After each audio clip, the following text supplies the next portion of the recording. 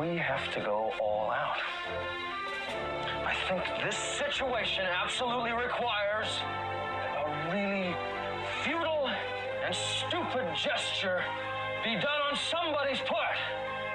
We're just the guys to do it.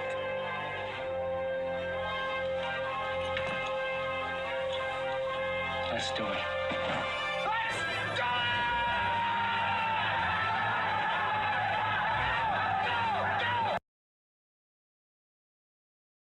Howdy, y'all. How you guys doing? Morning, Chris. Elsa. Night Spearhead. Morning, all. How y'all doing today? Happy Tuesday. Just take care of a little business here. Hold up.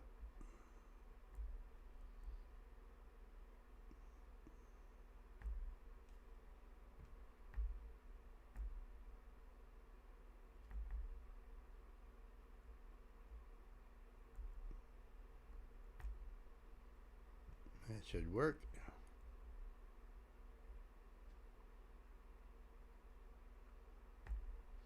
All right, what's happening? Let me see here. Let me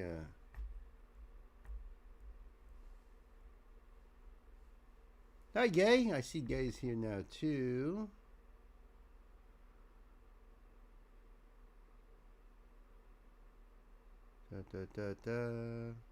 Working while hanging out. I like that. Coffee for everybody, right?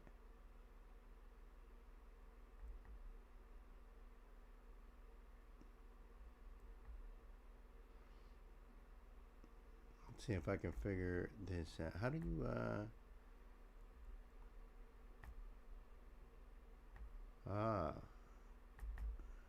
oops. Copy and paste format. Let's see.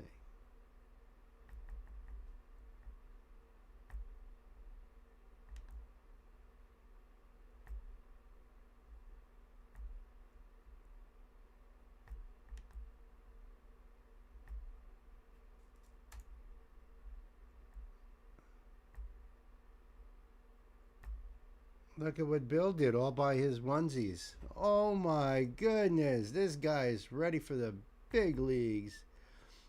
Figured that shit all out by himself, man. Woo! Did I even do the right one? Welcome to live chat. Yeah, I got the right one there. Ah ha ha. That's right, pal. This mofo is unstoppable. And it's only Tuesday. Right? Pan didn't leave me any instructions. I just guessed. I see C and P cheat sheet, and I've never been on that before. Well, I'm not going to, you know, he'd be pissed if I didn't give him some credit, but he was the one that pointed out that C and P. What does that mean? So I was like, oh, you're right. There it is. Now, how do I copy and paste it? Oh, like this. There it is. Yeah, baby. That's right. Bill feeling good in the morning. You know what it is? A nice big hot cup of coffee right here. This will finish up the pot. No fears, no fears. There's another pot brewing. You didn't erase anything while you were there. That I can't. I don't know. There's always that possibility. There's always that possibility. Oh, there it is. It's still there.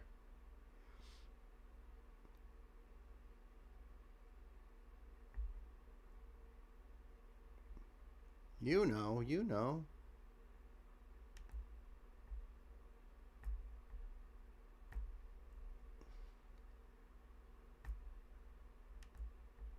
And watch this. Oh, he is on fire today. Holy cow, huh?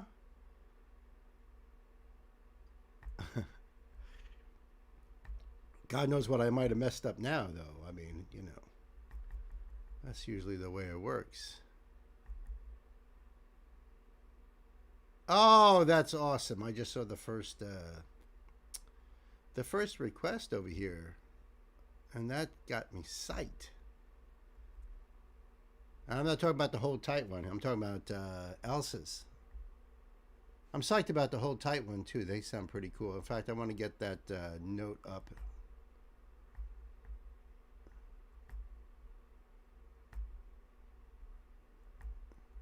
There it is.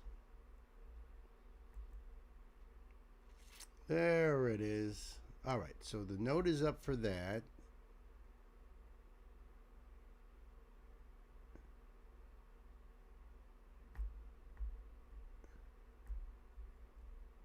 And that's up and ready. I am smoking here. Bill has a new toy.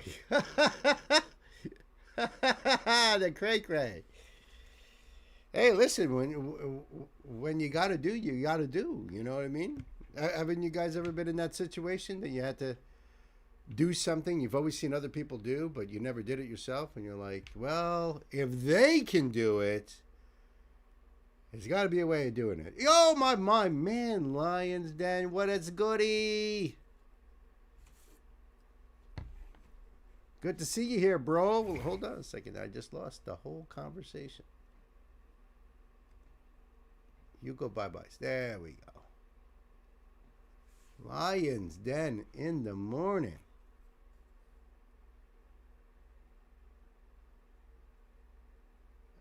Good call on that night.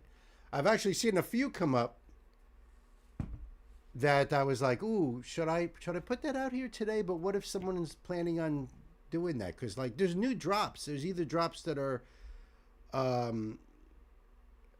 like within like 20 hours old, and there's new that are just coming out today and tomorrow. So it's like, shit.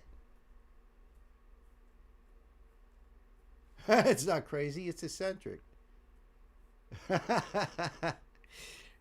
Yep. Thank you, Gay.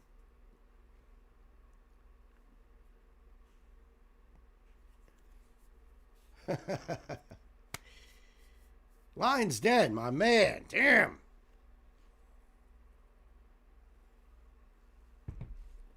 It is good to see you.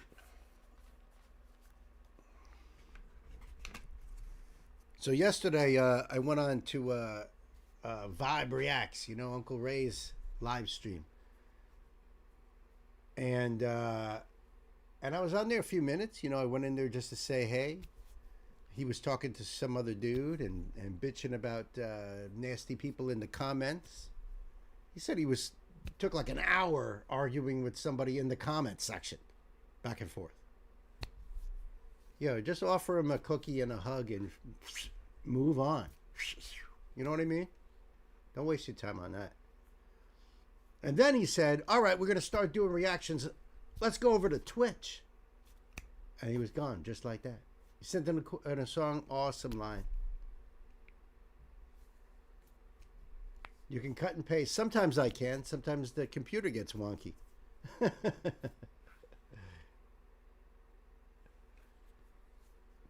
Yeah, so when he went to Twitch, that was it for me. I ended up going back to work and making my Friendsgiving intro.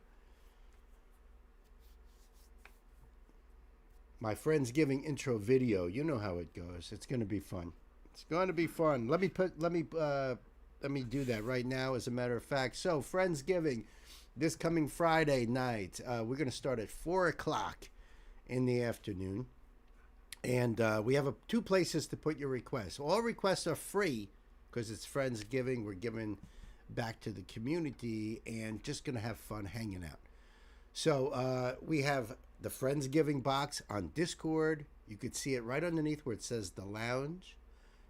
You could put your two requests in there. We're asking people if you're going to do anything, get that the two requests to start with, you know, because it's going to be very busy. I think we're already at like 24, 26 songs, something like that. We might even be a little bit higher than that. The other way to do it is hit me up in the email, and that is bemusingbill@gmail.com. Those are the ways of doing that.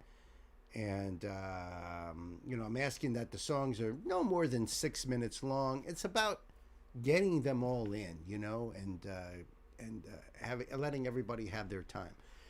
That and I'm not doing any notes. We're trying to streamline it. So if there's information about an artist you wanna give me, you can DM me that. You can put it in the email. It's all good.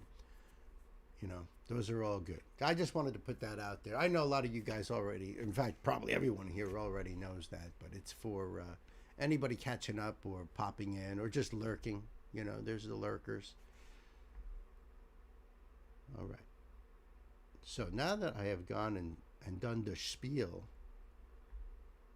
and I came up with a really cool little intro video. I can't wait for you guys to see that.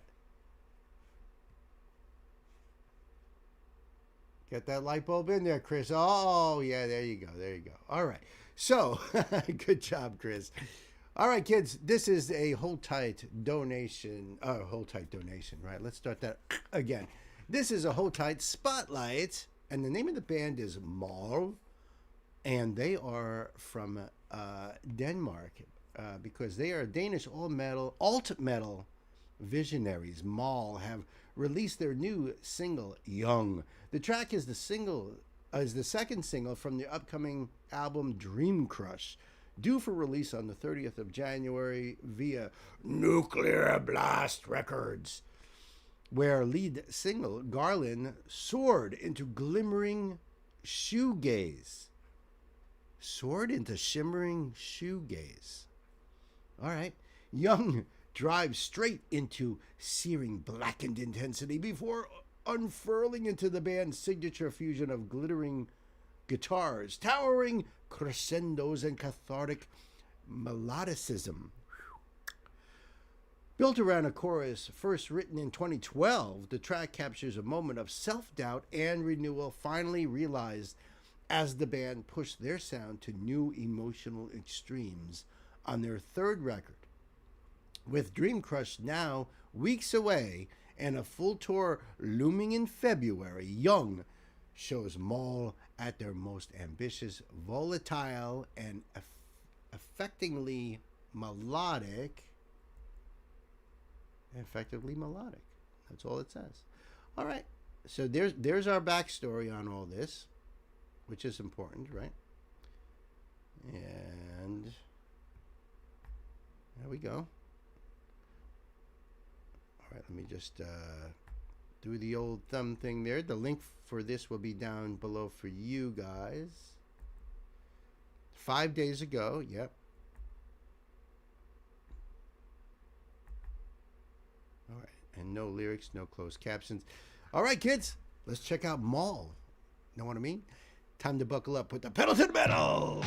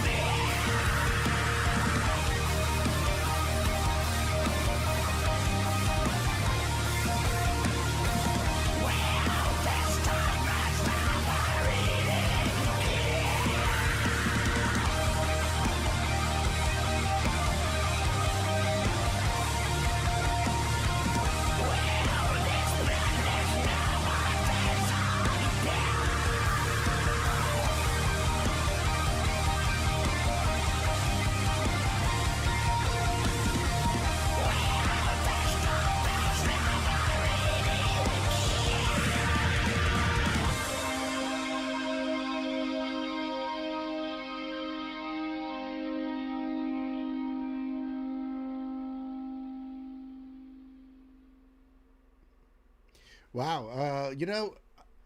Musically, I loved it. Musically, I loved it.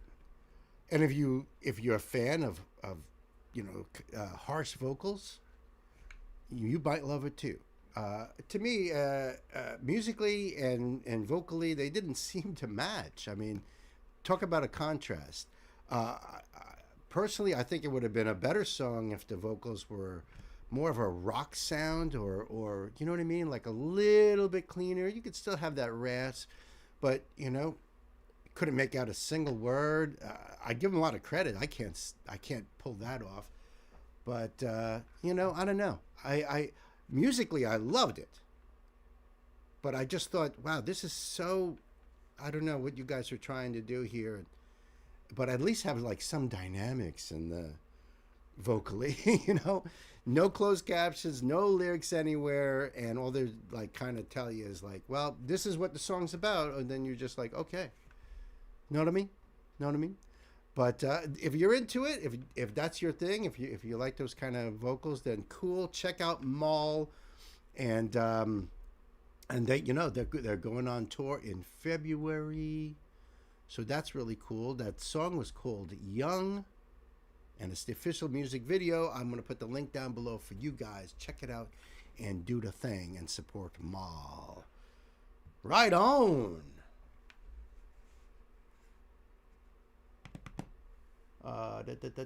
Yeah, smooth stream. One love to you, man. Well, that's true. She is. She is. We were unfortunately we were both woken up at like 5 o'clock this morning because all of a sudden the dog starts throwing up, and even though it was like more like, I don't know, almost dry heaving. I think she's got like she's got allergies going on or something, because we're noticing like certain allergic things. So it's not like she ate anything, and she hadn't eaten in like several hours, so it wasn't like that. But man, it got us up early, and then it was hard to go to sleep, and it was a few different times, and so it does suck. It does suck. But like I noticed, like she's got swelling around the eyes, like puffiness. And she has allergies. Sometimes, like when it's really bad, all these little bumps start popping up on her head. So like her fur all of a sudden gets like into these little bumps, and then like her face will get swollen. Like she'll look like a pit bull. Like her face goes from that Labrador look to a fat, like And we have to give her a whole shitload of Benadryls. Like for dogs, they take way more than humans, so we have to give her like 4 pills. Poor thing. I don't know what is going on with this, though. This is like a different thing. But I think, from what we've read, it's still an allergic thing. But, man, it was like... Asthma? One of my cats has that. I don't know about that. I don't hear wheezing or difficulty in breathing. Hey, Gwen, I didn't even notice you popped in. Hey. I know, poor Sassy. That dog, man. When she heaves, it sounds like she is throwing up. Yeah, exactly. Oh. In other words, that's like the wheezing is what you're saying, but it sounds like throwing up. It could be, but then there is throw up. So, it's usually not much, if anything. But it's like, now I got to go clean that up, too. It's 5 in the morning. I'm trying to get some sleep, and it doesn't happen. Cloud, what's up? Sent a request? Yeah, babe. Just to say hi. I'm going to see the wizard. Nice. Yeah, I was surprised to see you here, but, I guess you are on your way. So have a great day, my sister. My love to you and sunshine for sure.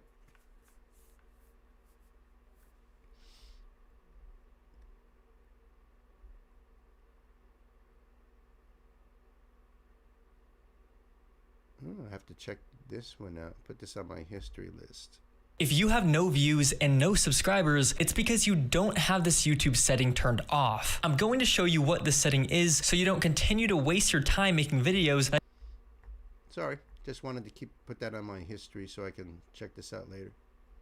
I thought the dude was Draco Malfoy for a moment.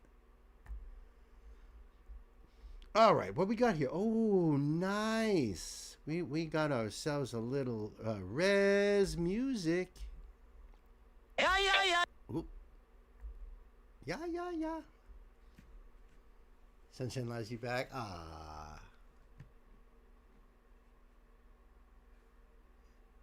Awesome. Now I feel all warm inside and beyond the coffee. Which, by the way, coffee.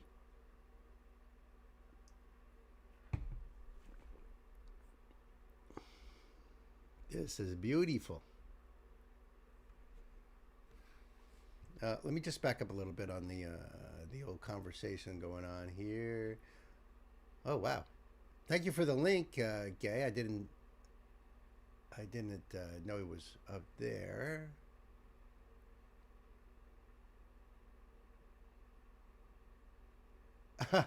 Yeah, as I'm catching up on your comments here.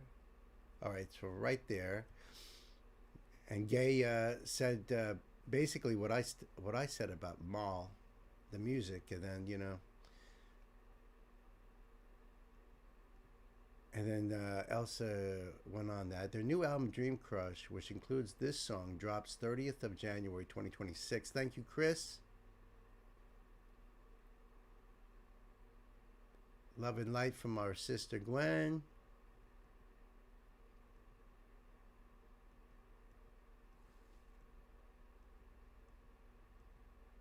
Right? And that, and then the doggy stuff.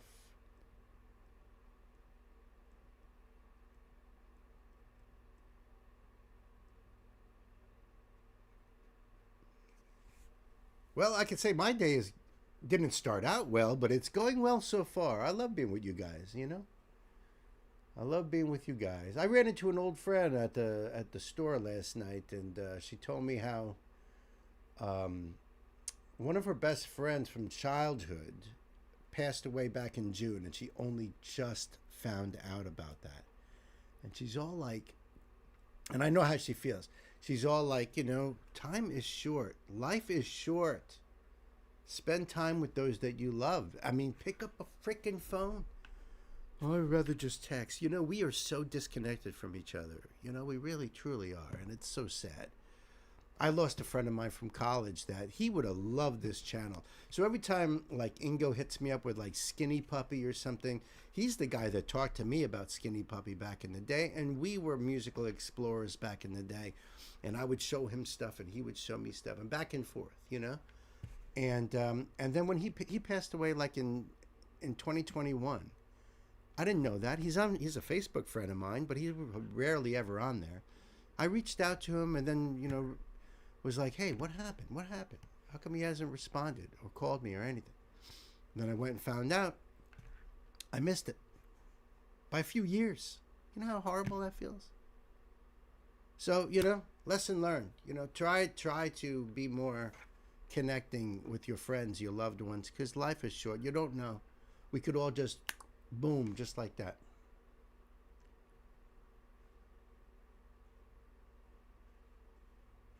Am I a few songs out? Probably, yeah. Likely. Just let us know when you're back in, really. But it looks like you have to, I don't know where you sent your link, so. Tomorrow could be, right, today could be the last day, right? Nancy and I have to run out to, so she can get an x-ray, and that could be it. Hit by a bus. We're all dead. Just like that. Although we're spending time together today, and at least we could say that. At least we could say, well, we had you today, I got to tell you guys I love you today. And that way if it happens, then you can say, well.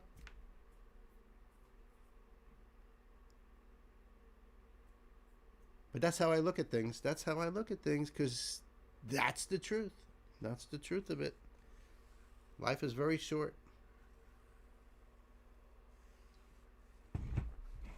Grab it by the horns and ride it, right? We can't see PayPal. That's, yeah. Oh, that's true. Let me take a look for you guys before I jump onto that. Let me just scroll back up. Yep, there it is. There it is. But you know what it is with PayPal too is sometimes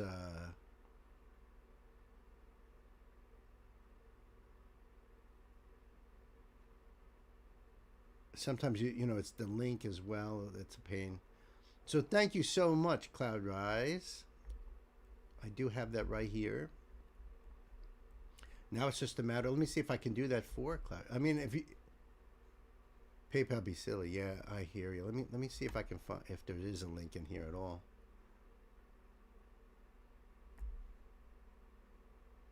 Yeah. I'm not a robot. Machines asking us if we're robots. You know. I love that meme. That was a great meme. There we go.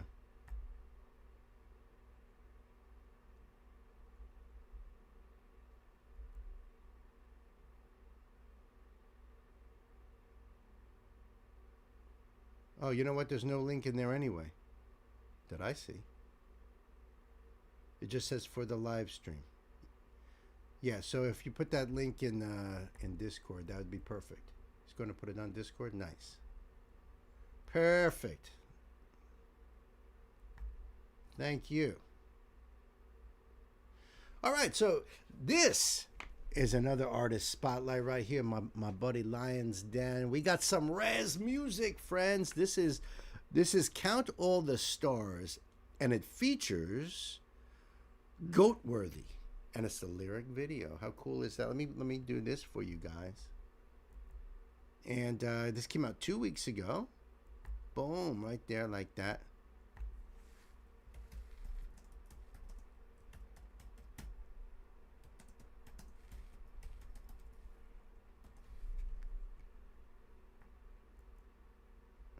All right. I have to leave my comment right there too, you know? I have to.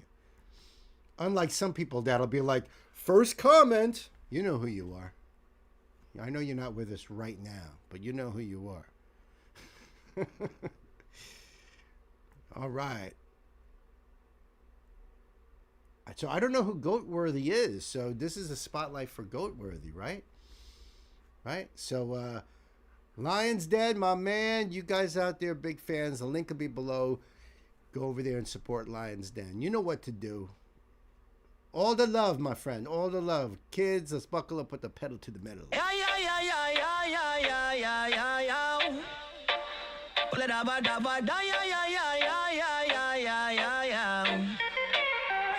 I'd fight every single res dog just to walk you home and show you that I got you no matter where we roam, and teach them to harmonize on my silly love poems so you never have to be alone. Then be the horizon in colors no one's ever seen, matching the way you light up my world, my beauty queen. I'd bred the win itself for me, giving you something only the spirits can we. I count all the stars and chase the rain, beauty impossible just to ease your pain. From the red line to the wide sky slate, unknown fire can never be tamed. Count all the stars and chase the rain, beauty impossible just to ease your pain. From the red line to the wide sky slate, unknown fire can never be tamed. I call our names into the clouds so we can stop, remember us, and give you everything I have, cause your love is more than enough. I grab the lightning with my hand and bottle the sun just to prove to you that you're my number one. Together the songs of every drum, so your heartbeat always has someone. Red's Wi-Fi is weak but my love stays strong, still buffering up passion all night long. No, no, no, no, no, no, no, no, no, no, no. Awesome.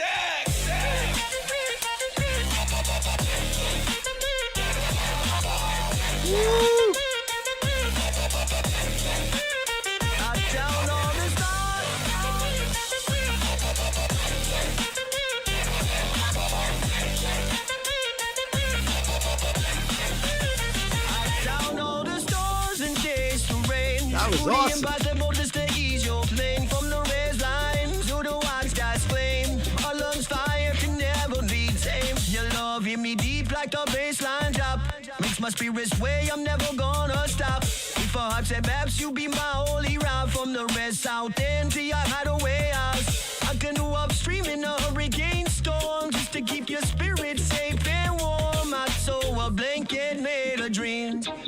let your memory clap a beat.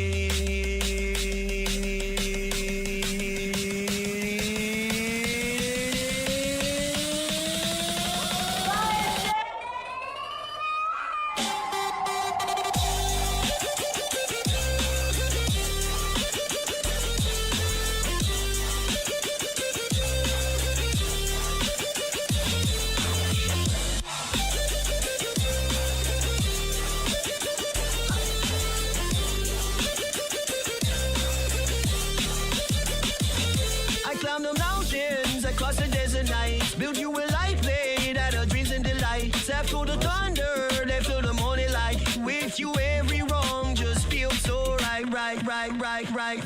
I'd count all the stars and chase the rain. Do the impossible just to ease your pain. From the red line to the wide sky's flame, all love's fire can never be tamed.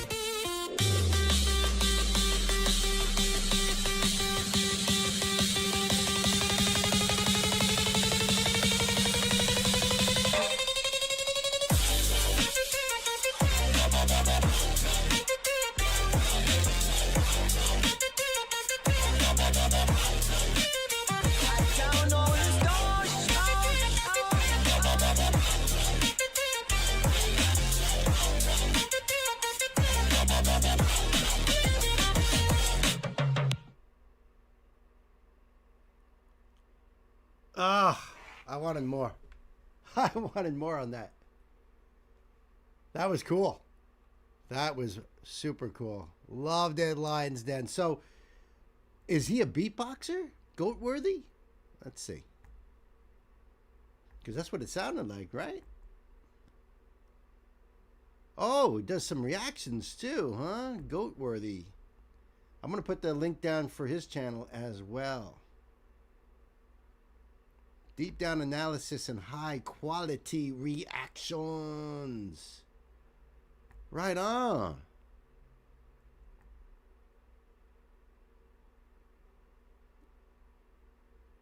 All right, that's cool. Goat milk? That's awesome.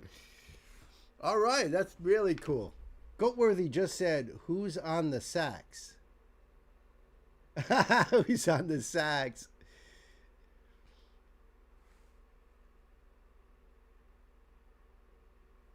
That was awesome, Lions, and I really dug that. I really dug that.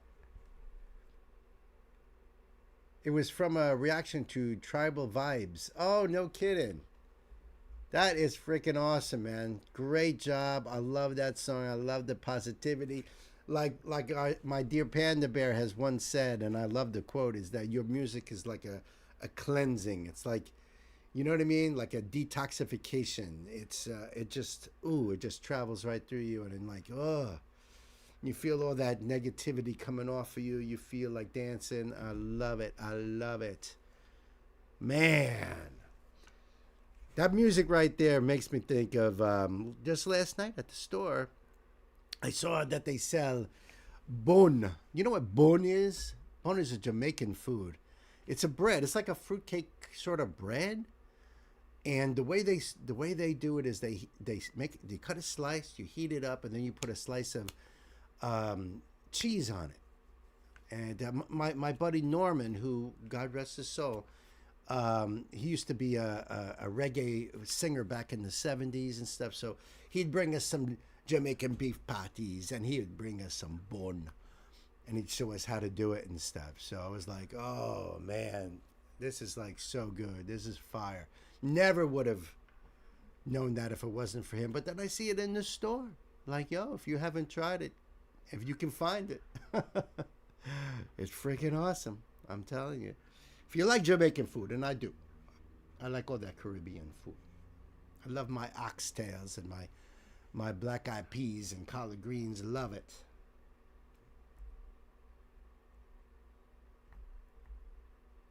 All right, let me do that right there. Thank you for that link, my dear. Hold on. First the video, then we'll go back.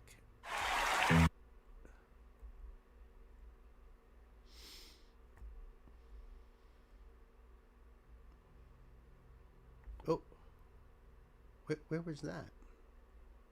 Oh, okay. That was weird. That was weird. I don't know what happened, but Elsa's note popped up way up high on the sheet. But now it's all better now. I don't know. Just a computer thing, I guess.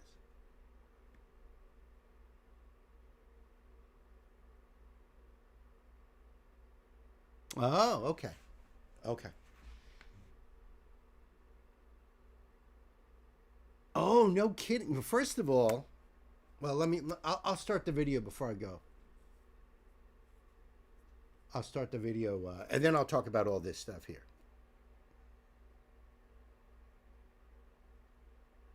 Okay?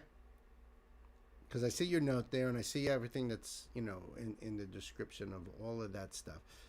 And I'm going to put this disclaimer out. You guys already, a lot of you guys already know this anyway. But because of what channel this is from, if the stream goes down, it'll likely be temporary. So just hang out and wait for them to release us, you know.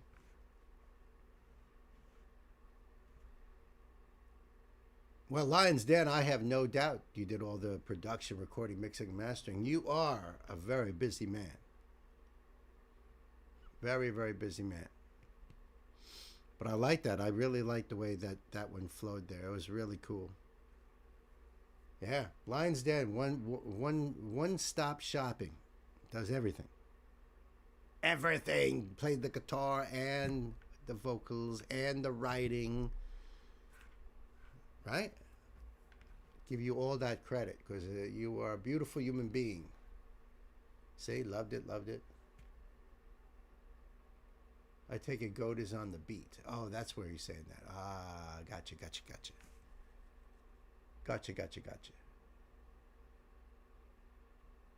Okay, I see that Cloud Rise is all good to go. Very good. All right, so I'm all ready for this. Now let me jump into this. All right, so this is a request from my dear sister Elsa. And this is 21 Pilots. That's right. Top, man. Woo-hoo-hoo. That's awesome.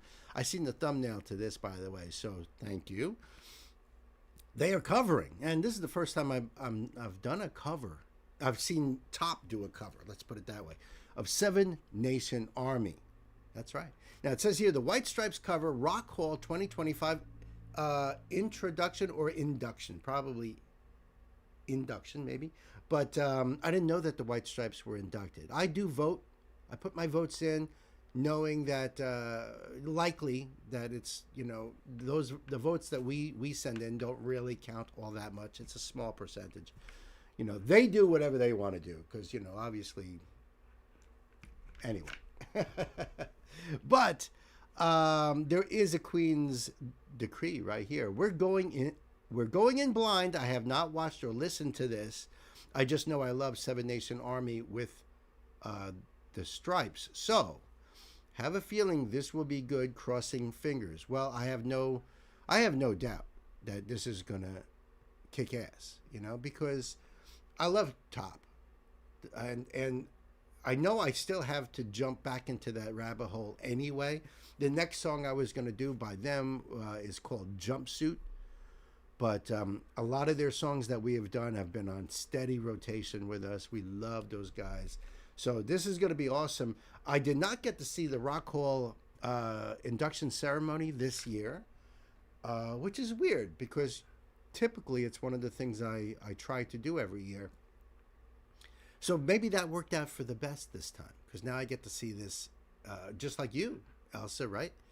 And see it for the first time. So let's go back. Let's go over to there. All right. This came out just 6 days ago. Yeah, I thought I'd seen the thumbnail there. And as you can see there, I've been subscribed to 21 Pilots. We've done quite a few. Big fans. First song we ever did was Stressed. And I think it's an awesome song, but there have been so many ones. This was in L.A. That's right. They do the induction now in L.A. I don't know if it moves around, but classic song covered by a lot of people. Now, you know, the White Stripes was Jack and Meg, and so it was a two-piece, and Meg on drums, Jack on everything else. And so it's kind of like the same idea with Top, you know. So I could see them kicking ass on this. Elsa, thank you so much. Kids, time to buckle up. Let's put the pedal right to the metal.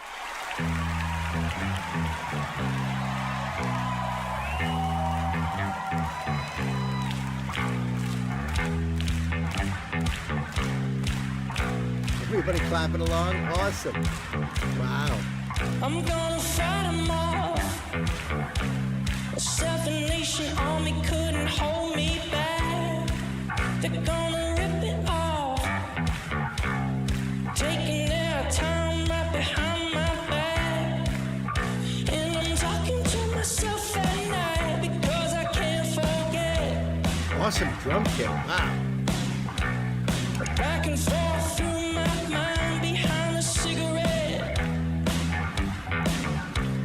Now, in the original version, you know, Jack is playing the guitar, but he's got a pedal on that, so make it sound more of like a bass sound, you know. I think in the recording studio, you might have used the bass anyway, but usually he's on the guitar. So it's interesting. He's coming out playing the bass on this and making it sound more authentic. So I wonder how he's going to switch into this. Digging the whole face thing both of the guys are wearing. Behind a cigarette. And the message coming from my eyes says leave me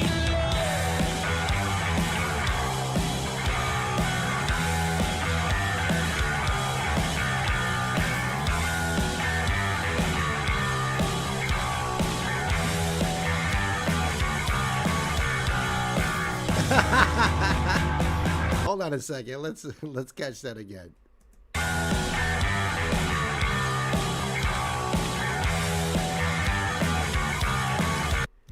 How Meg White plays drums is none of your fucking business. You know, if you know, you know. You know? If you know, you know.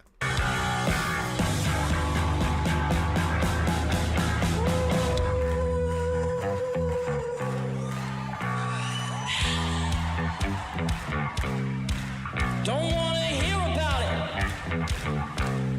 Every single one's got a story to tell. Everyone knows about it.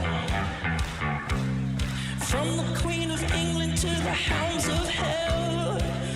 And if I catch you coming back my way, I'm gonna serve it to you.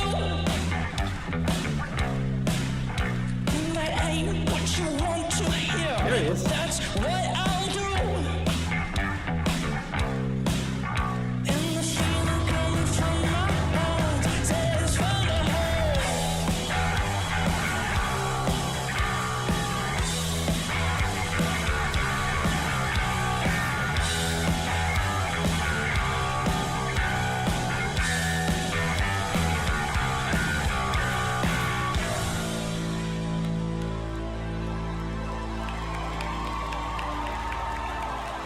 Oh, no kidding.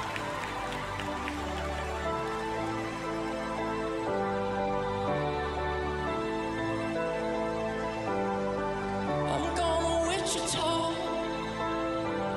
far from this opera forevermore. Wow. I'm gonna work the straw, make the sweat drip out of every pore. And I'm bleeding, right before the Lord. All the words are gonna bleed for me, and I will think no more. And the stains coming from my blood. And the stains coming from my blood. Tell me, come back up.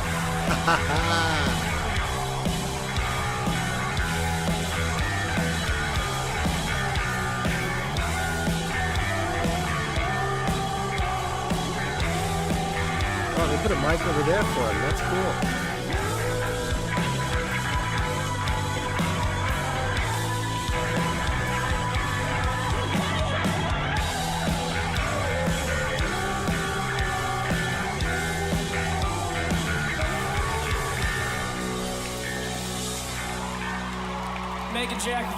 soul.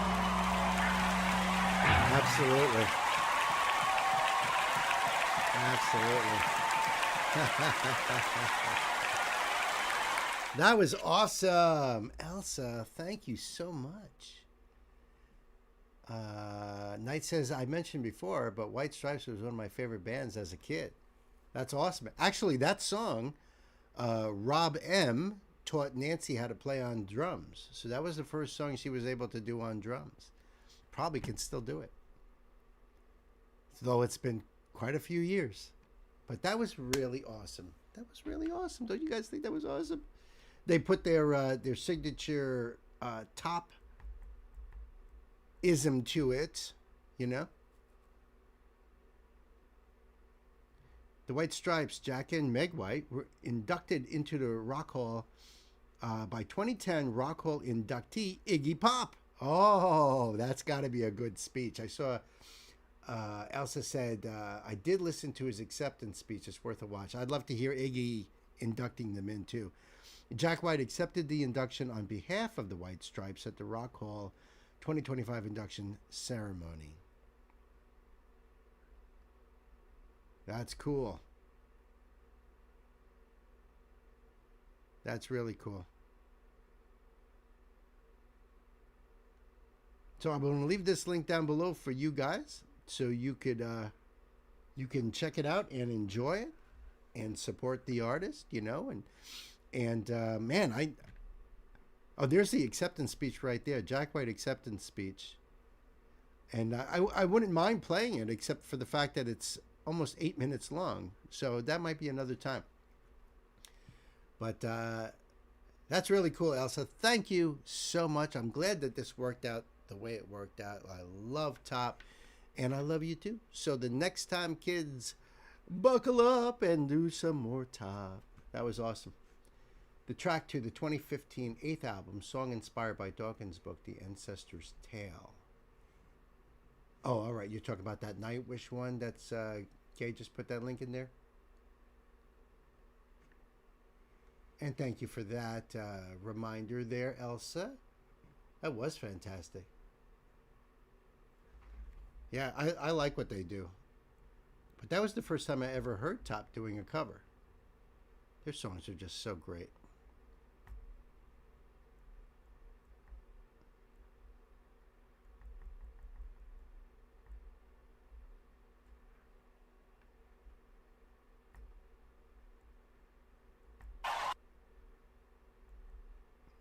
Up there.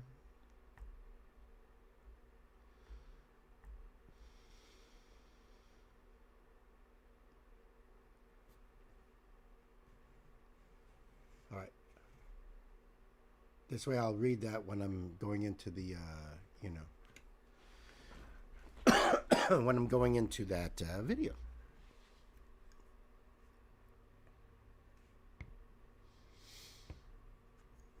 Yeah, I agree, Knight. I mean, I don't, honestly, I don't even know if they do any other covers. That's the first I've ever seen. But because of their lore and everything and the way their albums are set up and there's just so much to 21 Pilots. There really is. Their songs are really interwoven together. There's the characters. There's all kinds of stuff. So, you know. They have a few classic rock covers, but not much else. Yeah, that's interesting. That's interesting. I wonder what they do. You know, when you're a two-piece, it may be a little harder to do songs that are much more complicated. But they do an Elvis. I could see Elvis. I could see Elton John. I could see those. Absolutely. Absolutely. What they would do with an Elvis song, I have no idea. That's awesome. All right, let's jump into this guy here. This is a request from my dear sister Gay, and Gay, thank you so much, because this is Nightwish. You know, my Nightwish army out there. Love you guys. This is they're live in Tempara in 2015. The song is Endless Forms, Most Beautiful. It says high quality here. Let me do this. Yeah. Came out 5 years ago, or at least published 5 years ago. That's what I meant to say.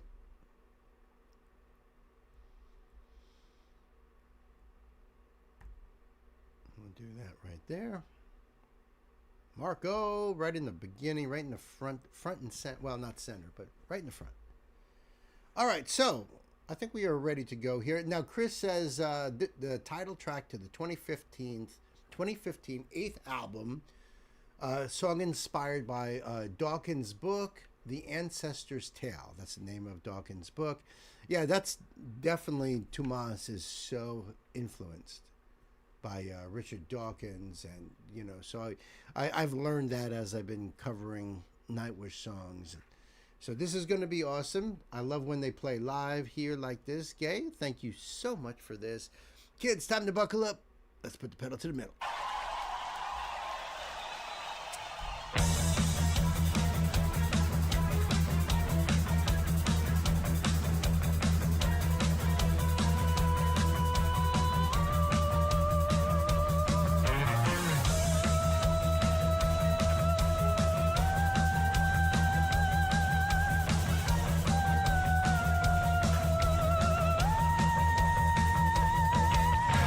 Stunning.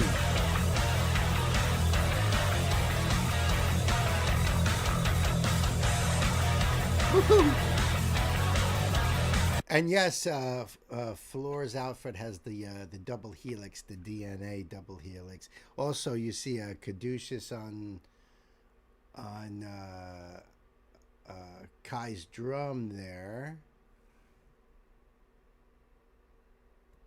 I don't know what's on that big tom over there. It looks like some kind of snakehead or something. Let's go back a bit here. Fire, man. Come out like fire.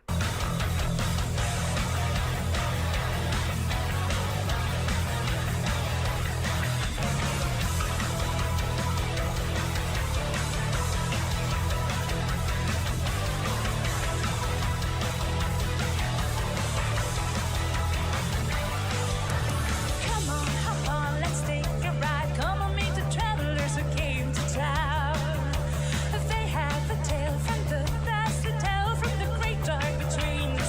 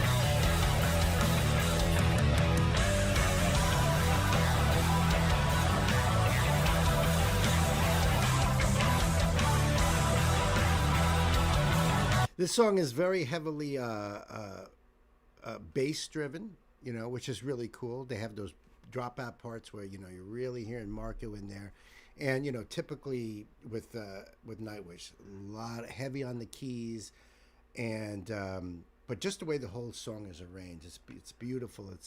It's a masterpiece. They tune to drop D standard tuning. I have one guitar that's tuned that way because I've been working on Yours Is an Empty Hope, because I love that song.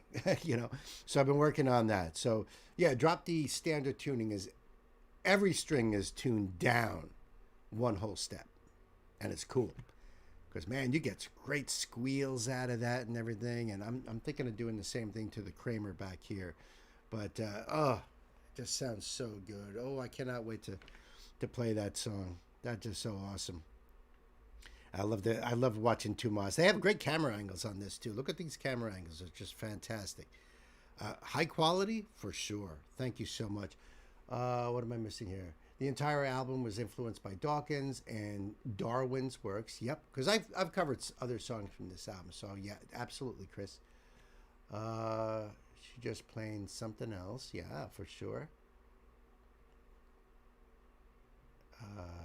Best duet in 21st century metal, and you're referring to Marco and Floor combined, Gay, I'm thinking.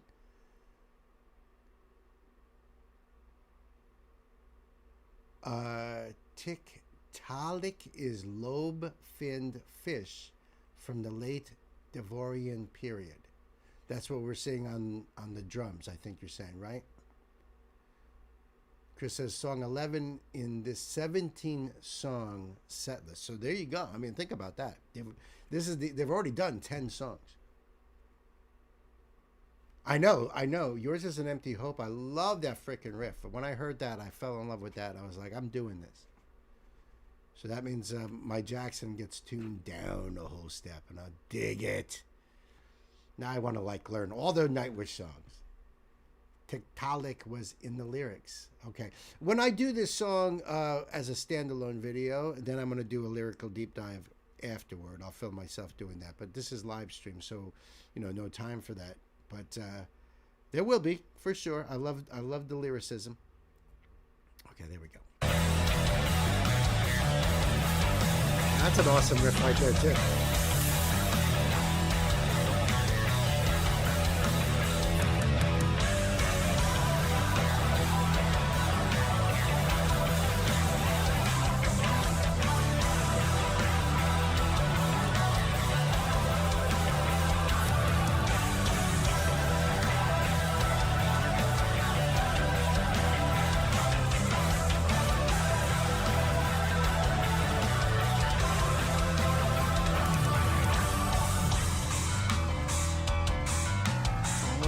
Good.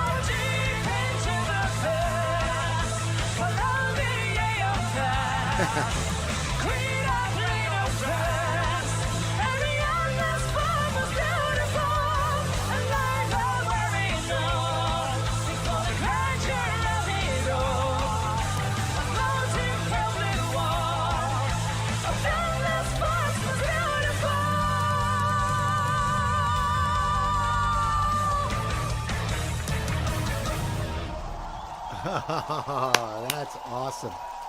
Thank you, Kiitos.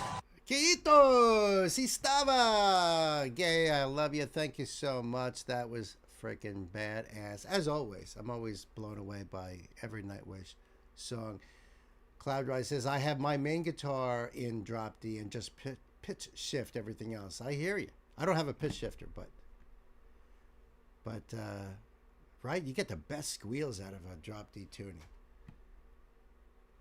I never like just drop the E string because that just messes me up.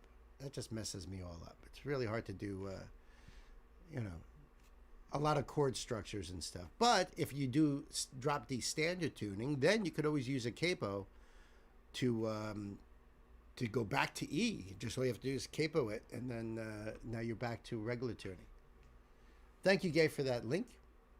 Yep, this link will be down below in the box for you guys. Go over there and do the thing and support Nightwish. And check this song out on a gigantic screen and enjoy.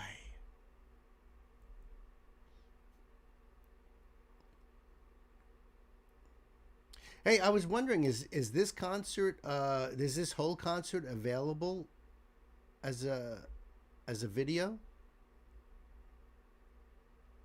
The Tempare 2015, because food for thought, BYOB. I think we talked about that before, right, Chris?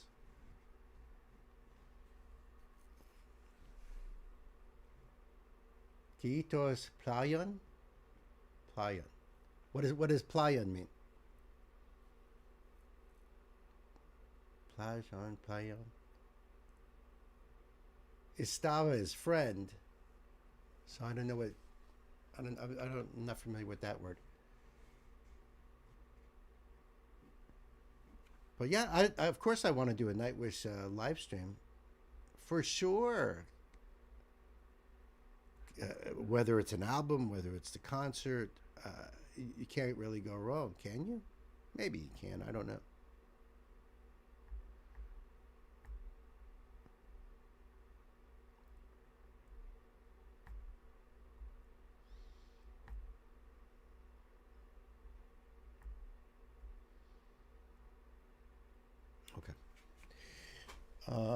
Wembley and Tapara 2015 are both part of the Vehicle of Spirit DVD. Okay. And that means thank you very much. Okay. That's awesome. Thank you for the lesson, Chris.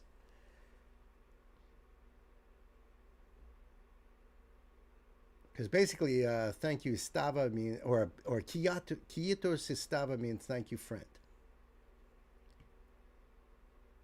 But that shows the, so it's Paljon. Paljon. Awesome. See, I love learning.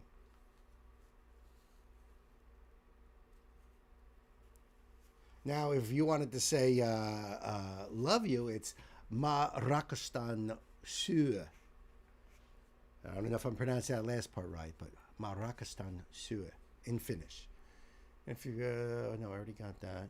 If you want to say hello, you say Moja Travitulua. Moja Travitulua. Yeah, I have posters all over the place and saying things in many different languages. I don't mess around. Finnish is very interesting. Apparently, someone was like, yeah, there's like 80,000 words. Good luck. Because I was like, I'd like to learn Finnish. They're like, good luck. I don't know how many words are in the English language, but I certainly don't use them all. Who does, right?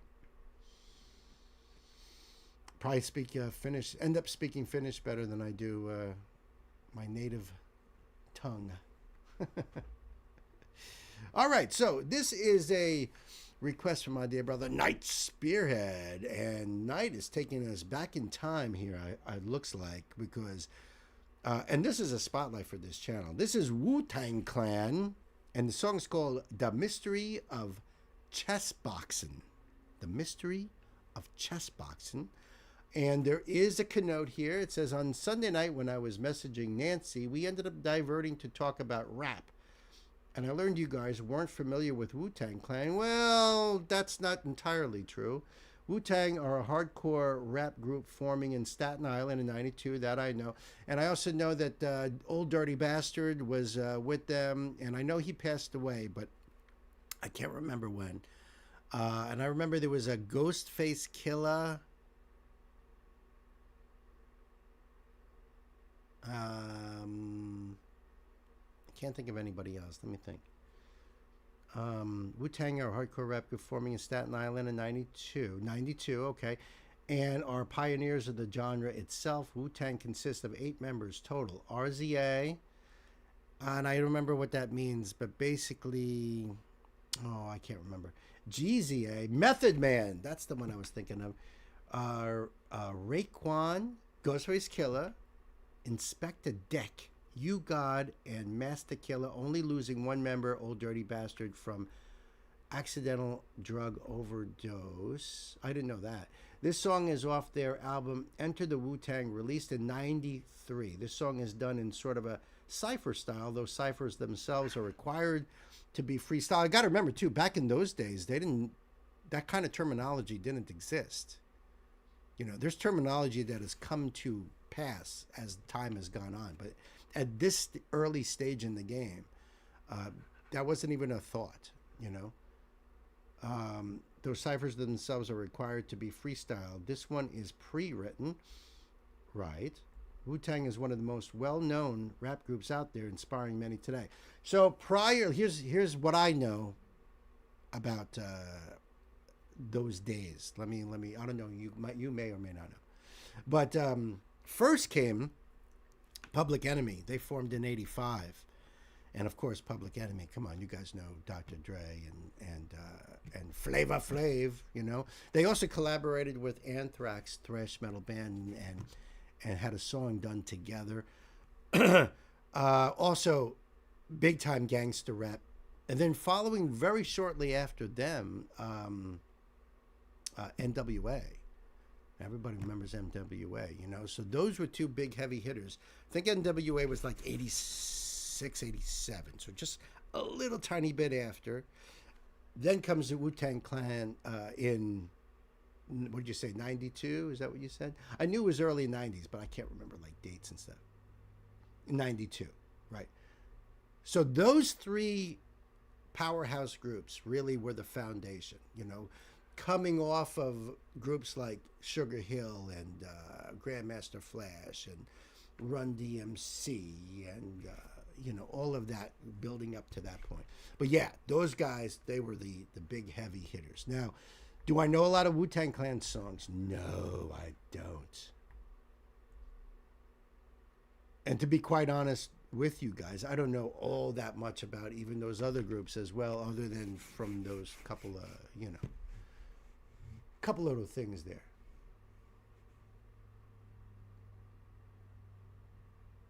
Oh, shoot, look at that. Sam just walked into the record store. What's up, buddy? How are you? Lurking can't chat. I figured that. I figured you'd be out there listening. Knight says... Oh, that was something else. Okay, that was something else. That was back on our last conversation, so... All right, so we're going to check this out right now. Thank you for that note there. And Nancy did tell me you guys were talking about, you know, early rap and stuff because of Hard Knowledge. Hard Knowledge goes back even further because I really didn't know any of that other stuff that she was into. My rap days started in the mid 80s with Run DMC and Beastie Boys and Salt and Pepper and Tone Loc and I don't even remember who else. LL Cool J. You guys know. You guys know the deal. But let me do this here and that there.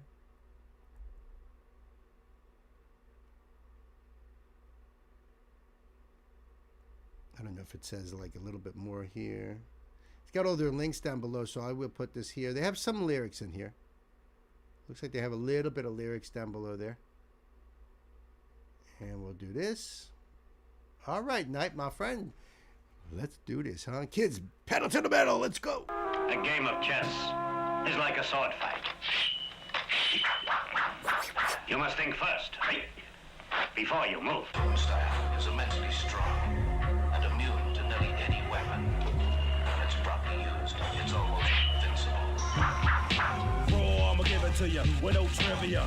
Roll like cocaine straight from Bolivia. My hip hop will rock and shock the nation like the Emancipation Proclamation. We MCs approach with slang is dead. Them eyes are running to the wall and bang your head. I'm pushing force, my force you're doubting. I'm making devils cower to the Caucasus Mountain. Well, I'm Messiah. I set the microphone on fire. Rap styles vary and carry like Mariah. I come from the Shaolin slum, Nice and the line. hell I'm from is coming through with enough guns. So if you want to come sweating, stressing, contesting, you got your soft swords at the midsection. Don't talk the talk if you can't walk the walk. Phony the outline the chalk. I'm mad vexed is what the projects made me. Rebel to the grain, there's no way to barricade me. Steamroller is like an 18-wheeler with a drunk driver driving. The only one I'm going to recognize is Old Dirty Bastard.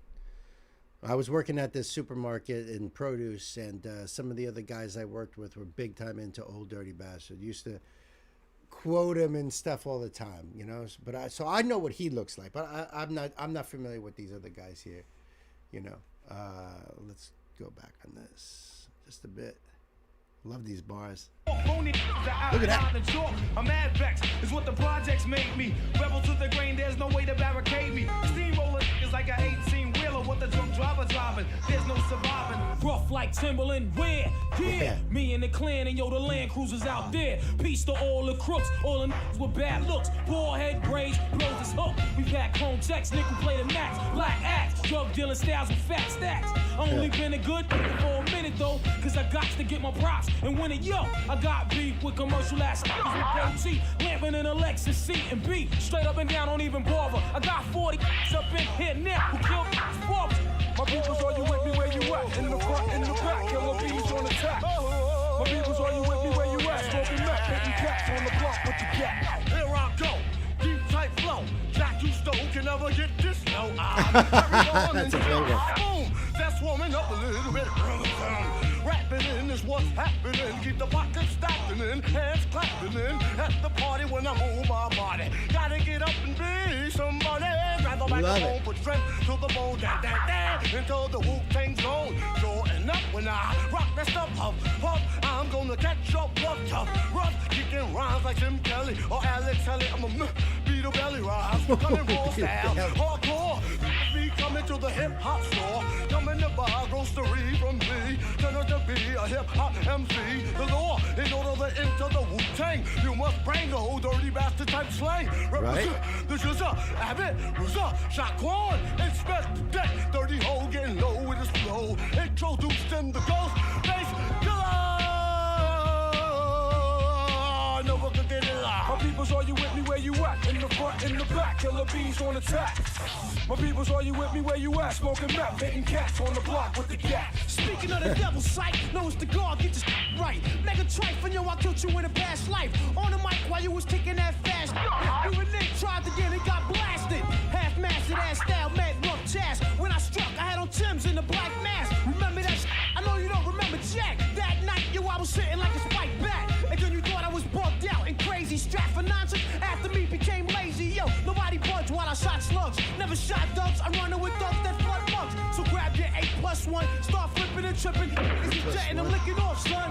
Wu-Tang, Wu-Tang, Wu-Tang, Wu-Tang. Homicide's illegal and death is a penalty. One justifies the homicide when he dies in his own iniquity. It's the master of the mantis rapture coming at ya. We have Mantis an APB on an MC killer. Looks like the work of a master. Evidence indicates that it's stature. Merciless like a terrorist, hard to capture. The flow changes like a chameleon. Plays like a friend and stabs you like a dagger. This technique attacks the immune system. Disguised like a lie, paralyzing the victim. You scream as it enters your bloodstream. Erupts your brain from the pain these thoughts contain. Moving on with the speed of a centipede and angel. Contender. My peoples, are you with me where you at? In the front, in the back, killer bees on attack. My peoples, are you with me where you at? Smoking meth, hitting cats on the block with the cat.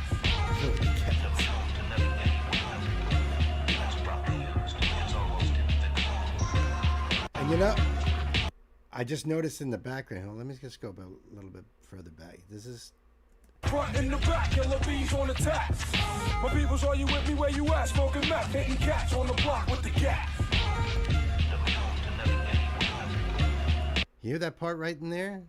So this is where Ren got that part for Animal Flow You hear it in the back there, boom, bap, boom, bap. That's, you know, because Ren has talked about how influenced he is by Wu-Tang and many others. But now I just caught that. In the back, killer bees on attack. My peoples, are you with me where you at? Smoking meth, hitting cats on the block with the gat.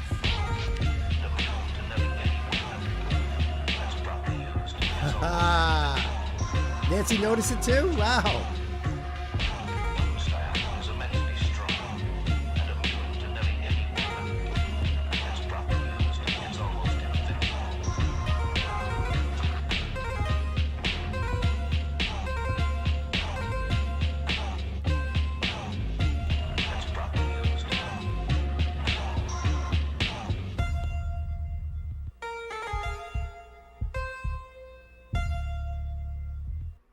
That was badass. Sick. Ingo was here. Hey, brother. That was awesome, Knight. I appreciate that. That was really, really cool. Really cool. What year did this come out? Because it just, you know, obviously it says when it was produced, or, you know, when it was published to YouTube. But it doesn't like give you any like, sometimes it'll give like a copyright thing or whatever. I don't see nothing. But that's fun. Nancy noticed it too. Good. She's getting good too, huh? Now she's probably going to say to me later, she's going to be like, did you notice what Enter the Wu-Tang was released? Oh, so this is from the first album. Okay, 93. There we go. Thank you for that. See, I'm way more familiar, even though not like entirely familiar, but I was more directed toward the NWA and the Public Enemy at that time. And I think that's because of working with Anthrax and controversies. See, you got to remember, back in those days, this underground rap was very similar to underground metal. I mean, both completely rejected by mainstream everything, and it was, you know, so we kind of had a bond, you know, and there was a lot of metalheads that got into rap, and it was, you know, the way it was. You were 21 at the time. And no, you weren't even thought of yet. You weren't even thought of yet. So 93 made me...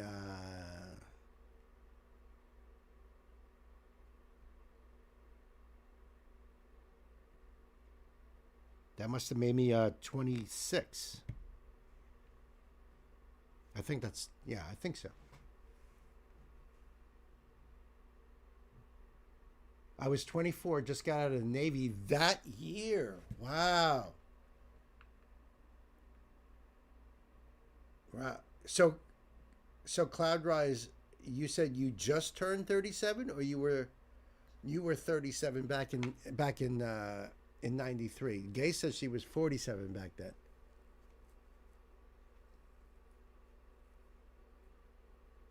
Right. 37 this year. So you're another youngster here. You're the same age as my oldest boy, who plays guitar as well. He was 5, then he started the age. Yeah, I guess so, right? Yeah, that's awesome, though, dude. I'm going to put this link down below for you guys. Go check out Wu-Tang Clan and support the artist. Freaking awesome. I appreciate that, seriously. Now I want more Wu-Tang.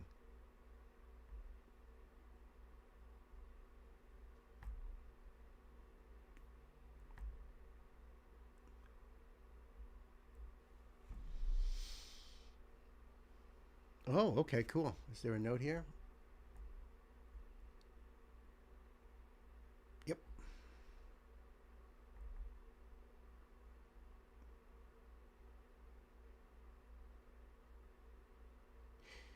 Yeah, and actually, okay. Great choice, Knight. That went right to the playlist. I love that. Yeah, that's definitely going to be on my playlist for sure. Absolutely. Yeah. In fact, Nancy and I have just been revising a brand new playlist to put all our hip hop rap stuff into. Okay, so let me jump into this one here. This is a request from my brother Chris O. This is Within Temptation. It's called The Reckoning, and it's live, and it features Amy Lee from Evanescence. And there is a C note here. You've only done 2 songs from Within Temptation, both of those from the 2000 second album, Mother Earth, lead single to the 2019 7th album, Resist, stylized as Resist with a backwards R. Okay. Which actually I've done 3 songs, but the 3rd one is still in my archive. And it is Our Solemn Hour is what I did. It's been in the can for a long time now. I just been trying to get all these requests out first, because that's something I did without a request. I just wanted to do more Within Temptation. So that way you guys know, Bill has already done Our Solemn Hour. I just haven't released it yet. There's a few in the can still that I haven't released, and I'm dying to. And as I'm catching up, I'm going to get it out there, just so you know, as a heads up. Get back to that one there. Okay. Studio version features Jacoby Shaddix of Papa Roach from the Within Temptation Evanescence Worlds Collide tour. This performance filmed at the Ziggo Dome in Amsterdam, 30th of November 2022. Sharon Dan Adele, lead vocals. Jeroen van Veen on bass. Ruud Jolie on lead guitar. Mike Colin on drums. Stefan Helleblad on rhythm guitar, and now former keyboardist Martin Spierenberg was also there, and lyrics are in the description box. Okay, cool. That's the info. That's everything. That's the whole 9 yards. It says here it came out a year ago. This was published a year ago. Do that.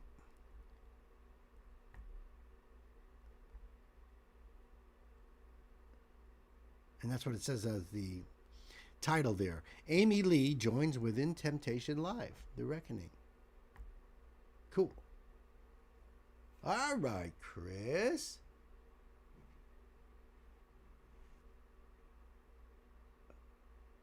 Chris says that's an awesome song, My Solemn Hour. I can't wait to get it out there for you guys. The DVD was released June-ish of 2024. Gotcha. All right, kids, it's time to buckle up. Let's put the pedal to the metal. Hoe gaat ie Amsterdam? Steeds goed? Goed zo. Een beetje warm, hè? Wel, maak je handen zien!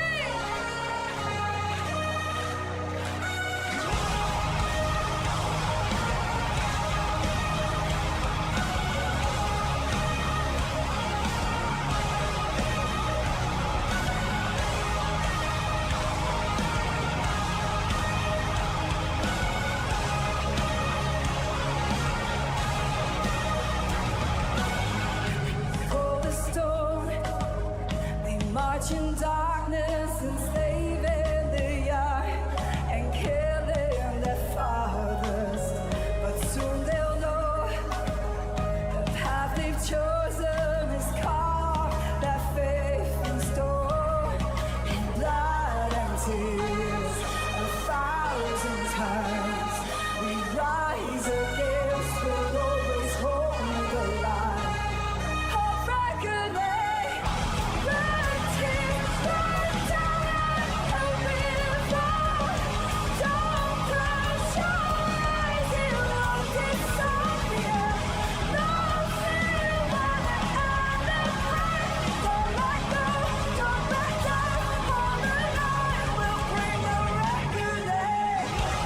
Wow, what a show. Look at that stage setup. It's absolutely intense. Yeah, I thought I had seen something, but I don't see it now. She's just such an incredible presence on stage. She's got such a, you know, the way she moves and everything is just, and right now she's kind of subtle. Usually she's like all over the place, you know. Home, it's the home court, huh? For the band. They're home in this one. Music videos in the circle screen overhead. I thought that's what I was seeing there because, you know, I think behind it, this is sort of hanging down toward the front of the stage, but behind it on the Jumbotron, they have the same thing. It's just that they have that up to give it that sort of three-dimensional look to it. But yeah, I assume that was the video in that. Right. Yep. Yeah, she's just awesome. Let me just back up on here. The sound sounds great. This really sounds like it's a live show.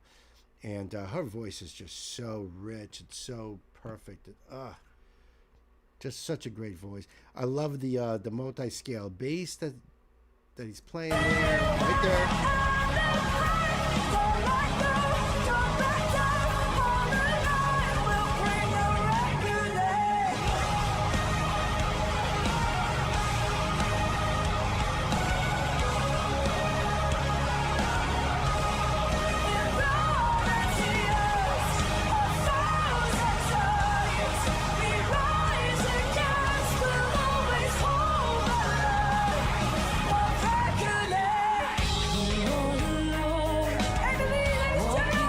Nice.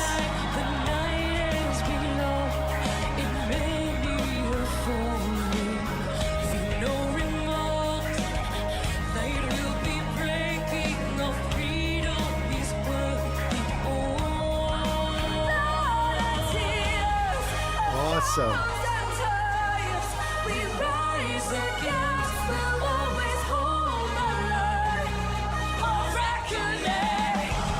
So Sharon and Amy are doing the harmony there. Amy on the low side. Amy into that more baritone-y register. And Sharon way up higher in the head voice there. Amazing. They sound so awesome together. What a great duet.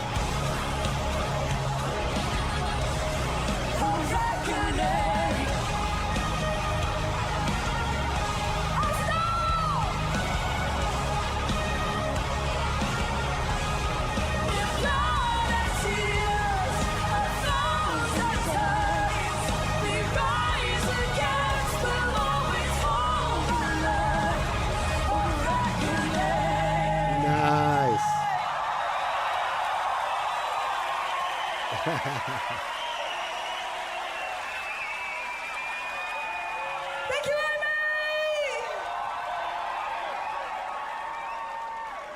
That was awesome, Chris. Thank you. Right. Right. So Amy is singing the male vocal part. Oh, which is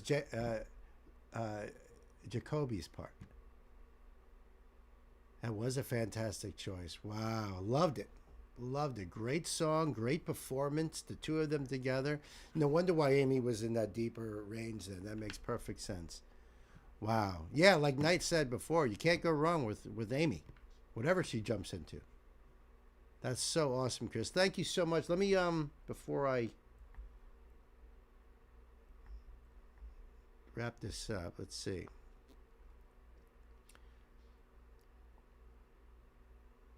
During the Worlds Collide Tour, we played 2 sold-out shows in our home country at Ziggo Dome in Amsterdam.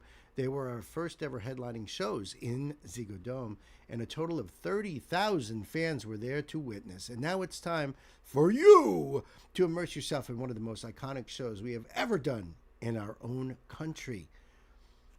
Relive the excitement of the Worlds Collide Tour from the comfort of your own home. All right. Well, we just kind of did that, at least a little part of it. Because they came out with their DVD, CD, Blu-ray, DVD special back in 2022. Very cool. And just like Chris says, there's the lyrics. As cold as stone, they march in darkness, enslaving the young and killing their fathers. But soon they'll know the path they've chosen has carved their fate in stone. In blood and tears 1,000 times we rise against. We will always hold the line of reckoning. Red tears run down like a river. Don't close your eyes. It won't disappear. No fear. You want to end the pain. Don't let go. Don't back down. Hold the line. We'll bring the reckoning.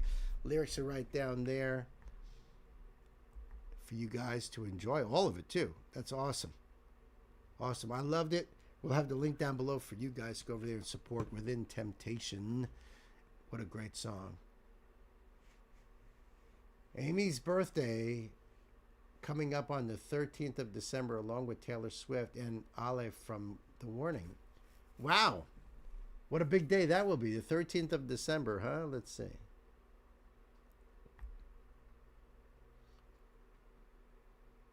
That is a Saturday. That is a Saturday. Might have to do something special for the birthday girls, huh? So it's funny because after saying that, Knight was like, "How do you remember these things?" And Chris says, "Stupid stuff is easy to remember." You know, honestly, dude, I'd have to. I don't know. Maybe you would remember, but December 14th is Akane from Bandmaid's birthday. Seriously, I don't even remember my own birthday. I have a wife who remembers all of those things. And if it wasn't for her, then, I might have to go on the Facebook and see what birthdays pop up. Because I don't remember that shit. Even my own siblings. My own mom, I have to be like, is your birthday the 23rd or the 26th? I can't remember. I do that every year.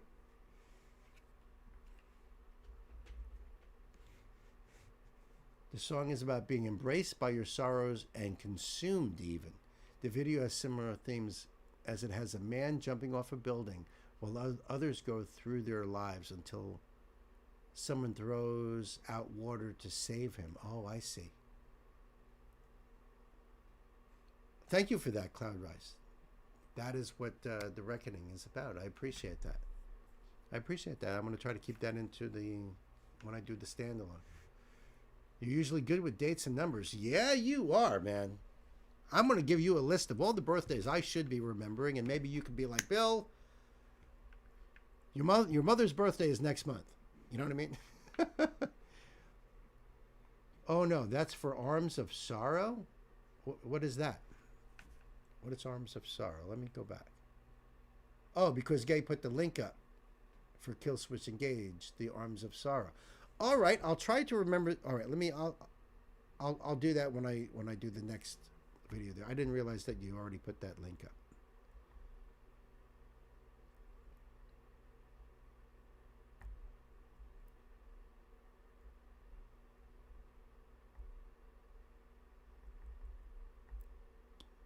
All right, first that one there.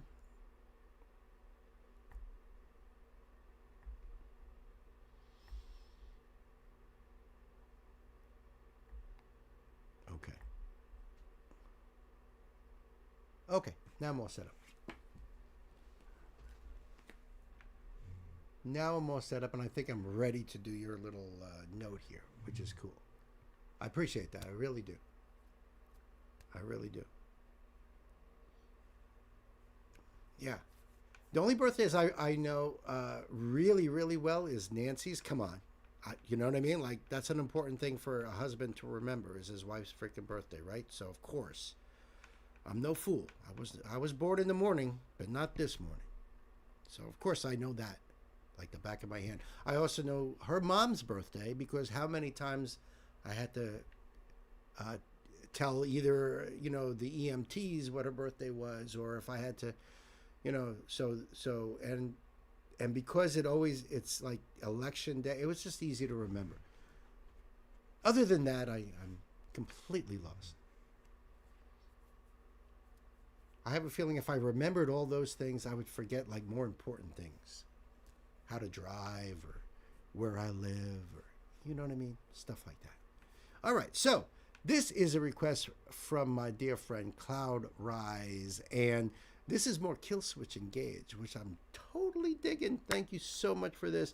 The name of the song is The Arms of Sorrow. It's the official video, and Cloud Rise says the song is about being embraced by your sorrows and consumed even. I've seen that. I've seen that happen. The video has similar themes, as a man jumping off a building while others go through their lives until someone throws out water to save him, which I'm sure we'll understand that a little bit better when we get into that.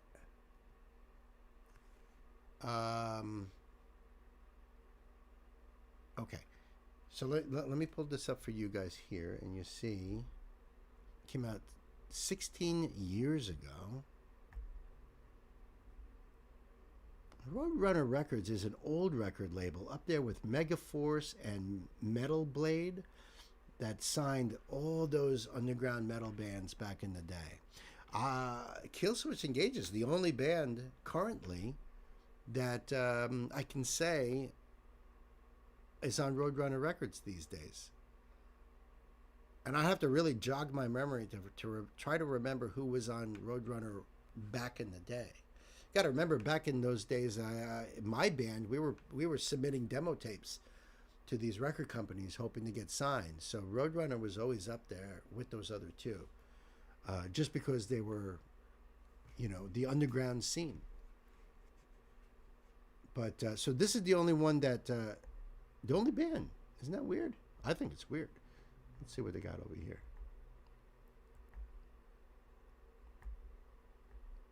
Oh, they have lyrics down here too. Nice. All the lyrics. And some links as well. So I will leave this link for you down below, so you can go over there and check this out yourself and support Killswitch Engage. All right. And Cloud Rise says the water is a metaphor for someone being there to catch your fall when you feel at your lowest. That's important to know. Thank you. Thank you for that. Thank you for that. Usually when I go on to the to the lyrical deep dives after the video, you know, we try to figure out, like, you know, what the song's about, what they're trying to express, and all that. So I appreciate that. I really do. And of course, you could take whatever you want from the song, from those lyrics. There might be just a line or a verse, or even the chorus itself that strikes you in a certain way. You know, that's always possible too. But to know what the band was thinking when they wrote it, that's, to me, that's very important, you know? So we're ready to go, Cloud Rise. Kids, time to buckle up. Let's put the pedal to the metal.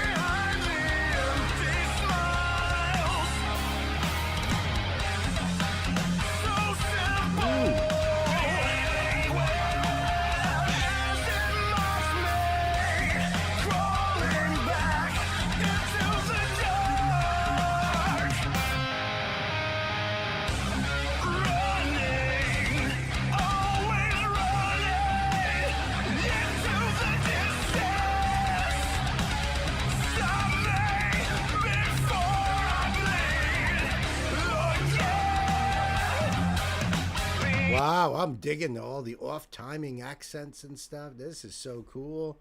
That's what I love about Kill Switch Engage, and as well as the vocals. The vocals are fire.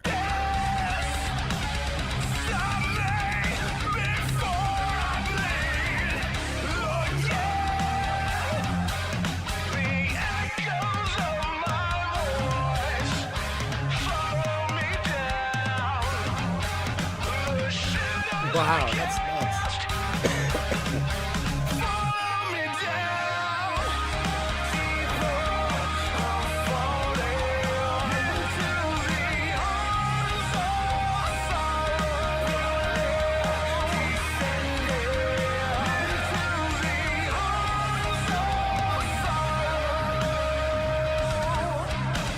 Wow, they are just incredible. Yeah, my rhythm brain is trying to follow those accents.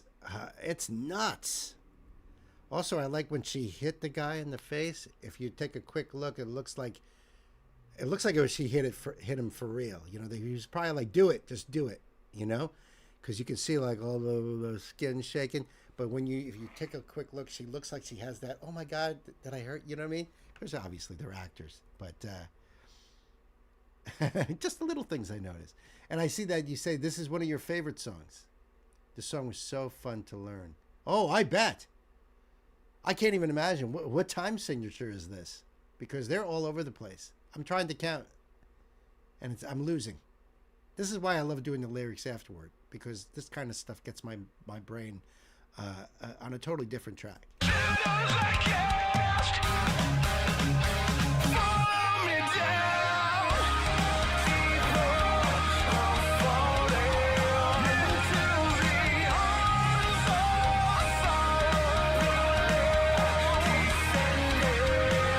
See right there?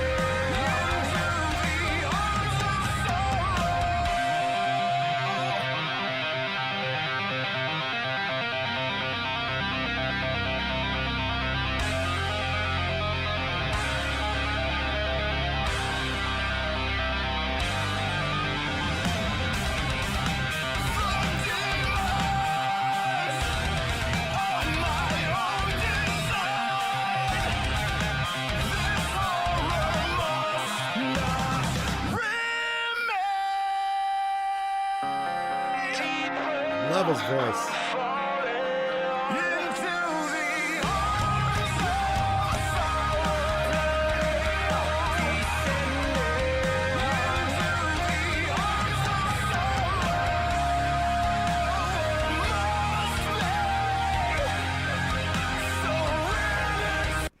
Yeah, time signature. They're definitely 4/4 in certain parts. Then it sounds like they go into a cut time, which is 2/4. Like when in this part here, I think, and it could be that they're in 4/4 time during the other parts. But where the accents are coming in, it's not even on an upbeat or a.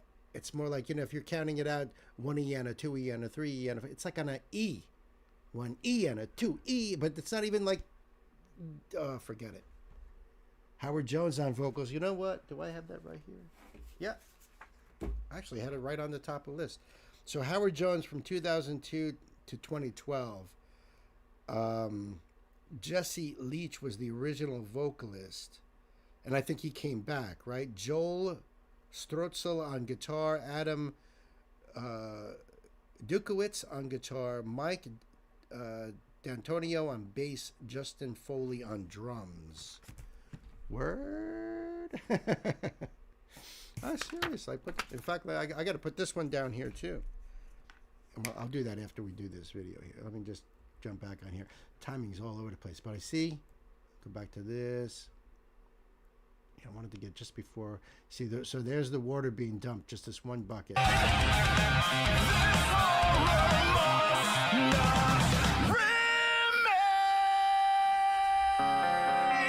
Great voice.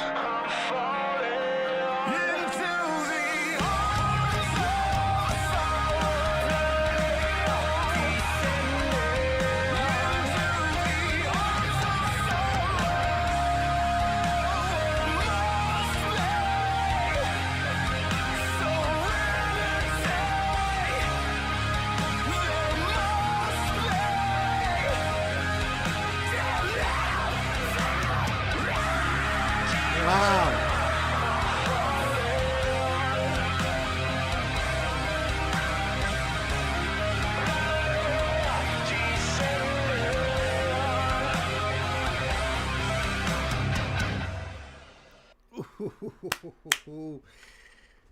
One of your favorite bands for sure. Absolutely. I'm not surprised.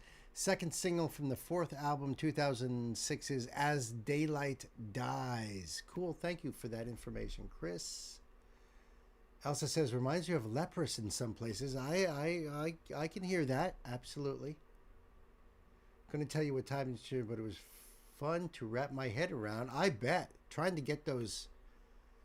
I mean, can you imagine that in the studio, trying to do that to Pro Tools, to the click? I mean, once you got it, but it must have been a hell of a challenge. That was really, really good. I liked everything about that.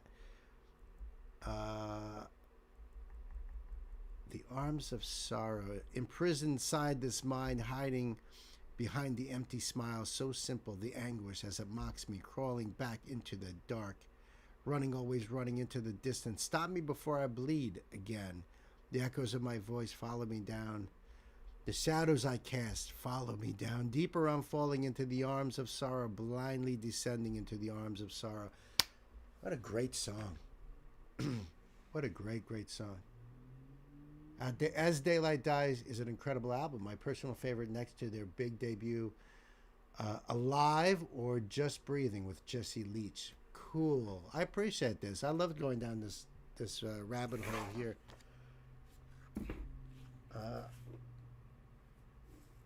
I doubt any of these other bands that I have on this list are going to be mentioned today, but you never know.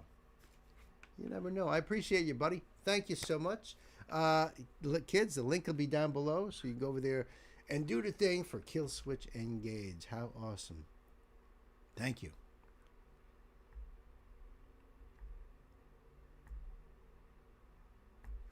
As a matter of fact, I'm supposed to do that.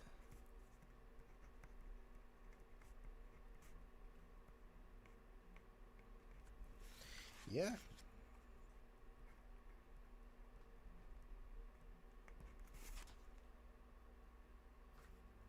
Okay. Had to add that onto the list. I think we're going to do Sam's here and then take a break. How's that sound, guys?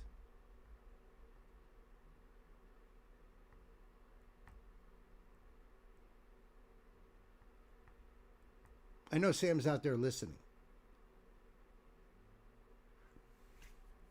Thank you, Guy. Sounds like a plan. Perfect. Yep, break after this one. Sounds good. Okay, good. Very good. You guys are so awesome. You know, so easy. So chill. I love chilling with you guys on this Tuesday here. You know what I'm saying?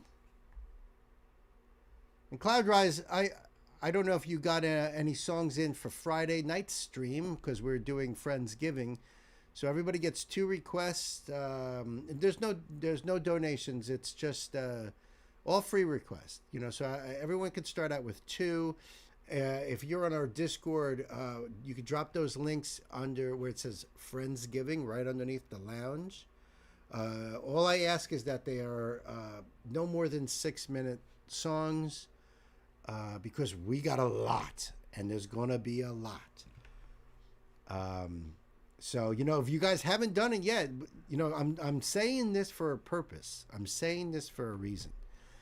Because it's going to be basically first come, first serve. It's basically how the people are putting their links in is going to be the order of how I'm going to be playing those songs. That's why I'm saying, you know, for you guys, if you haven't put them in yet, please, I'm telling you, I think we're up at like 26 or so songs, maybe more. That's right. We start at 4 o'clock Eastern Standard Time on Friday.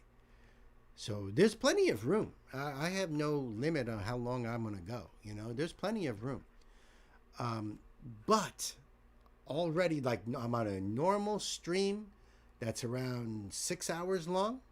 I usually do around 24 songs on average.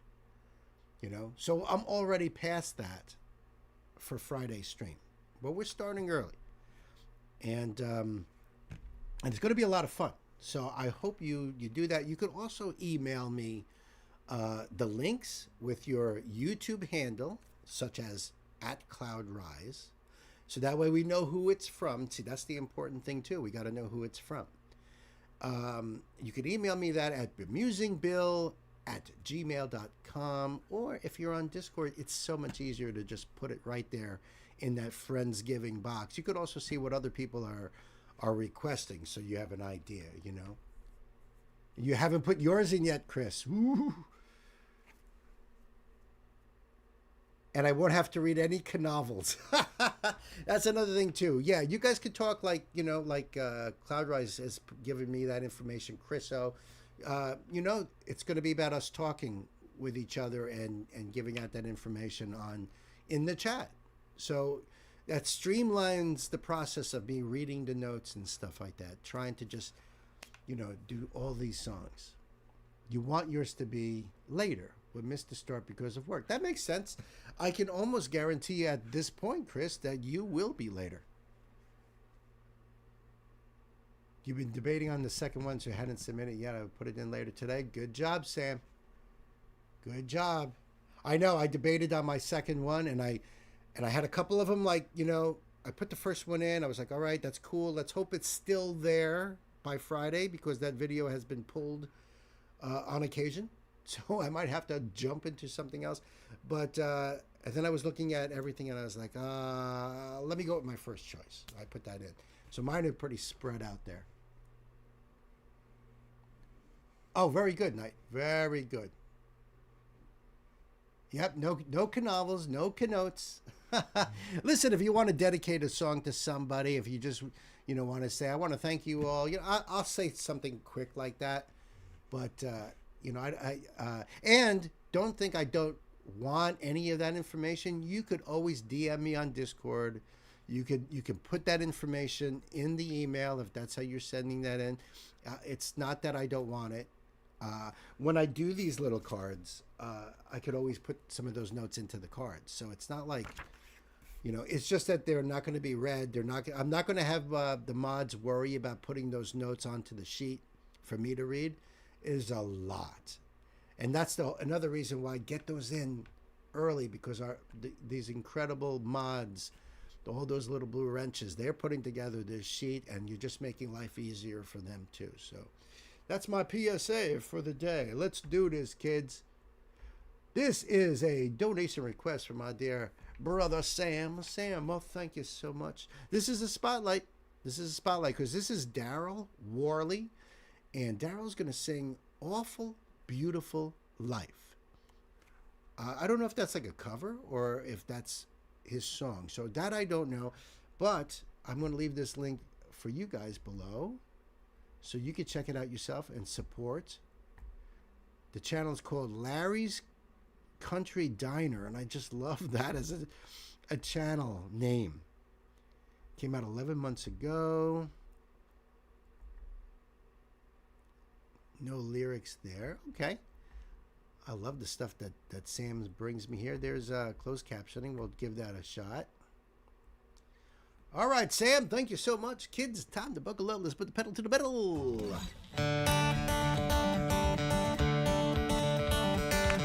Awesome set. Help us out. I woke up early with a pound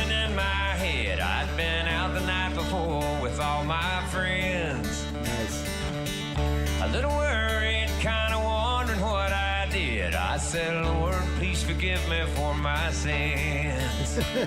My wife wanted to kill me, but she tried to save me first. You're going if I have to drag your butt to church. And I love this crazy, tragic, sometimes almost magic, awful, beautiful life. That's cool. I read the hymns and kind of sort of sang along. I made it through the Sunday sermon wide awake. We met the family for dinner at our home. Drank some beer, watched the game, and cooked some steaks. See, I love this because it's storytelling, and I love storytelling. Sam says, pretty sure it's his original song. I felt a live performance would be less likely to get taken down. You're probably right. You're probably right. I don't know. I mean, sometimes it could be the channel itself has, you know, sometimes when we get disputes, it's not only audio, it could even be visual. So, you know, it could be that Daryl has no problem and there's no issue there, but it's the visual because, you know, it's their set or whatever it is. So that's why sometimes, that's why those TV show stuff is like, I don't know, because they own the rights to that stuff. And sometimes they can be a lot harder than either the artist or even their label. Sometimes the label's like, oh, you're good, but it's so I don't know. I have a feeling that they're going to be cool about this. Don't you think? Gay says, oh, fun. I agree. I do love this crazy, tragic, sometimes almost magic, awful, beautiful life. It's such a great way, great line. Just a great way to put it. It really is a roller coaster ride, ain't it? Thank God we're on it. With you guys together. We met the family for dinner at our home. Drank some beer, watched the game, and cooked some steaks. My little brother had a big fight with his wife, and my poor mother sat between them both all night. I love this crazy, tragic, sometimes almost magic, awful, beautiful life.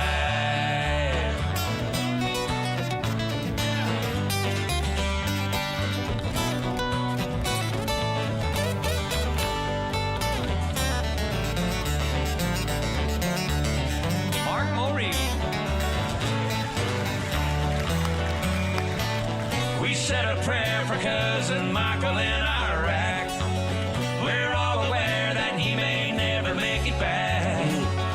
We talked about the way we missed his stupid jokes and how he loved to be a soldier more than most. I laid in bed that night and thought about the day and how my life was like a roller coaster ride. The ups and downs and crazy turns along the way. Now it'll throw you off if you don't hold on tight. You can't really smile until you shed some tears. Like I died a dare, I might live on for years. And I love this crazy, tragic, sometimes almost magic, awful, beautiful life.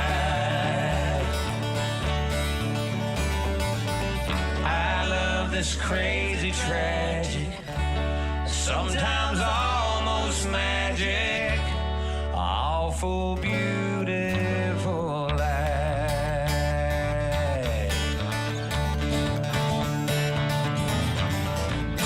Yeah! Woohoo!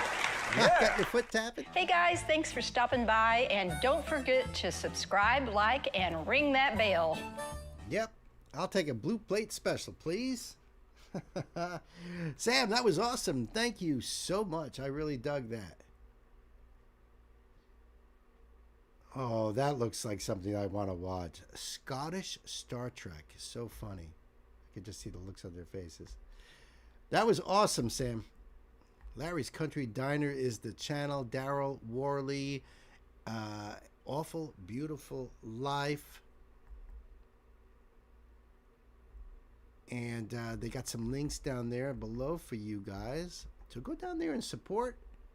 Check it out yourself. That was freaking awesome, Sam. I appreciate you. It is a roller coaster of a life, ain't it? You ever get that feeling like fate's intervening? You ever get that feeling like the wheels are turning? Something's going on. You know, usually because you get pulled into another direction. You ever get that feeling? Like, I don't know. I don't know if this is going to be good or bad, but I just feel like the wheels are turning. Like I'm directed to something. And something usually does happen in a weird... I don't know what it is. I don't know what it is. What do I know? Nothing. Let me get this up here for you guys.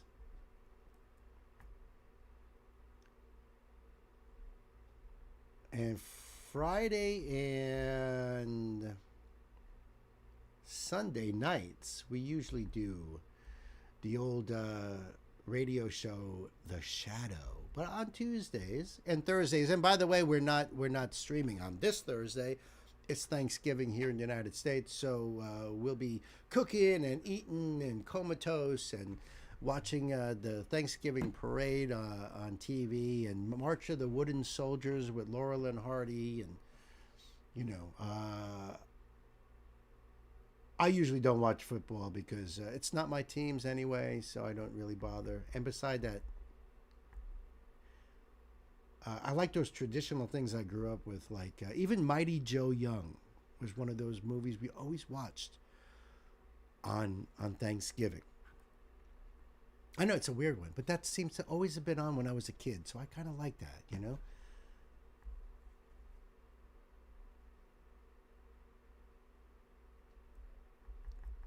And maybe a Marx Brothers movie, maybe like Night at the Opera or something.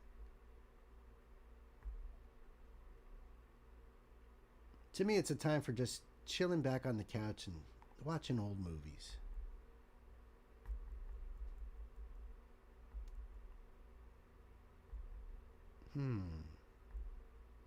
What is this one here? All right.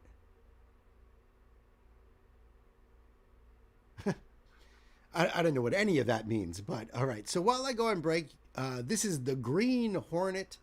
It doesn't say what year this came out. It's definitely in the early 30s. This particular one is called Advice for a Price, also known as Snavely the Crooked Politician.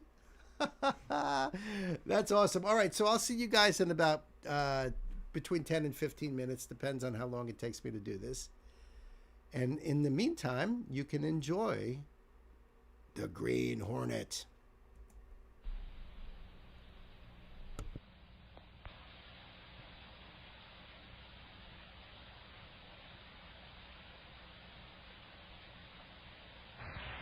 The Green Hornet.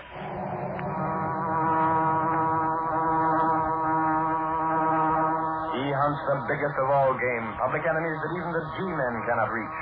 The Green Hornet.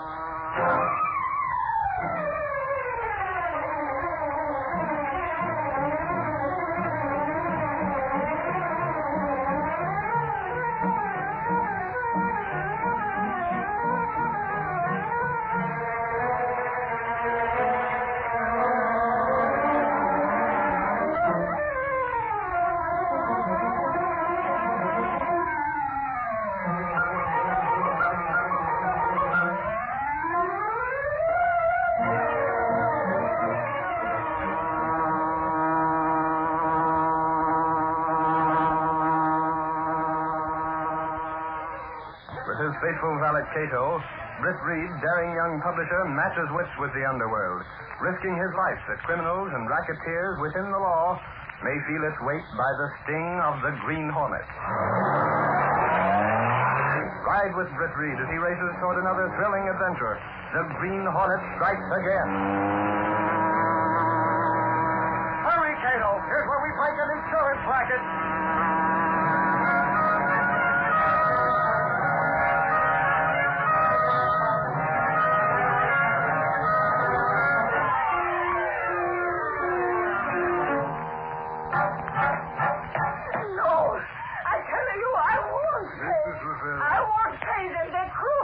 Mrs. Rivera, I must remind you that this is a courtroom. But the judge, Young, what they do, I must pay them $100. I regret to say you must. You've incurred a debt of $100 to these men, so Well, I sympathize with you. There's nothing the law can do to help you. They say they give to me good advice. Good advice on how to save the money on my insurance. They say they save me $400 a year. And for that, you agreed to pay them $100? Yes. I have a two policy. I pay only them every money when I'm old. Policy? Yes, that's it. And your second policy was a 20-year life policy? That's it. On both these policies, you pay for a certain length of time and then you're finished. The policies are paid up, in other words. Yes. Yes, but these crooks, they tell me to change the policy. Your Honor, as insurance advisors, we merely showed her that she could get the same amount of protection and pay smaller premiums. Mr. Dougal, you told Mrs. Rivera that she would pay smaller premiums. Well, that's true. But you did not tell her that she would then have to continue to pay those premiums as long as she lived. Well, Your advice was to suggest that she switch from annuity and paid-up life insurance to straight life. That's it, isn't it? she'd pay less. Naturally she'd pay less, but you go on paying longer. Why didn't you explain that to her? Well, so few people can understand the many angles of insurance that we And don't... you took advantage of that fact to work a racket. Look here, you can't... Quiet. But I tell you... I said quiet. Mrs. Rivera, Yes, it does. these men set themselves up as insurance experts. Unfortunately, in this particular case, I don't think they had your best interest at heart. That isn't true, Your Did Honor. you tell Mrs. Rivera that advice is given by the insurance company, given free to anyone who asks for it? No, that wasn't my responsibility. If she chose to come to us for advice, that's what we're for. She agreed to pay us, now she won't. I demand that she pay. Your ounce of flesh, eh? We're entitled to the money. If the laws of this state gave me any leeway, Mr. Dougal, I'd make it more difficult for you to collect. You gave Mrs. Rivera advice that she could have gotten for nothing. And not very good advice. If I could get it free, then why I have to pay them? Because these men have taken advantage of the law, as well as you, Mrs. Rivera. They charge for advice. If you go to them for advice, the law can't stop that. $100. I'm a poor woman. I thought you would help me. It's people like you, poor people who are looking desperately for a way to save money. They're the ones who most often fall victims to racketeers. It would take me so long to pay. Money I need for the house, for the children. They said they would help me to save the money. And now It is the hope of this court that someday men who make a racket out of insurance advising are weeded out from those who do so honestly. That the State Insurance Commission will have the power.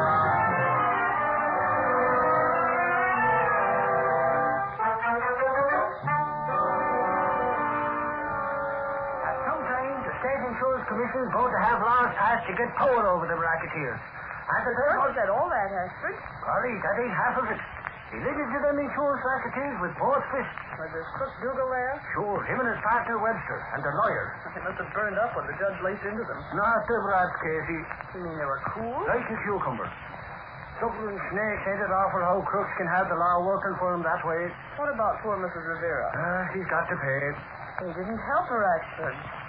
Gosh, there are lots of insurance counselors who are honest and really entitled to being paid for advice. Not to mention you can get advice from your insurance company for nothing, Casey. But to make that poor woman pay in a case like this... I was telling Reed about it last night, Casey. And the poor dame can't hardly afford to waste 50 cents, let alone $100. That's a shame. I demand to see the man who's responsible for this. Just a moment. Who are you? This editorial in the Daily Sentinel. A deliberate slap in the face. You'll tell me who you are and what you want here. You're Dougal. That happens to be my name. I seen you in park yesterday. Why, you chiseling cook, I ought to... Oh, Ashford. I'll learn you to jip poor dame like that. Cut it out. Who's responsible for this thing? If you're talking about the editorial, it's just what you cooks need. I'll see about that. Mr. Dougal, I don't know who wrote that editorial, Oh, playing dumb, huh? but I was saying whoever wrote it, the orders came from the publisher, Mr. Reed. And I suppose he's out of town and can't be reached. He's right here, and I hope he'll see you. Yes, Miss Case. There's a Mr. Dougal out here, Mr. Reed. Dougal? The insurance advisor? If you want to call him that. He's sizzling. Yes, sir.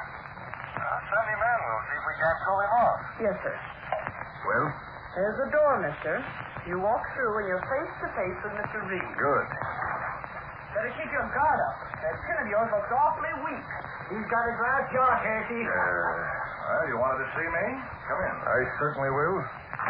Which of you two is responsible for this editorial? I put it in the Sentinel, Dougal. What about it? Never mind, Gunnigan. Your name's Dougal, isn't it? It is. Then you can complain to me.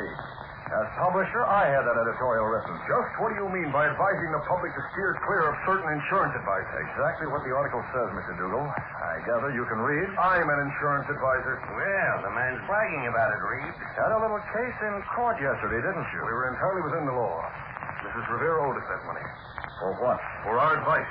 For which you charged her $100. That's our fee. I'm in an honest business. Stop right there. The Sentinel doesn't make war on honest businessmen, Dougal. Then how about this editorial? That editorial specifically states that most insurance advisors are honest, with a few exceptions. And you call me one? We mention no names. We didn't have to. If the shoe fits, Dougal, wear it. My business is offering advice to those in need. And the Sentinel's business is reflecting public opinion. What you've done Now is... stop right Now there. listen to me. No, just for a change, you listen to me. You offer advice and charge a fee, is that right? Yes. Well, the Daily Sentinel offers advice, too. Only our fee is no more than 3 cents. The price of the newspaper. You mean by Draw that... your own conclusions. We let our readers do the same. But you can't... What? I run this paper, not you. If I believe that certain insurance advisors aren't all they should be, I can use the pages of the Daily Sentinel to warn the public. And that's exactly what I'm doing. Now, was there anything else? Well, it is. Looks like you're around, Reed. Now, we're rather busy, Dougal. If you don't mind. Yes, Miss Case. There's a phone call here, Mr. Reed. It's for Mr. Dougal. Phone call? Put it on. Dougal, one moment. What is it now? This phone call is for you. For me? I'm not expecting it. Do you want it? Must be my office. Yes, I'll take it. Hello? Mr. Dougal. Who is it? Miss Liggett. Anything wrong with the office? I just heard something. It's about this. Well, what is it? What are you frightened about? Mr. Dougal, it's the Green Hornet. The Green Hornet? Yes, The Hornet? Shall I call the police? Police? No, don't do anything. I'll be right over. Dougal, did you mention the Green Hornet? Why, no, it's nothing. Wait a minute. What about the Hornet? I don't know what you're talking about. From my office, I got to go over there immediately. What's the matter with that guy, Reed? Turned rather pale, didn't he, Gunnigan? Did he mention the Hornet, or am I hearing things? We both heard it, Gunnigan. Yes, Mr. Reed. Is Mr. Dougal gone, Miss Case? Lord, he's been out of here on a tail whip. Call the city room. Get Lowry in here. Lowry? On the double. He's got an assignment. Phone call gave us a lead, Gunnigan. The Sentinel's going to use it. And how, Reed? Want me to get Lowry on the trail, eh? Dougal mentioned the Green Hornet. He covered it up awful fast. And the Sentinel's going to uncover it. Yeah, we could... Hey, Reed, for Pete's sake, do you suppose the Green Hornet may have something to do with the racket? Hey, boss. Casey says it's a free alarm. You got an assignment, Lowry? Right, Lowry. Dougal, the insurance constable, just left here. He knows something about the Green Hornet. I'll get after it. He's heading back to his office.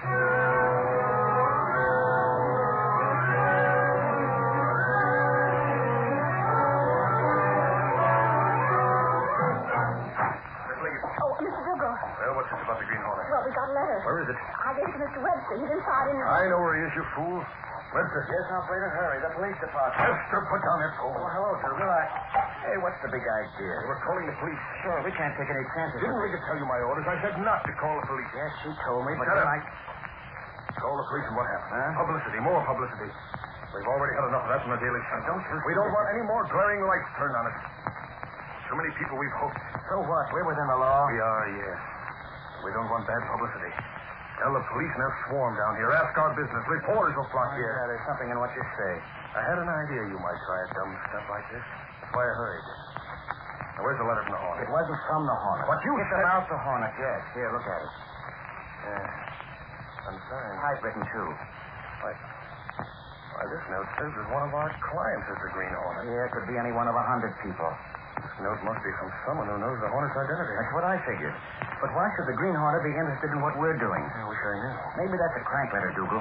If it were signed by the Green Hornet, if it were a demand for money, it might be false, a crude attempt at a shakedown, but well, this letter's apparently doing us a favor. Hadn't thought of that. Must be from someone who hates the Hornet. Well, that takes in everybody. They fear him like the plague. Yeah. If you want to learn the real identity of the Green Hornet, he's one of the suckers on your list. Do you think it might be that man Black, the one we had in yesterday? He said he was looking for advice on insurance, but he looked kind of tough. Too dumb. Hey, Dougal, if we could locate the Green Hornet, we'd get that reward. Never mind the reward. Huh? You fool, that reward is chicken feed. I don't get it. Webster, how much would the Hornet pay us not to tell the police? I don't... Say, that's an idea. We could collect plenty. Yeah, if we learn who he is. We have a lead already. All we need is to... Mr. Dougal. Well? The man outside. He's a reporter from the Sentinel. He wants to talk about the Hornet. We're not talking. Send him away. Wait. A reporter, huh? Maybe he can give us some information without knowing it. I'll talk to him first. Then we'll send him away.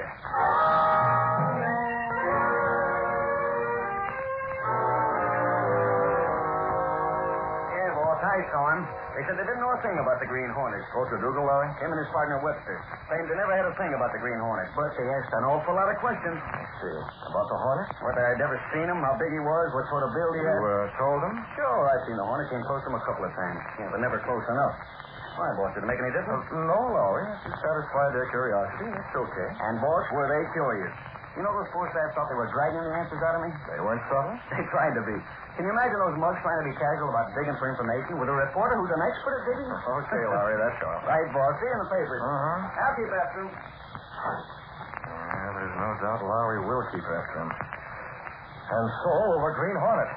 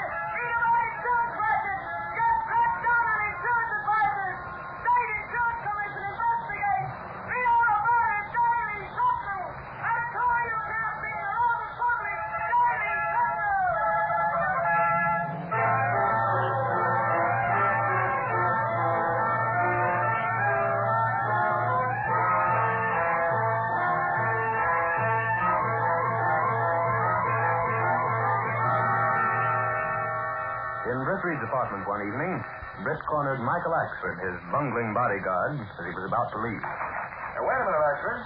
How did you finish your coffee? I got a step on his feet. But only 2 cups, Axford? Cato feels slighted. Golly, your feelings ain't hurt, Cato. No, only so, sir.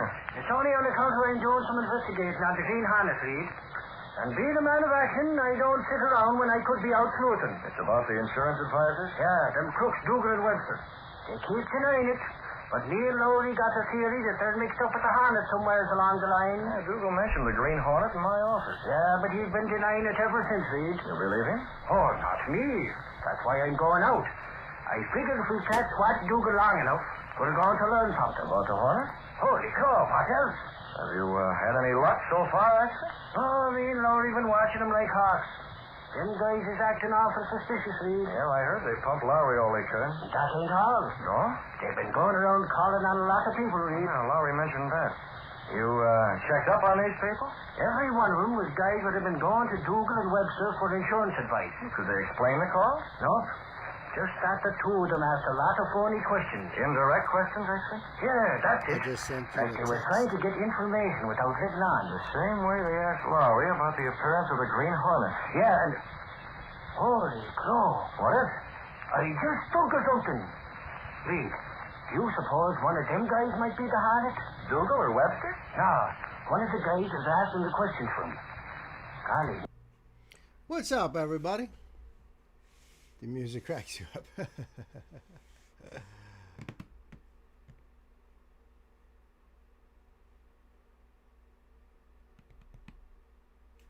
Okay. Let's see. Just try to catch up over here. Hey, Cloud Rise. I don't know why my brain gets stuck. Hey there, Knight. Let's see.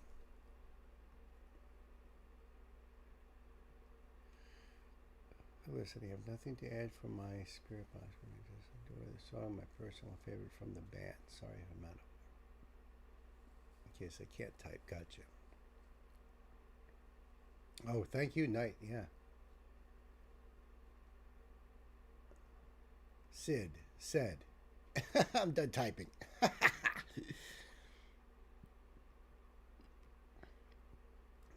All right. Yeah. Yeah. The Green Hornet. Could it be you? Could it be you?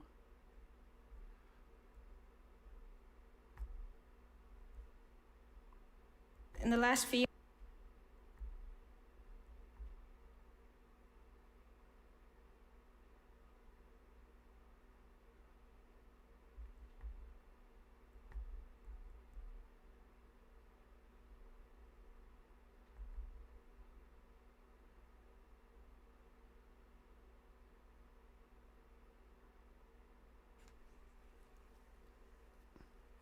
I'm sorry, I didn't hear that.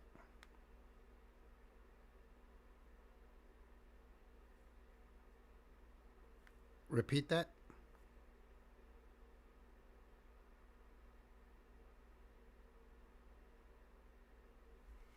Guess you can't hear me.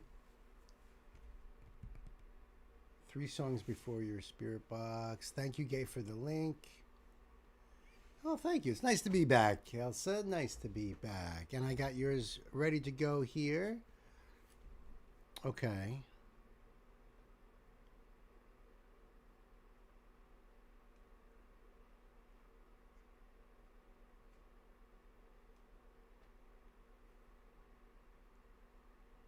Okay. All right.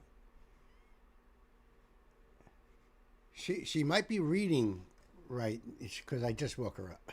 So she's got her coffee in front of her, ready to go. No further issues with doggy so far. And I'm sure she's reading, but she just tried saying something to me and I didn't understand a word of it. Hopefully it wasn't important. Too important. Okay. And I think I'm ready with the note, the link. Actually, hold on one second. Let me just get this lined up a little bit better. There we go. There we go. That's better. Okay. So this is a request from my dear sister Elsa, and this is more Anne Brun. Now this is called Big in Japan, the song. It says an Alphaville cover. So I'm not familiar with Alphaville. I don't believe. Am I? It doesn't ring a bell. I don't think we've done anything on the live streams or anything like that, right? Doesn't ring any bell to me. And the Queen's decree is Anne Brun, Big in Japan. Fun facts. She turns the 80s synth hit into a dreamy lullaby. Ah, okay. So I don't know if I've heard this song. If it came out in the 80s, I mean, there's a possibility. I'd have to hear it to know whether it's something that's familiar to me. It's one of her most streamed songs, a favorite in movies and TV because it sets an instant emotional vibe from her covers album, Leave Me Breathless. Fans call it snowfall music. Snowfall music, I like that. Soft, slow, and beautiful. And I went for a twist because the original is coming later. Oh, all right. Thank you so much. See that?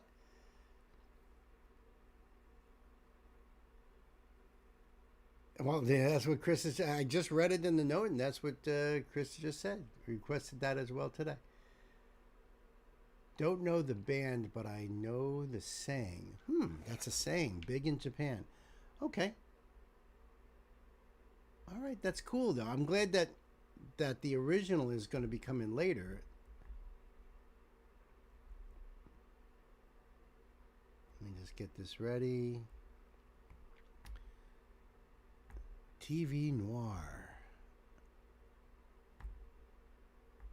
Do the thing there.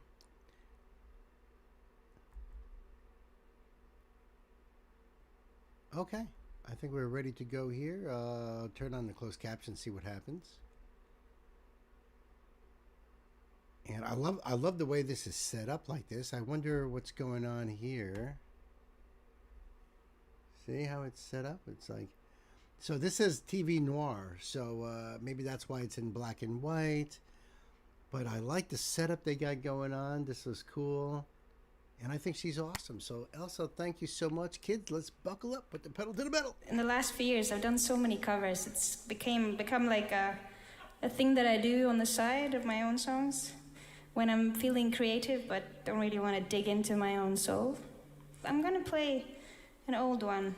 Since I'm here in Germany, it's going to be a German song. In English, though, but a German band.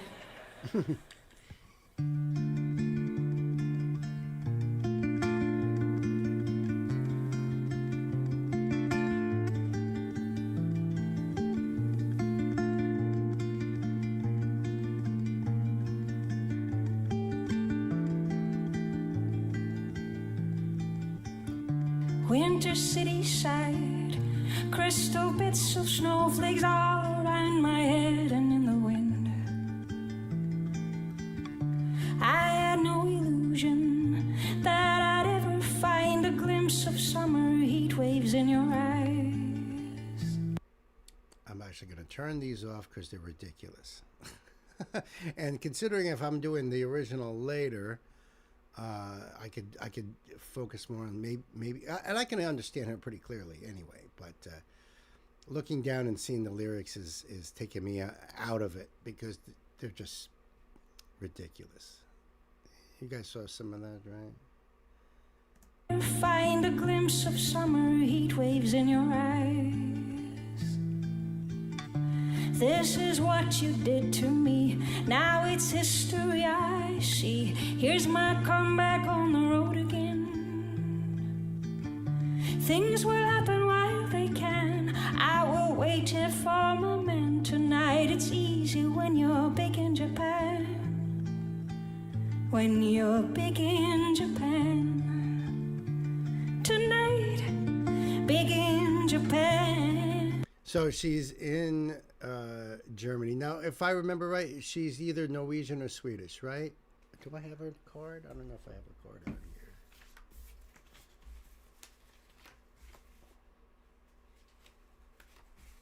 No, I don't have her card out here. I don't remember. She's Swedish or Norwegian.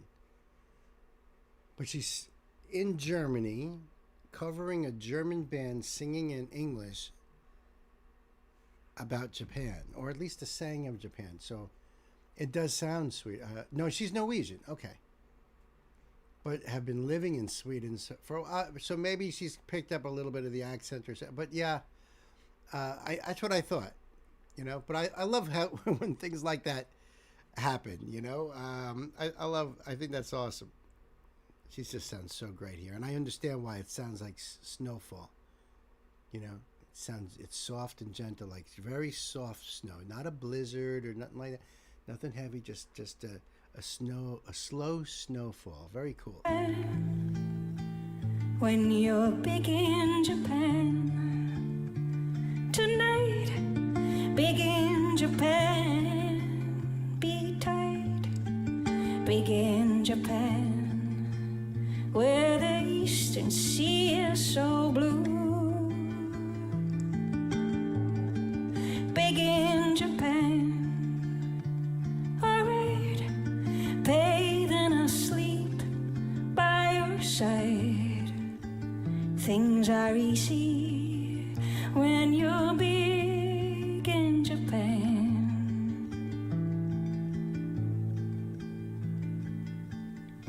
Neon on my naked skin, watching silhouettes of strange illuminated mannequins. Shall I stay here at the zoo, or shall I go and change my point of view for every ugly scene? This is what you did to me, now it's history I see. Here's my comeback on the road again. Things will happen while they can. I will wait here for my man. Tonight it's easy when you're big in Japan. When you're big in Japan. Tonight, big in Japan. Be tight, big in Japan.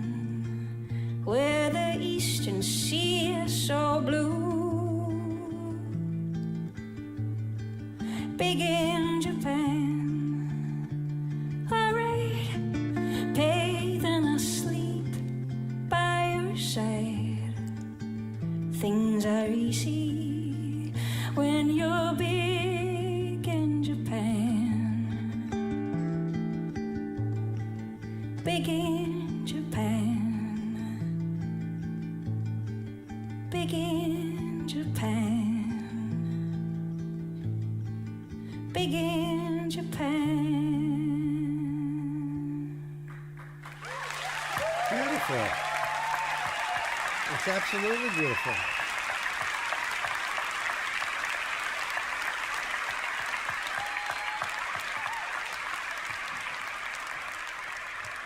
That was a beautiful song. None of the way she did that rang any bells to me. So I don't know. Maybe doing the original later that might help. But no, I can't.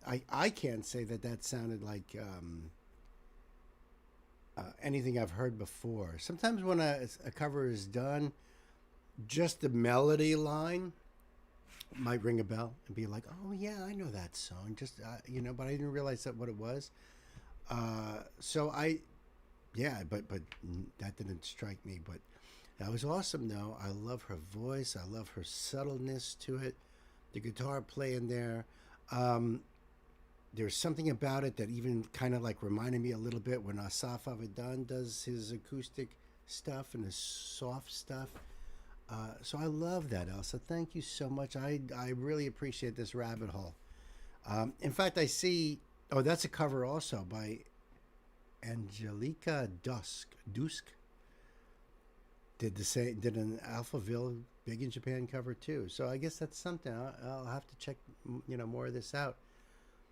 Though it's obvious the saying is about how in Japan idols have it easy because they can gain popularity so easily in a lot of the well-known cases, same as many pop artists today.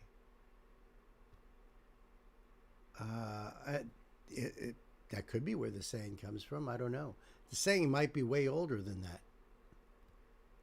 Isn't the idol stuff didn't come out back in the 80s, right? Not sure if Alphaville ever got a lot of airtime in the U.S. Chris says never heard of him. That song is way older than the idol stuff. I know a lot of American artists have a hard time here in the States, and they'll go to Europe and they'll get big there. And like currently, Beth Hart, not very big in the United States, but she is really big in Europe. So she lives in the Netherlands, and Jimi Hendrix too. He ended up going to England and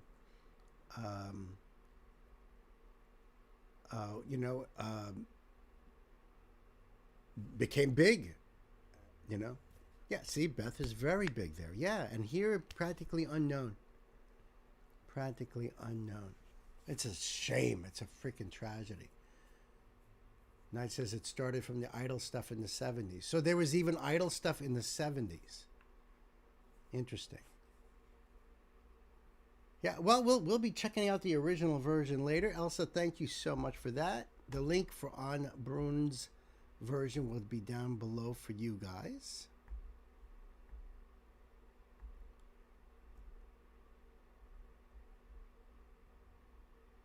Ah, yes, our old friend.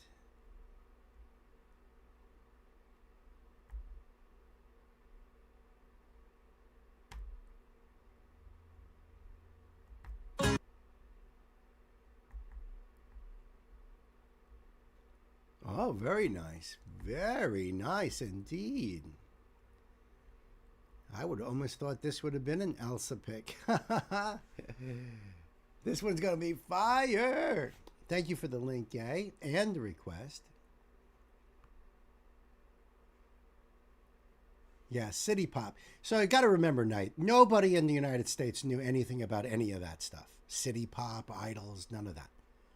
Whatever little things came from Japan, it was just those little snippets back in the day.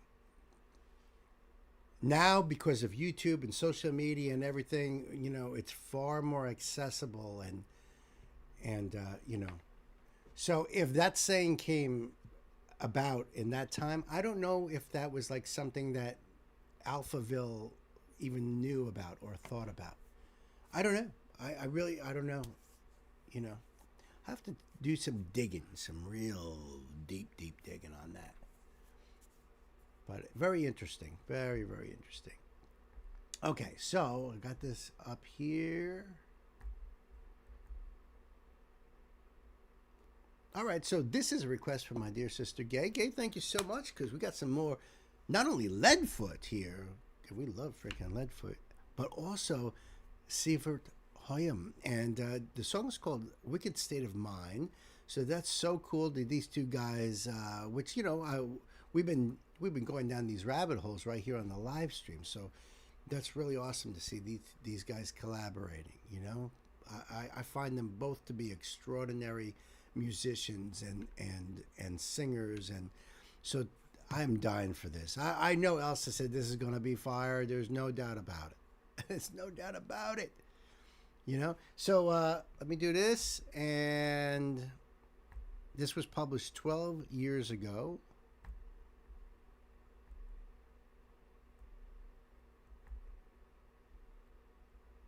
All right. I'm going to leave the link down below for you guys. Of course, so that way you can go over there and support. I'll try closed captions. We'll see what happens. There's no lyrics down below. All right, Gay. I think we're ready to go here, kids. It's time to buckle up. Let's check out some Leadfoot.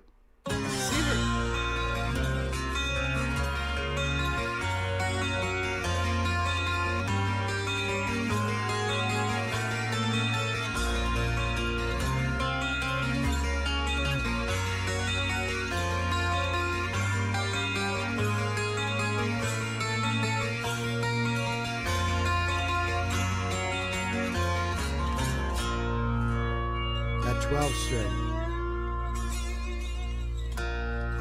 Lately I've been thinking some things I hate to admit. Kind of a Leonard Cohen vibe. Lately I've been saying some things best left unsaid. I'm in a wicked state of mind. I'm in a wicked state of mind. Most all the time it looks like I'll cross that line.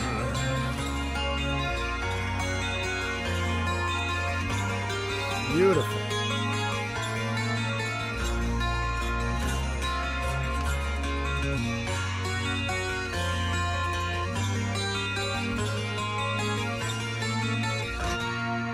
Lately I've been seen around town with undesirable types,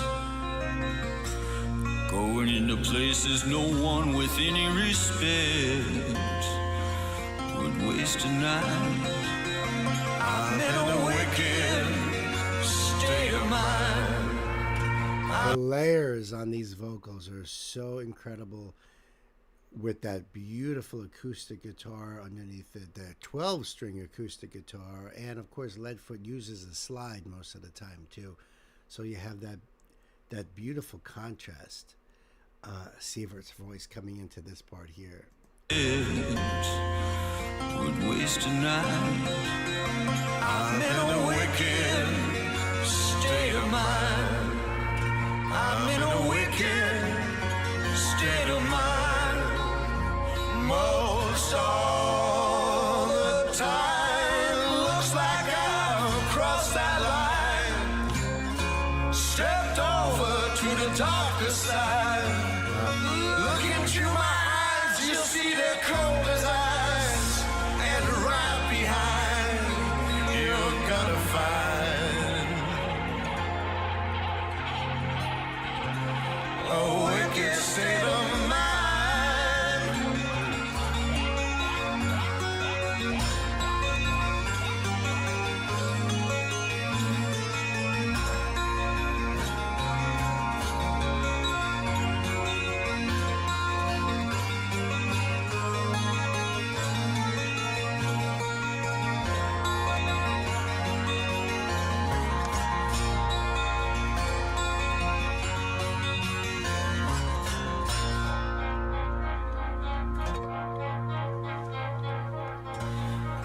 Lately I've been asking myself, is this the best that it gets? And lately I've been telling myself, you better get used to it. I'm in a wicked state of mind. I'm in a wicked state of mind.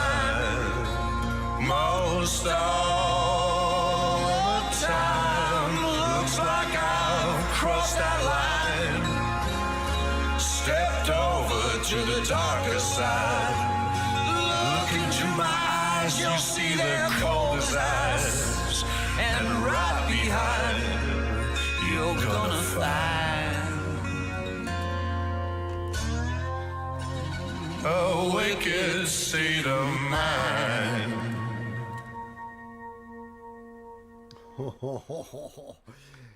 I agree with what Elsa says. This is so magical. Their voices together.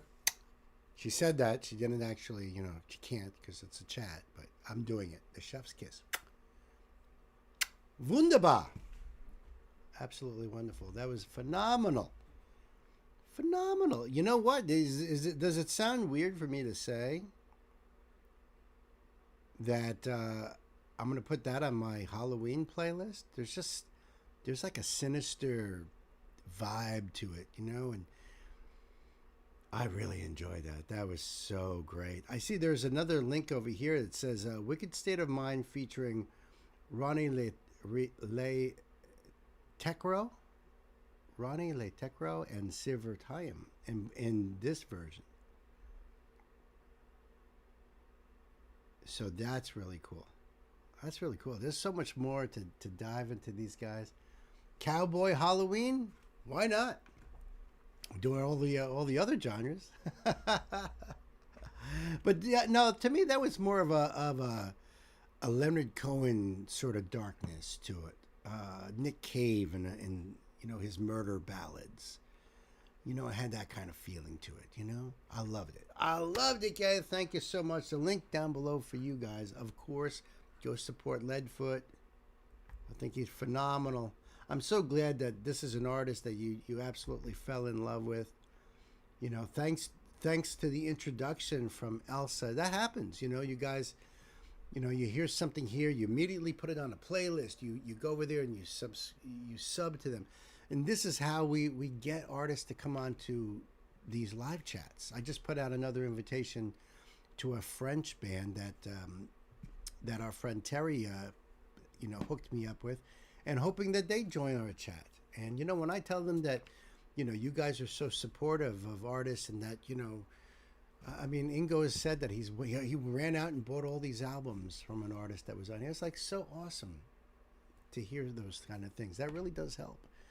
It really does. It brings the artists in because they know that you guys are just an awesome group, group of people here. I see that First Night says there's a British punk band that goes by the name I'll introduce at one point. Then Elsa says Alphaville wrote the song Big in Japan after Liverpool punk band spawned successful members like Holly Johnson and Ian Brody, but never achieved much fame itself. That happens. And then says, yeah, like what you said, Knight.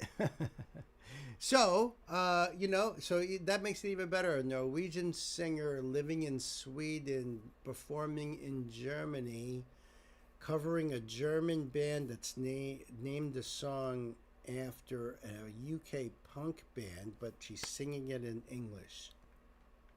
Love it.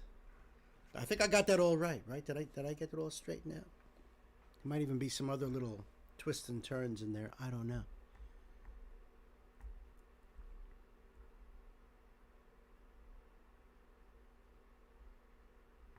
I was just talking about this little group here to my dear wife last night, as a matter of fact. Knight.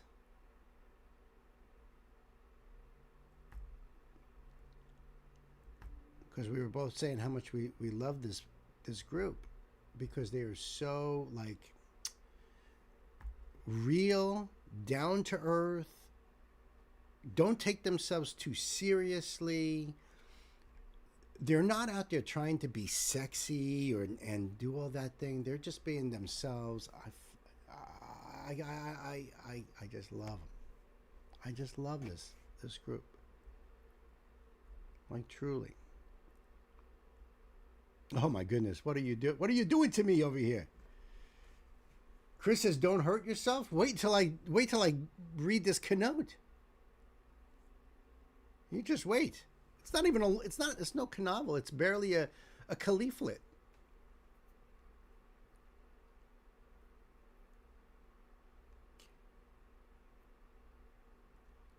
Yeah, they're one of the most unique. Can't wait till their style gains more popularity. I don't think their style is going to gain popularity because it's so against the grain of how corporations want to market, especially girls, you know. So and beside that, I like them being so unique. I think that's them, you know, and I think that's important. I think it's important that they have their identity. But this is going to be rough. This is going to be rough. I'll give it my best shot here. All right, so this is a request from my dear brother, Night Spearhead, and bringing me back to Atarashi Gakko. And I got to say that because there's an exclamation point at the end of their name. So it means that you have to be excited about saying that. The song is called Night Before the Exam. You know, that's when we're all got the butterflies and we're all, you know, the anxiety and you're doing an all-nighter, just studying. I get it. I've been there, done that. There is the connote here that says, this song is done in a classic poetry style called, and luckily he's broke it down phonetically. Yoji Ju Kugo. Yoji Jo Kugo. Yoji Jo Kugo. Yoji Jo Kugo. Yoji Jo Kugo. Maybe one of those is close. I don't know. And thank you for that, because if I would have just looked at that Japanese word, I would have had trouble, for sure. I'm still having trouble. Yoji Jo Kugo, which requires words to have 4 kanji. Well, it has 4 kanji, of course, per line. Right? Well, you guys probably already knew that, right? If you're going to do a Yoji Jo Kugo, how could you have anything less than 4 kanji? I mean, it just wouldn't make any sense, would it? Each per line have to have idioms and follow a story. So those are the requirements of that poetry style. And no wonder why haikus were far more popular, at least here in the United States, because everybody could say haiku, right? 2 syllables, real easy. But these are the rules, right? So 4, I guess those are characters, have idioms and follow a story. We'll figure it out. We'll figure it out as we go. I appreciate the connote tonight. Let's see here. We're going to do this and we're going to do this. Oh, 88 Rising. Yes, I've been on that. We've done that before. Scream it, dance it, feel it. Vocabulary test, extreme studying technique with added benefits of a cardio workout. I'm down.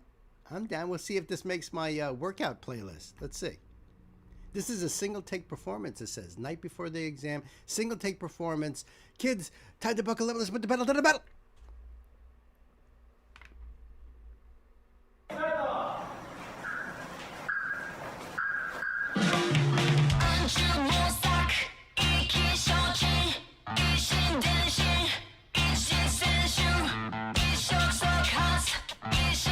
That must be the 4 dot. And you know, yes, kanji is the Japanese stylized characters. I had a feeling. But since there's 4, I don't know if this is like part of that or it just sounds like that. Maybe I'm wrong.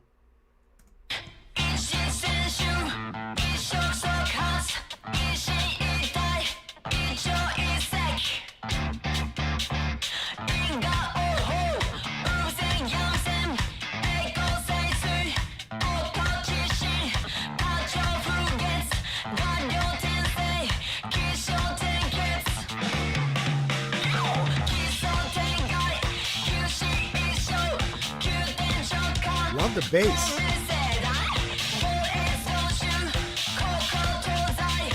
You know, there's just so much going on here. Hold on a second. I think I started losing track around here. I'm watching them and I'm just not catching the lyrics, so I'm going to try to, you know, that's the thing, is they're just so captivating what they're doing that, you know, I forget sometimes. Because it is right there, and I'm trying to follow along with it too, but they're just so freaking awesome.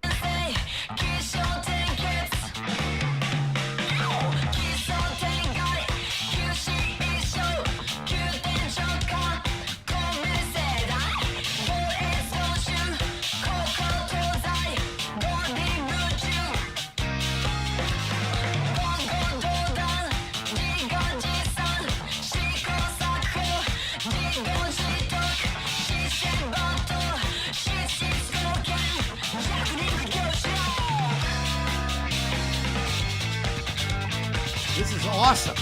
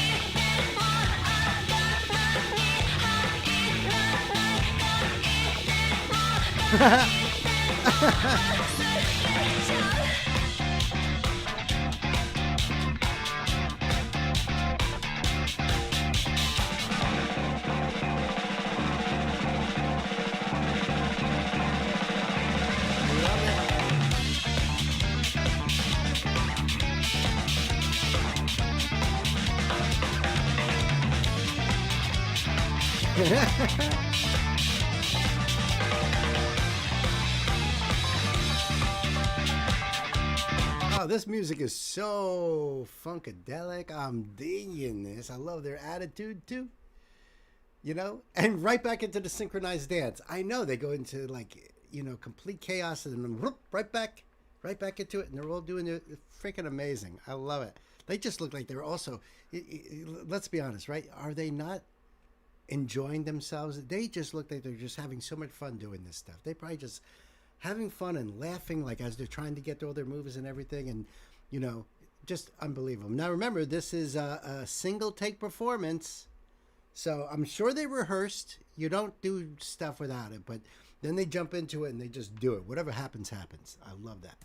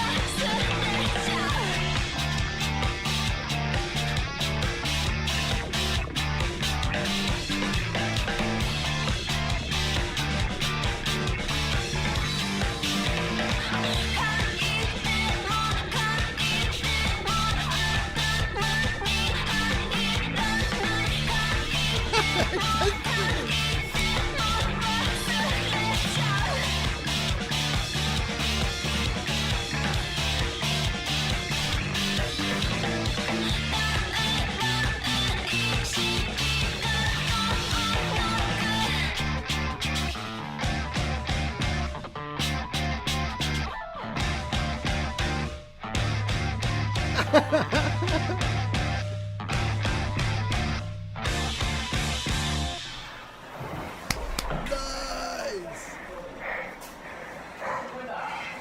Listen to them.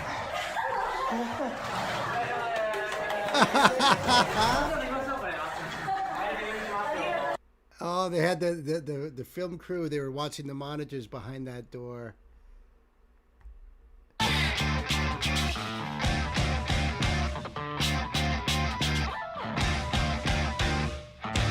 Love that.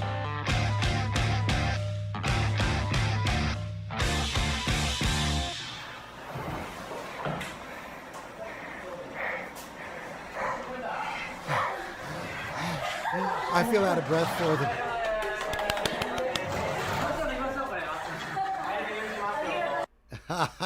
I love that. That was fun. Psychedelic 70s. Yeah. Synchronized chaos. Yes. Oh my God, that was so much fun. They are just awesome. And you know, it doesn't hurt being young to be able to pull that off, even still with all their training, I guess you could say, because you know they're very physical in all the things they do. They're almost like cheerleaders in the way they make pyramids with themselves and all the things. I mean, that was just incredible. They tore that up. 4.5 minutes of chaos, synchronized chaos, as Knight says. Beautiful, man. I love them. I love them. The link will be down below for you guys to go give them the love. And believe me, I know what those tests are like in Japan and how stressful it is. It means everything to them. We don't have that kind of thing here, you know, but you know, I know it's like a very different animal in Japan. So I felt that in that song, that anxiety, that, you know, but to do it in that style of poetry, that was awesome. So cool. Thank you for that. I appreciate that.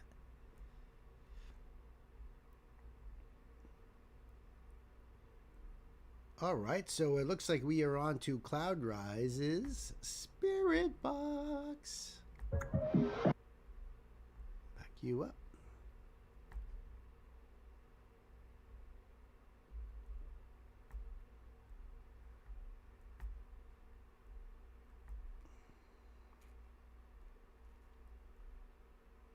Just set something up here. Oops, what did I do? Dun, dun, dun, dun, dun, dun, dun, dun, dun, dun, dun, dun.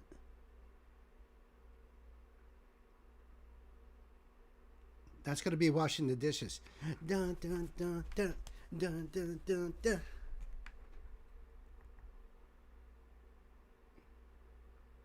It definitely made the workout playlist, for sure, when I'm doing my cardio.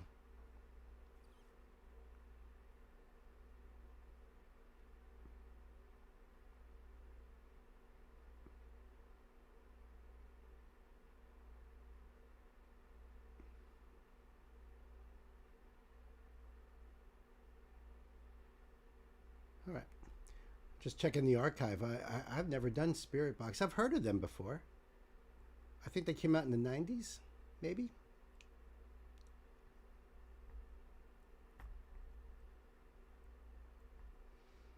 This video was published 2 years ago, however. I don't know. I don't really know too much about them. The Void is the lead singer. All right, I'll read that when I get to that. You know, when I start this whole thing here. You did Circle with Me twice from Spirit Box.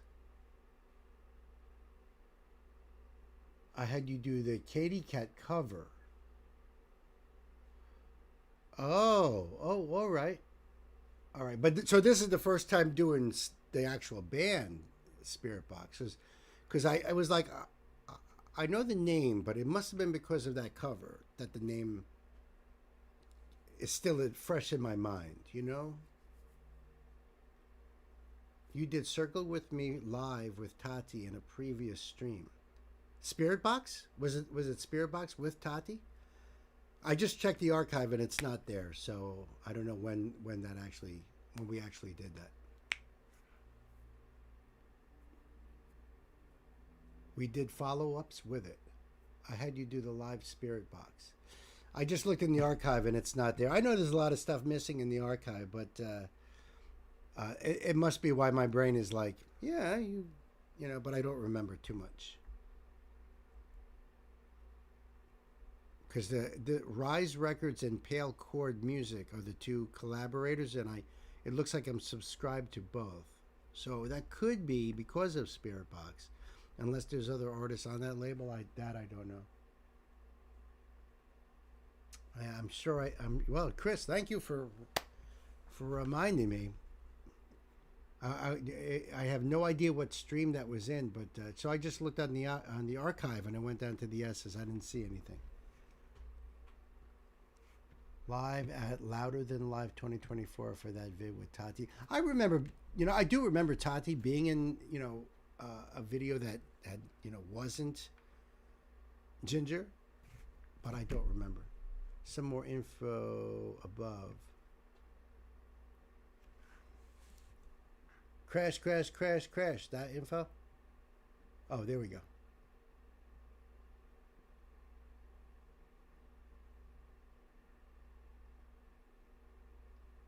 Oh, okay. Yes, I did see that Cloudrise said that this was his favorite from Spirit Box. That I did see. Because he was driving and he wasn't able to. He wasn't sure if he would be able to be here for this, but I'm sure he's listening. So we'll get into this here. And Gay, thank you for the link. All right, let's do this. So this is a request from my dear friend Cloud Rise, and this is Spirit Box. Now I know that this is his favorite song from them, and the song's called The Void. It's a visualizer, and I am told by Chris that The Void is the lead single to the 2023 fourth EP, The Fear of Fear. First release after bassist Josh Gilbert joined, though he only recorded backing vocals. Guitarist Mike Stringer played bass in the studio. That happens. But that was cool that he was on the record, even if it was just backing vocals. That's cool. And thank you, Knight, for the reminder on that. I do appreciate that. So it's not the first time I've done Spirit Box, because Chris had me do Circle With Me live with Tati from Ginger. That was on a previous stream. And Knight said he had me do a cover of Circle With Me from, it was a Katy Cat cover. All right, so that's my connections with Spirit Box.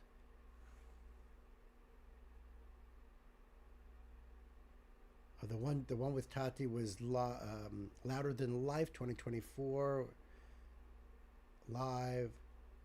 Oh, that's my dishes going crash, crash, crash. Good, less to wash later. That's how I look at it every time that happens. Good. Good. Who needs all that stuff? Oh, how many plates do you really need? Seriously.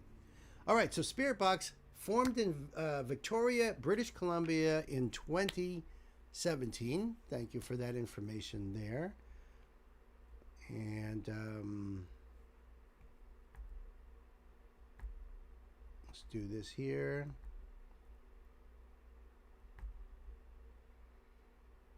This was published back in April 19th, 2023. Have their links. They do have the lyrics right there. All right.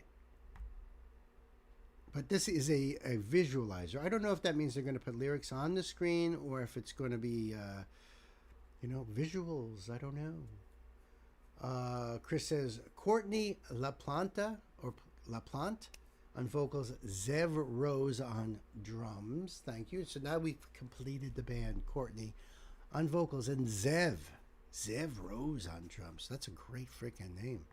Zev Rose. I like that. Any relation to Morgan? Just thought I'd ask. All right, kids. Cloud Rise. Time to buckle up. Let's put the pedal to the metal. Whoa.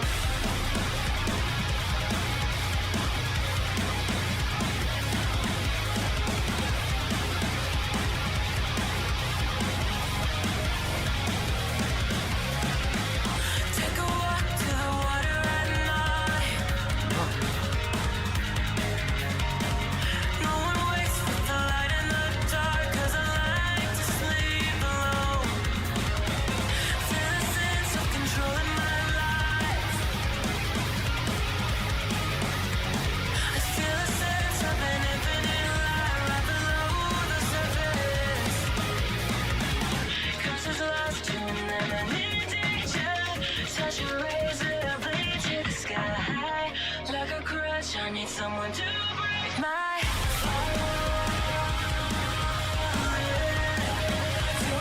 love her voice. Sounds so great.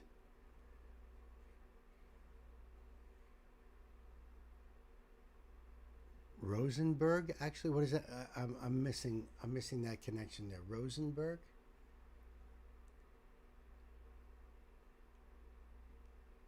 It's Zev Rosenberg, actually. That's what you mean? Changed it to Zev Rose? Sounds great, though. Zev's last name is Rosenberg. Gotcha. Gotcha. No relation to Seven Dust drummer Morgan Rose. Not very likely. I like this a lot. Now, the video itself kind of reminds me of a movie, I think it was called The Cube, where everyone was in different prison boxes, I guess, but it kind of reminds me of that. Freaky video, really. I like this. To the sky, like a crush, I need someone to break my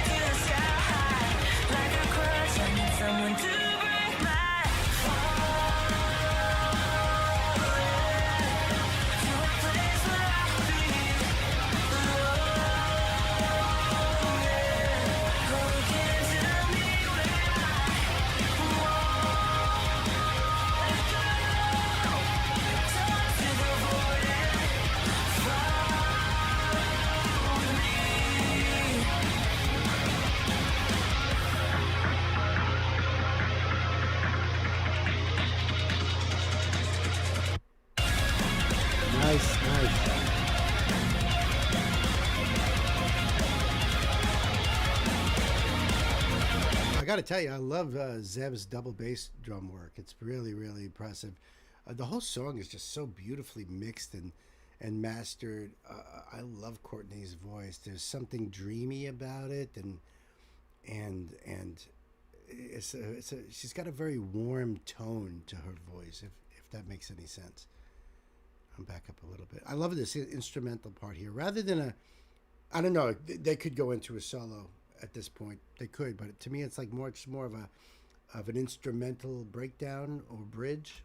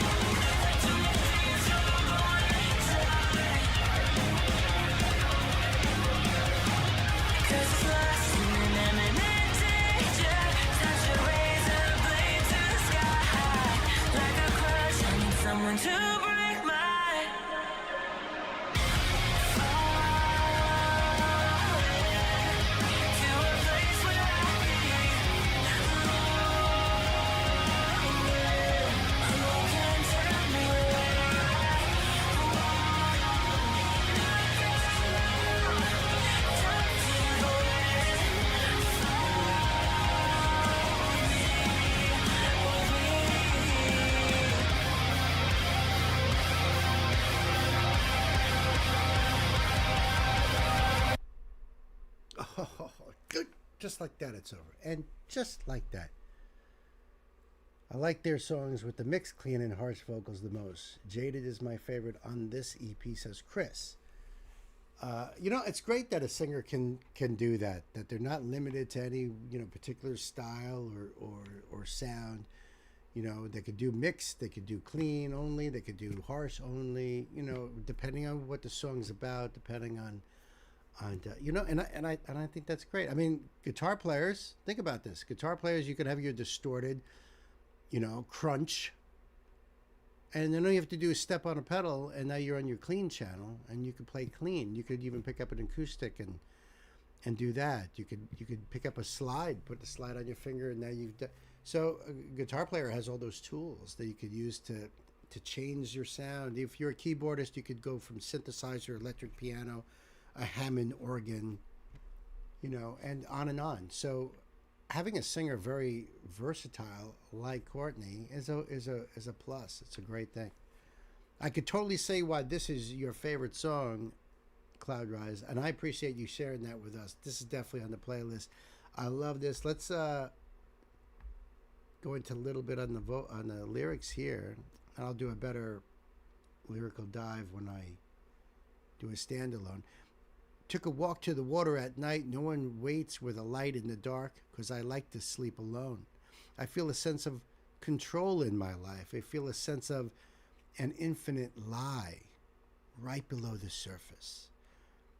Curses lost to an imminent danger. Touch a razor blade to the sky. Touch a razor blade to the sky like a crutch. I need someone to break my fall in to a place where I belong, and who could tell me where I want to go? Talk to the void and fall with me. That's why you saw the, you know, the AI girl like just look like just constant in motion of falling. That was brilliant. I love it. I love it. As a matter of fact, this way I there'll be no question again. Not that I think there would be, but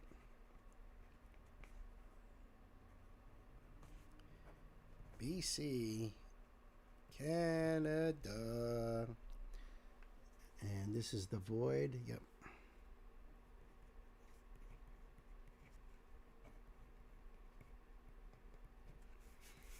I'll get this rest later, but at least I got started on that.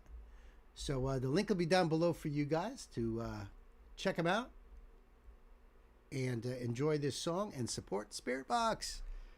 Thank you, Cloud Rise. I appreciate that. That was awesome. Great song. Fantastic, man.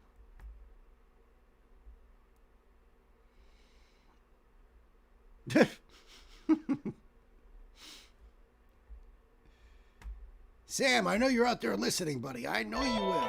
We're about to have a beer with Jesus.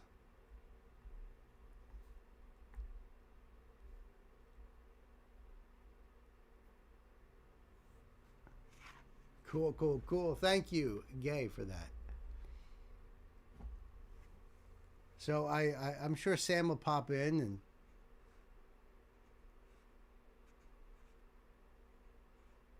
Mike Stringer is the only Canadian in the band currently. No kidding.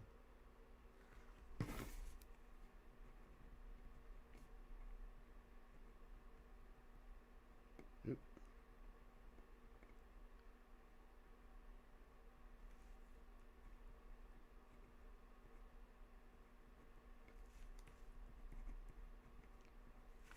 Okay. And that they're married. Good to have the right information in front of me here. So I just wanted to keep this up for a moment because when I went to the link, it does not have the artist's name in here. Oh, yes, it does. Or actually, I could just do this. Oh, all right. All right. Well, I'll get into that in just a moment. It's an interesting link, though. Very interesting. All right, so this is a request from my dear brother Sam, who just came into the record store with another artist that I had never heard of before. The artist's name is Thomas Rhett. So that's a spotlight. I'm not familiar with the artist. The name of the song is Beer with Jesus. And it says here, I'll do the thing here. Okay. Let me just show the love first, right? Like that. It's published 11 years ago. Apologies to country musician Thomas Rhett. Okay, so now we got an idea who Thomas Rhett is. But we believe our video of this song, Beer with Jesus, to be more realistic than his. At least they're apologizing. And I guess that's Thomas Rhett right there in that little thumbnail. Okay. Apologies. But ours is better than yours. I thought it would be a safer version as far as the stream goes. You might be right. I think it's fun. And maybe they are right. We'll see. Thank you, Sam. Kids, time to buckle up. Let's put the pedal to the metal.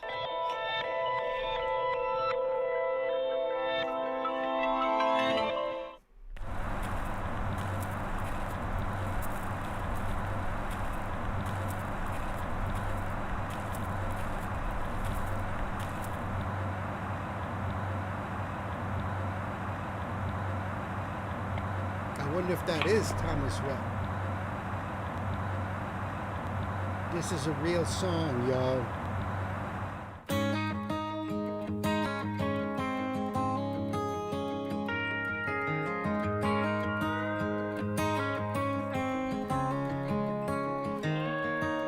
If I could have a beer with Jesus. Sam, is this Tom? You know, that's what I'm wondering, because there was like a little box there. Let me see if I can line this up here better. So that's him in this thumbnail here. I can't really tell if it looks like it could be the same guy. It could be. Let's back it up a little bit here. I could have a beer with Jesus. Heaven knows I sip it nice and slow. I try to pick a place that ain't too crowded, or gladly go wherever he wants to go. You can bet I'd order up a couple talls and tell the waitress to put them on my tab. Yeah, I'd be sure to let him do the talking. Careful when I got the chance to ask. You tell me, how'd you turn the other cheek to save a sorry soul like me? And do you hear the prayers I send? And what happens when life ends? And when you think you're coming back again? Yeah, I tell everyone, but no one would believe it if I could have a beer with Jesus.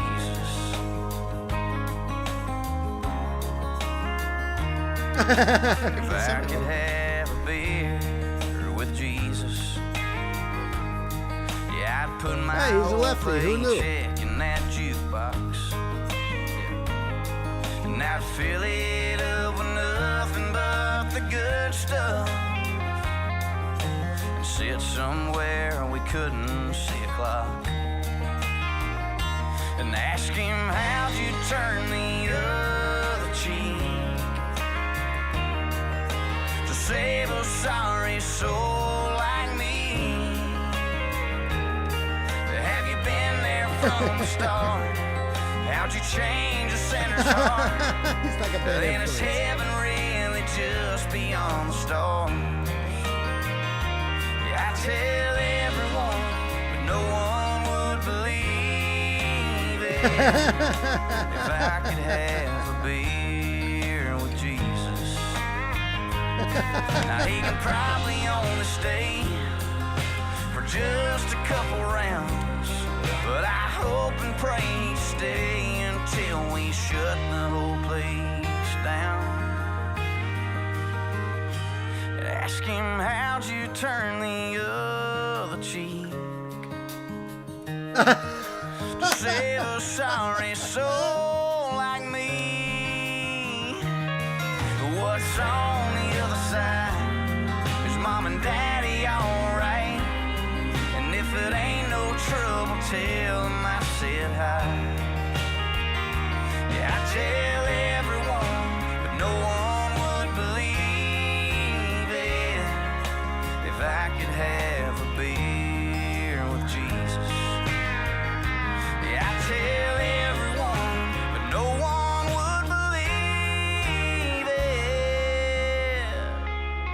If I could have a beer with Jesus. So Sam says the guy in the video here is not Thomas Rhett. The vocals are. It's just a guy that's lip syncing and playing the part. But I think it's hilarious. This is great video. Great video. Looks like they're in Southern California, maybe. Can't tell exactly. If I could have a beer with Jesus. Yeah, I tell everyone, but no one would believe it. If I could have a beer. No trees, so he's hugging the bush.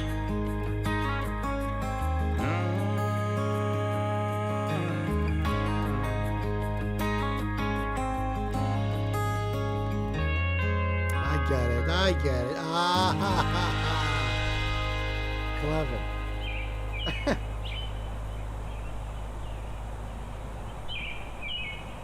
A Cook Street production. AJ Oscarson.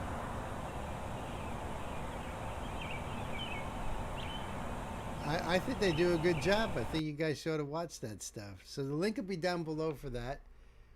How to turn the other cheek. If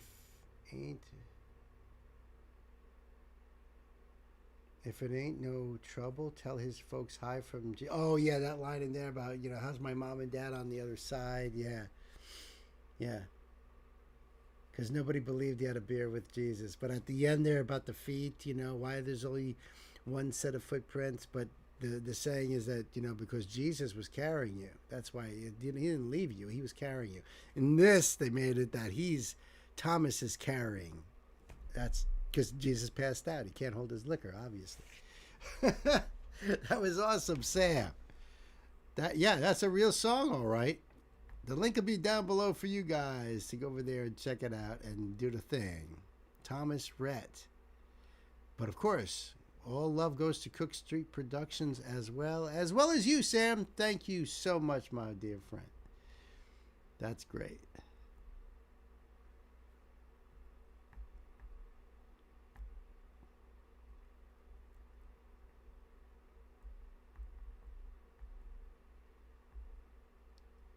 Before I do that, let me get the link here going.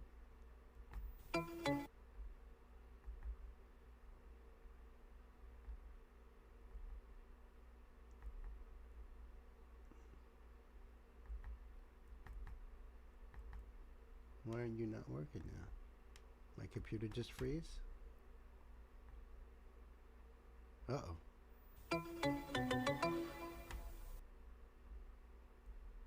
Alright.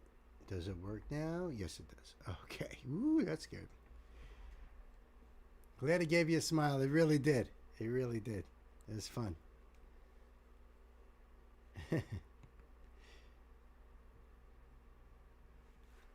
Oh, okay. All right. All right. Okay. I just got to check the inventory over here. 1, 2, 3, 4. 4 more songs. Okay.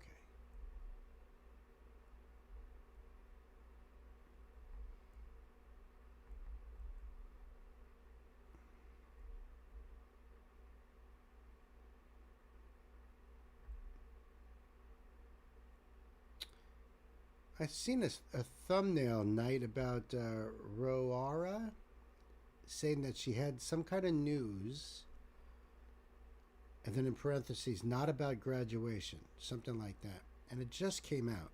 I saw that thumbnail before we started the stream.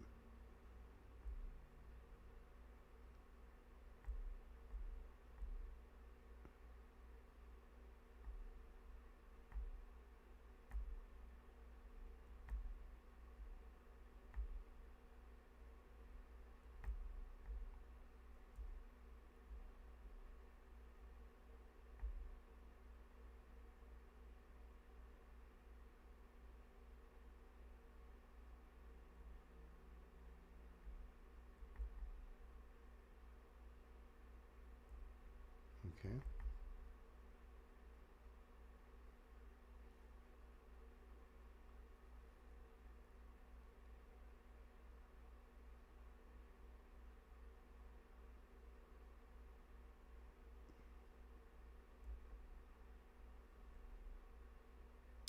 Wow, a lot of new drops here. Holy cow. Sometimes it's like 8 hours ago, 1 day ago.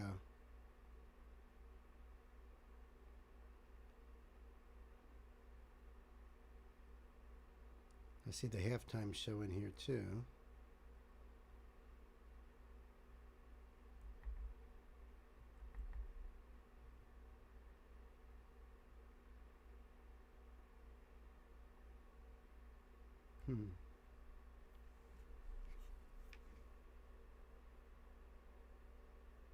Oh, no kidding.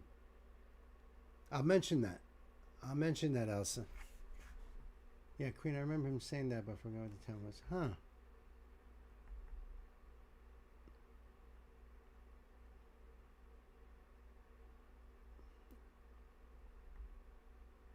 Trying to find that thumbnail for night, but I don't seem to. Of course, they're not going to put it back on the thing here.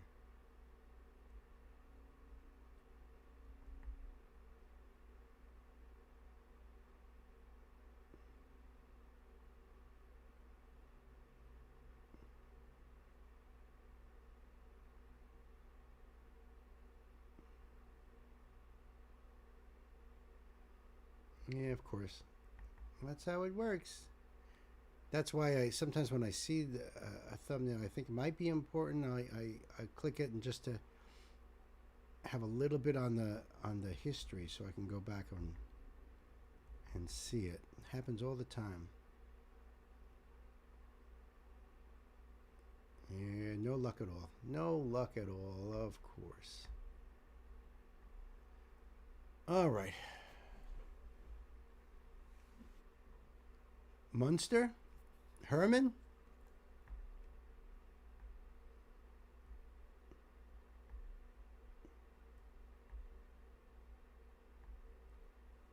One of my favorite cheeses, as a matter of fact.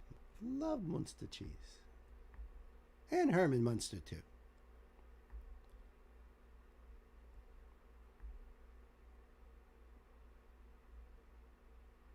All right, so I got to get back to the keynote. Well, it's not a keynote. No. It's a Queen's Decree. Big difference.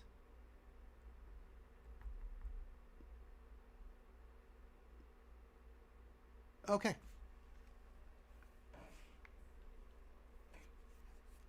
All right. Well, I'm going to say it anyway, and you know, if you guys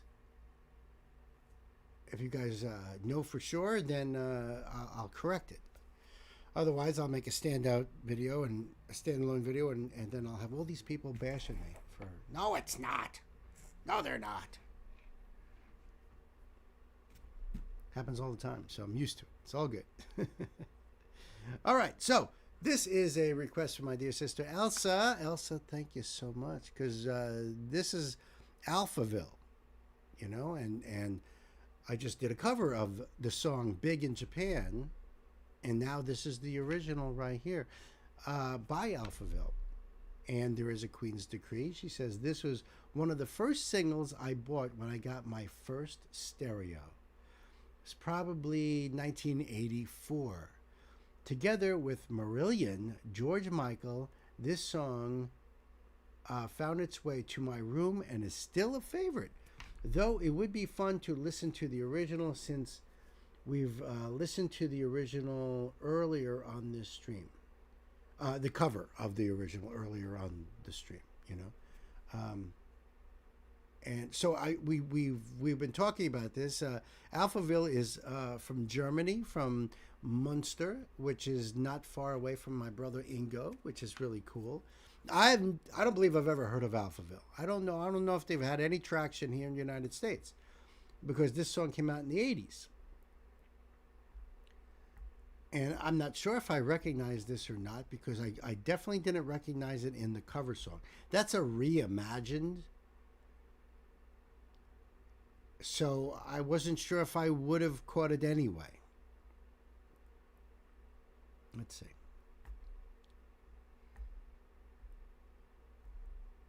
You're watching the official music video for Alphaville, Big in Japan, from the 1984 album Forever Young. Forever Young. We talked about that at one point in time on a live stream. Somebody wanted me to do Forever Young. I thought it was a Rod Stewart song. Turns out it wasn't. It was Rod Stewart changed lyrics. He ended up having to share royalties with the, it was all this whole thing. So, but I don't know if that's connected somehow. I don't know. I don't know. All right, but I'll leave this link down below for you guys to check it out. Actually, let me see. I don't think it said anything really in here, does it? It's got all their links, which is good. 80s hits. Oh, this is for... Oh, the lyrics are down here too. Good. All right, I'm not going to worry about those closed captions. All right, Elsa. Well, let's see what you got here. Well, she's saying this is so 80s. You could almost smell the Aquanet.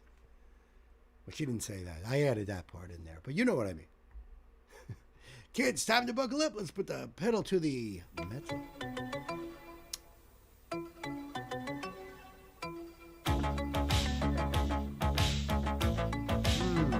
Maybe.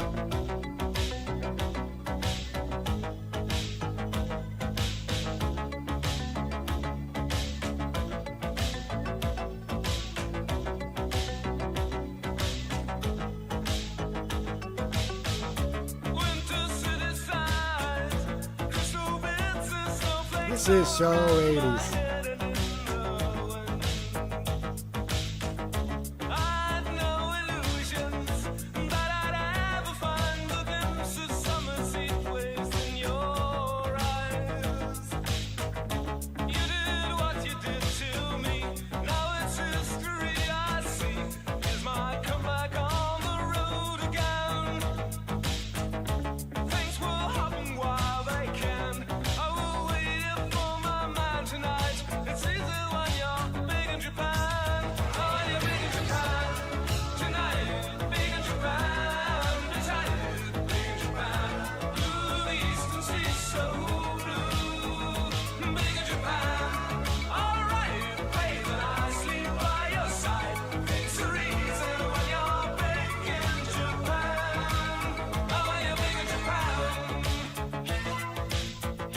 Yeah, I can't say that this rings any bells at all.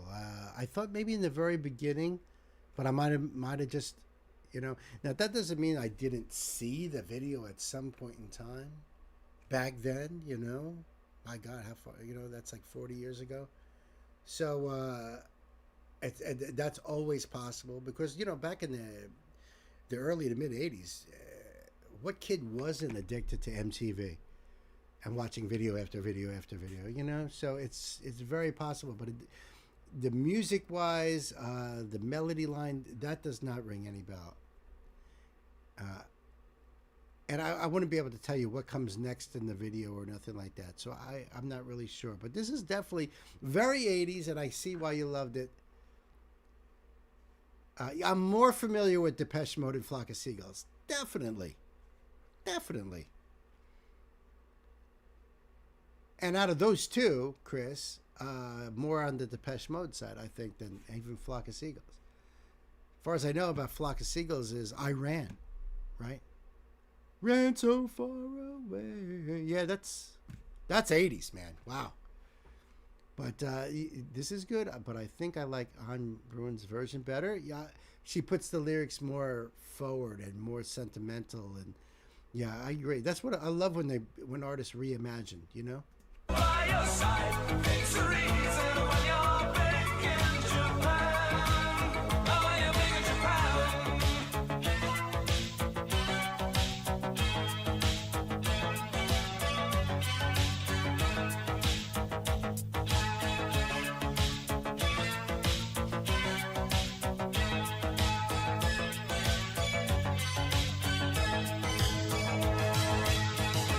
Neon on my naked skin, passing silhouettes of strange illuminated mannequins. Shall I stay here at the zoo, or should I go and change my point of view? Rather ugly scene. You did what you did to me, now it's history. Superpose their faces. Things will happen while they can. I will wait here for my man tonight. It's easy when you're big in Japan. Oh, when you're big in Japan. Tonight, big in Japan. Be tight, big in Japan. Ooh, the eastern sea so blue. Big in Japan. Alright, hey, then I sleep by your side. Victory easy when you're big in Japan. Oh, when you're big in Japan. Tonight, big in Japan. Be tight, big in Japan. Ooh, the eastern sea so blue. Big in Japan. Alright, hey, then I sleep by your side. Victory easy when you're big in Japan. Oh, when you're big in Japan.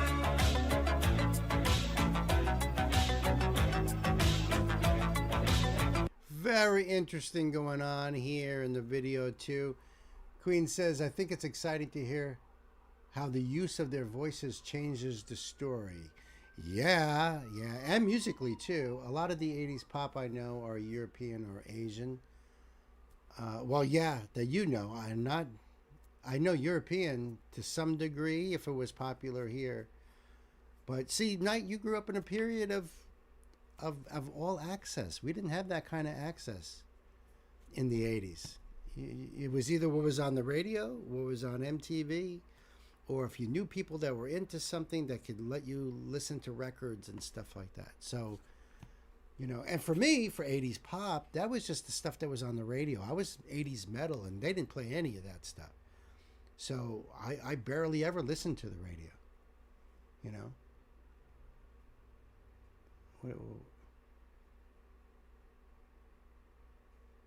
And also you're responding to Gay about loving both versions. They have different meanings and connotations. I agree with that.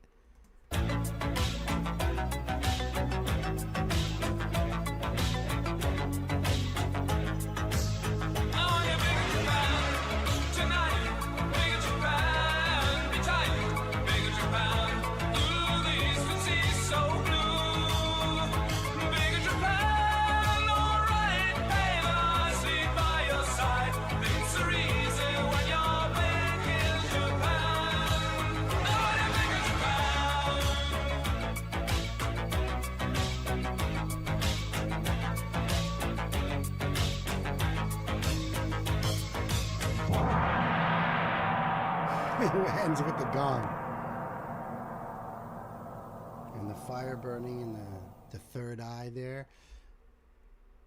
Yeah, I mean, they were showing the girl. She was getting the makeup being put on, but yet when they showed like those backgrounds, it was more like a green screen sort of thing going on. But they were showing like adult strip clubs, you know what I mean, like places like that. So that's weird. Winter's city side, crystal bits of snowflakes all around my head and in the wind. I had no illusions that I'd ever find a glimpse of summer's heat wave in your eyes. You did what you did to me. Now it's history I see. Here's my comeback on the road again. Things will happen while they can. I will wait here for my man tonight. It's easy when you're big in Japan. Oh, when you're big in Japan, tonight, big in Japan, be tight, big in Japan, ooh, the eastern sea, so blue. Big in Japan, all right, pay, then I'll sleep by your side. things are easy when you're big in Japan or when you're big in Japan. Yeah, that was the next verse is I caught like neon on my naked skin, passing silhouettes of strange illuminated mannequins. Because now that you saw the background, it was like the the strip clubs and stuff, and they're supposed to be like on the street. Well, the lyrics are down here in the description box, so easy. See all of them right here. So you can check that out. Elsa, thank you so much. I really appreciate that. I like, I never realized this until doing this channel here, but there's definitely sound or maybe, I don't know if you want to call it trends in singers, but boy, did he sound like an 80s pop or synth pop type of singer. Like a lot of them sounded like him back then. I don't know what it is about the tonality of the voice, but there is a definite style, just like I noticed in the 2000s, the early 2000s, all those rock bands that were coming out, and every one of those singers sounded so much alike.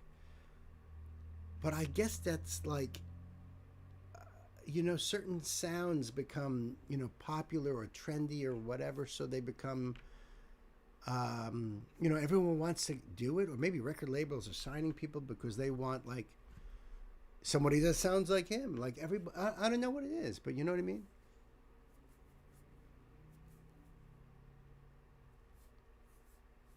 Oh, I got to catch. I caught a little bit. I got to catch up. What is that? I grew up with this kind of music, kind of close to my 80s heart. Elsa says, I get it. Then Chris is like, strip club? Now he wakes up. Yes, those exist.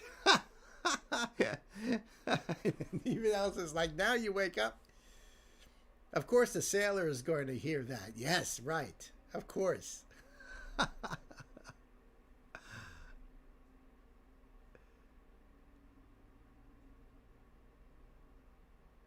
That sort of fits into the thing of metal is all just screaming. Yeah, but that, I know what you're saying there too. That's definitely, when I hear that though, that's from the uneducated. That's the ignorant that just says, oh, metal. Because this is what I used to hear constantly for like decades. For those who were not into metal, isn't that all that, kill your mother, kill your father, kill your mother, kill your father? I swear that's what everyone would say. Is that you guys getting that from some kind of soundbite or something? Why are you all, nobody says that. Nobody does that. Where are you getting that from? That's ridiculous. So yeah, if maybe you heard a band of somebody singing in a certain way and you think, like, oh, that must be all of them. But it's not. There's definitely, well, especially with metal. But for some reason, 80s pop music, a lot of the vocal tonalities are very, very similar. It's weird.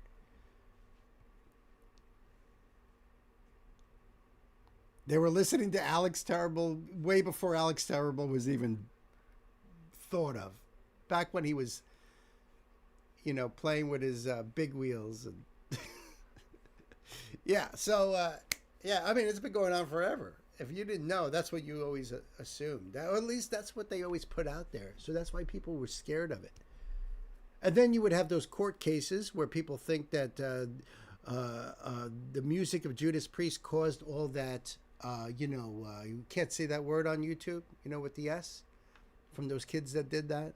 And, they blamed Judas Priest and took him to court. And it's not the first time. They said the same thing with Ozzy, that, his, the one song that he had that had that S word in it, that's what caused people to do that.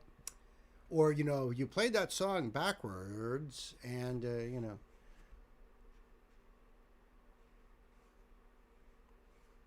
Yeah, because most of the radio songs sound the same. They assume that the same is true with other genres. That's true. That's true. It is ridiculous. Yeah, that's the one, Chris. You know what I was talking about. Yeah, God forbid I say it. And it was totally anti that, you know. And I don't remember what Judas Priest song it was that brought them to court too. But you know, it's they want to point the finger. They want to point the finger at somebody. Yeah, it is a great solo in that song. Absolutely, bro. Absolutely. Metal was always the scapegoat. Kids listened to metal. Obviously, you know, that's why they did what they did. That's, you know, par for the course. Whatever. Just like with country music, too. I mean, how many people make fun of country music? You know, oh, you play the song backwards, you get your truck back, your wife back, your dog back. You know? So there's the stereotypes, the archetypes of music that people latch onto. Now, I will tell you this. I think a lot of modern country guys, male singers, have a certain style to their voice and a certain range that they sound a lot alike. They do. They just sound... And I'm saying this from a musically trained ear.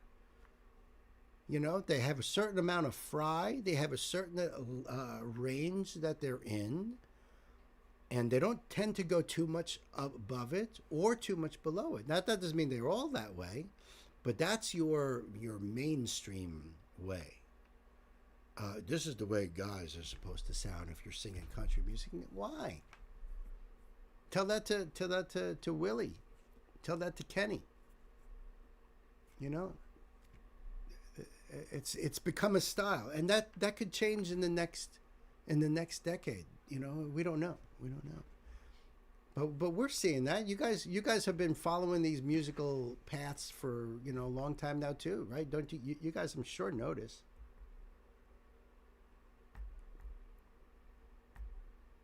I consider all you guys musical historians. As you know, everyone's got their own little niche and stuff, so we all share our combined knowledge.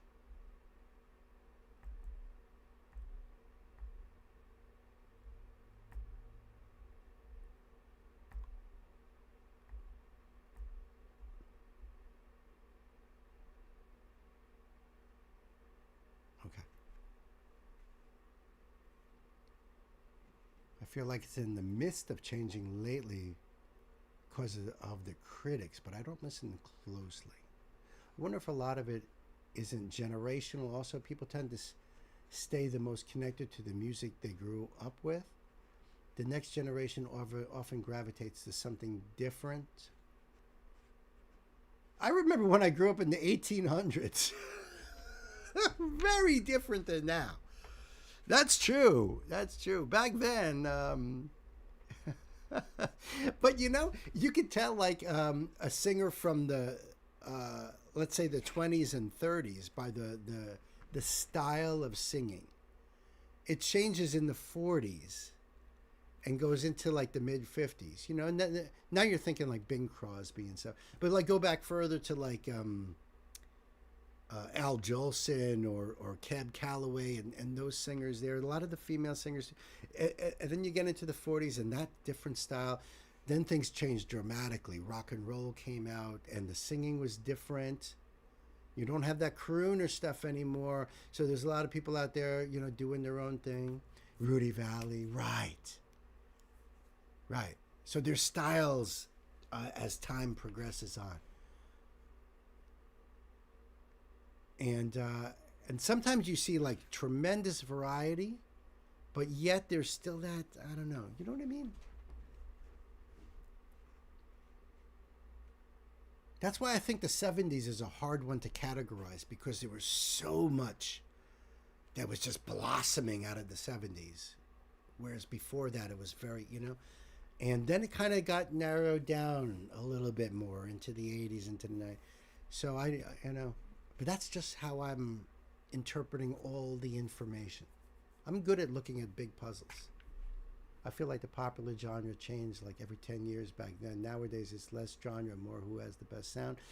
Let me tell you something about that, my friend. I can tell you this from my experience of living in those times. It feels like if you look at a lot of decades, the beginning of the decade, toward the end of the decade, any decade, going up until almost modern times, at least the 20th century, the decade starts out with certain styles and bands and stuff, and then ends in a very different way. You could take any of those decades and be like, tremendous growth. The beginning of the 80s didn't sound like the end of the 80s. Same with the 90s. I've noticed less of that in this century. It's hard for me now to tell what's early 2000s, what's the 20 teens, and I'm not noticing that drastic of a difference between the beginning and the end of any decades in the last 25 years. Maybe you guys are, and you can point those things out to me. I'd love to hear it. I'd love to hear it. It's a definite 70 sound, 80 sound, 90 sound. Right. Then after the 90s, it's harder for me to discern sounds and styles. I can hear a song now that you guys, it's new to me, but it's 15 years old. And then I'll hear that same band play a brand new song, and I don't really hear much of a difference. Like, same. But look at the 90s started out with grunge in the beginning. By the mid 90s, there was no more real grunge. Definitely by the end of the 90s, nu metal was a thing. More hip hop. And there was like that growth, the evolution. I don't really notice much of an evolution. It's hard to point out a certain style in the 2000s because everyone just follows what's established in the past. And that's not even established in the past. It's established what's now, what is selling now. And I think this has a lot to do with record labels, and it has a lot to do with even the use of things like Pro Tools to record, where music doesn't breathe anymore. It's very regimented. Then there's the we got to get these on the radio. There's a certain time limit. There's a lot of things like that. Let's get into this next one here as it's getting later. This is a request from my dear Night Spearhead. This is Iron Mouse featuring Narissa Ravencroft, I love her voice, and Elizabeth. This is Alicia Luminaire is the name of the song. And the keynote says, originally performed for a fantasy video game called Claire Obscure Expedition 33, a French video game inspired by the classic Japanese RPG style game, a role-playing game. The two songs, Alicia and Luminaire, are the two songs. This is how it's written. I'm just going to read it how it's written.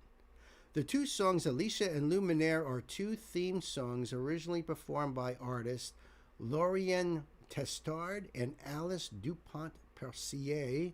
The game was launched earlier this year and was a hit success.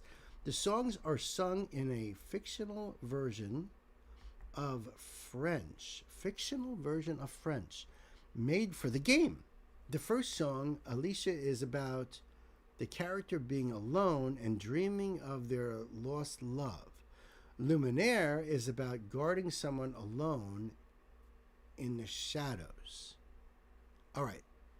I think I got all that, right? Thank you, Gay, for that link. And when did this come out? Oh, only 22 hours ago. No wonder why I'm watching the numbers spinning. Right here, the likes just shot up. So, or at least, I was watching as it was motion capture production.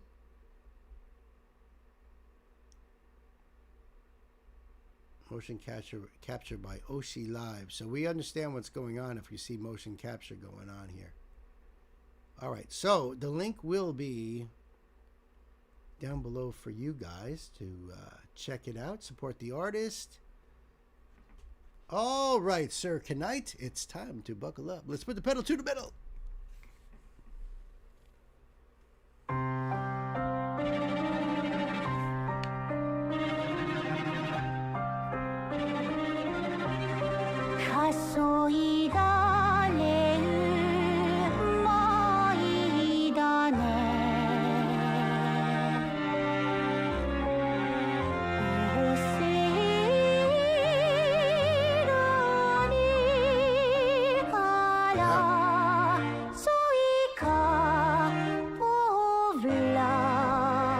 think she said Savla. Did she say Savla? Did you guys catch that? I'll post the lyrics in Discord. Thank you. Thank you. I don't know. It didn't sound like she said Savla. And beside that, what the hell does Savla mean?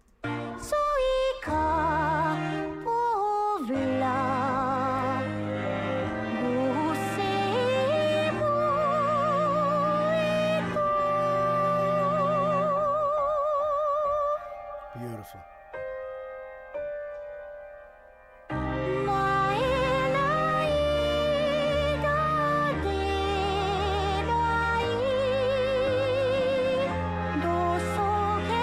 Now it's in Russian. So this is the pseudo French that's being used in the game. I'm thinking, right? But it's hilarious that actually a Russian word just popped up. I don't think she's singing. I could be wrong, but I don't think she's singing in Russian either.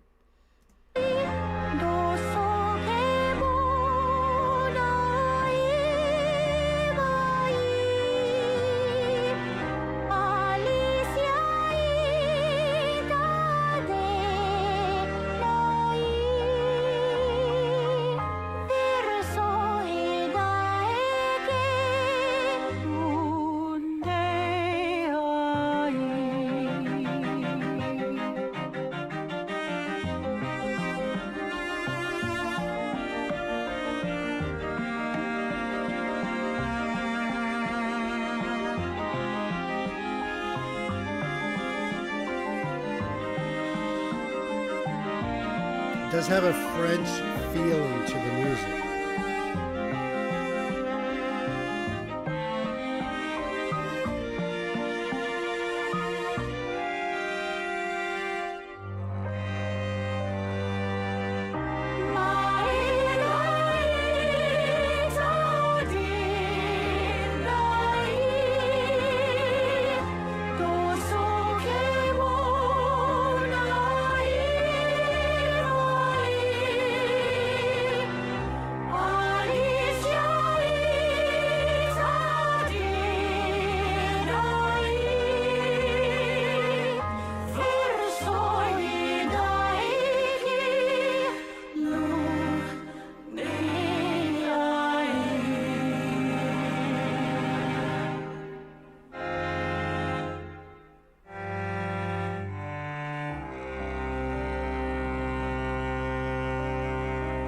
Man, I love the music in this too. So, who is the one with the fire chest? Who is that one? I don't recall. I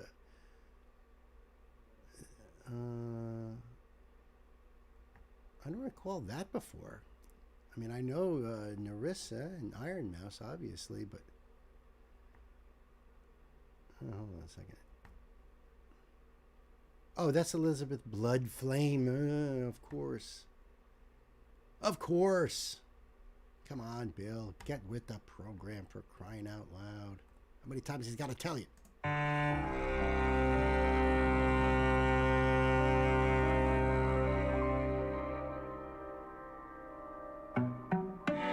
That's the end of the first song, and now we're into the second.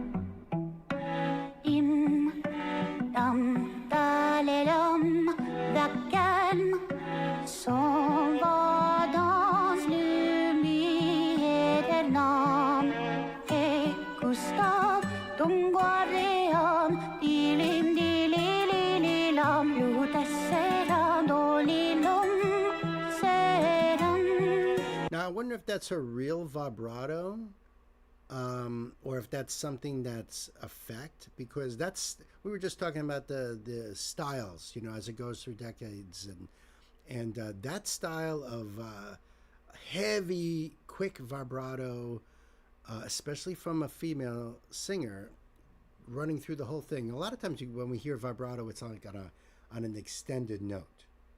And sometimes that singer might just put the vibrato in at the very end of it, or keep that little bit of a flutter at the end. But that style of singing was very popular in, especially in the 20s and the 30s, of that very quick vibrato all the way through.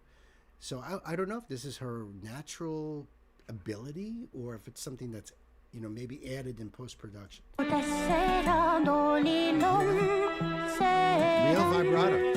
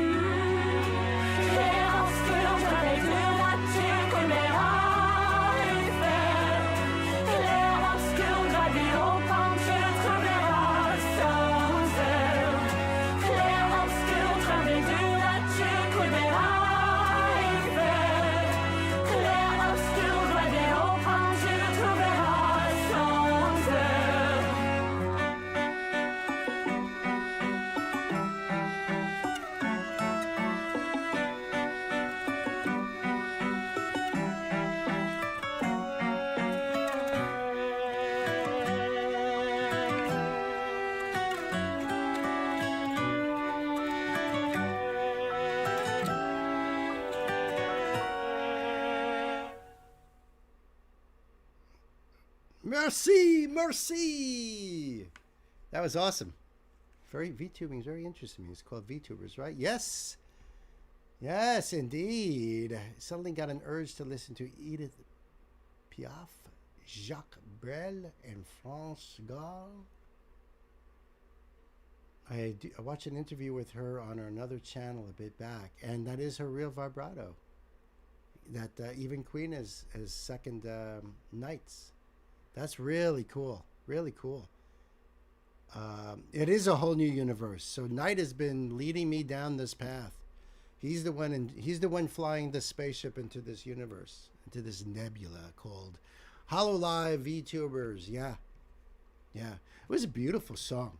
Absolutely beautiful. I love their voices together. I love the music behind it. I'm totally into that stuff anyway. You know, it's just really, really well done. So thank you so much. Thank you so much, my dear friend. I love talking pseudo-French. I do it all the time with the animals. When I say to my dog, you gotta go wee-wee. You gotta do the wee-wee. Soc les bleus. J'entends les danger, les pongolais avant franchement mon mille va. Sinon les poconies. They don't understand real French anyway. What the hell do they care if I'm making it up? They purr. They're having fun. Or the dog is like, yeah, I'll do the wee-wee. I said, the wee-wee, the poo-poo. And she said, wee-wee. I say, merci beaucoup. Thank you, my friend. I really do like that. The link will be down below for you guys. Go over there and do the thing. And support. Iron Mouse, Narissa Ravencroft, and Elizabeth Bloodflame.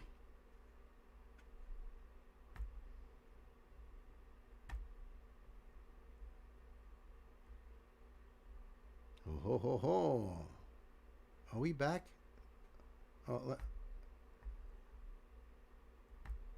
hold on a second now.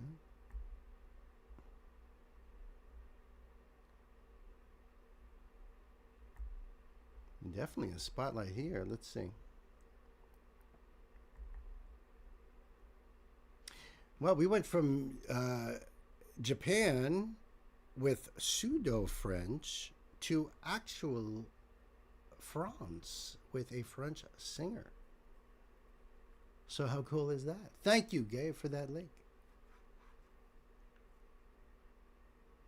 You are down with the lingo.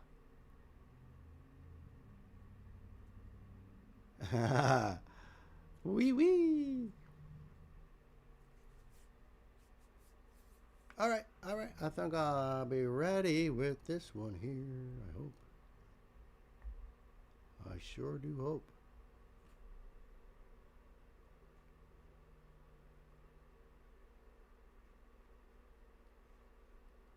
All right. So this is a request from my dear sister Elsa. It's a spotlight. Name of the artist is Indela, and the name of the song is Dernier Danse. Dernier Danse. And the Queen's Decree says Indela, real name Adela Sadrea, is a French singer-songwriter known for her dramatic, cinematic pop sound. Before going solo, she worked behind the scenes with several French artists, but everything changed when she released I'm sorry, I can't pronounce it. I don't know if it's Dernier Danse in 2013. The song became a massive hit thanks to its haunting melody, emotional vocals, and lyrics about feeling lost, judged, and pushed to the edge, yet still finding the strength to rise again. It's basically the ultimate main character walking through a storm in slow motion anthem, probably shaking her fist. A powerful debut that turned Indela into an international name almost overnight, except in the United States because we suck. Closed captions work on this. Okay.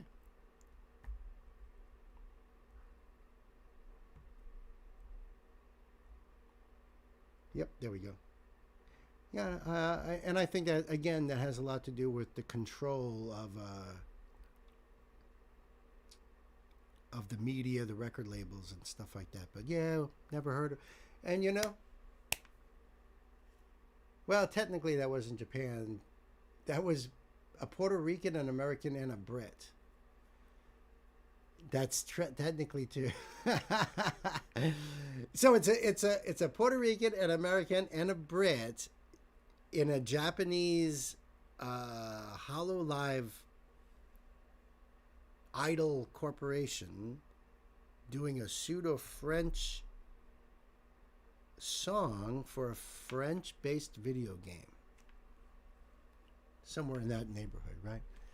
Okay, so yeah.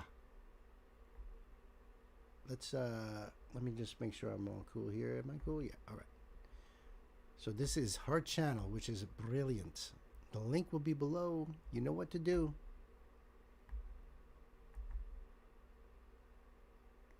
Extract from our iconic album Mini World, available first time on vinyl. This came out 11 years ago.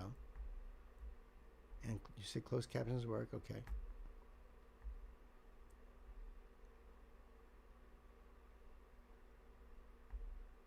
So what do you know what that means? That word means dernier danse, some kind of dance.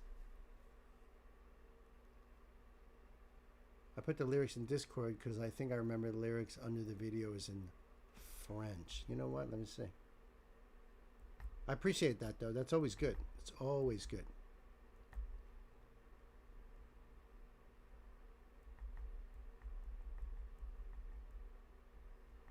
Let's see.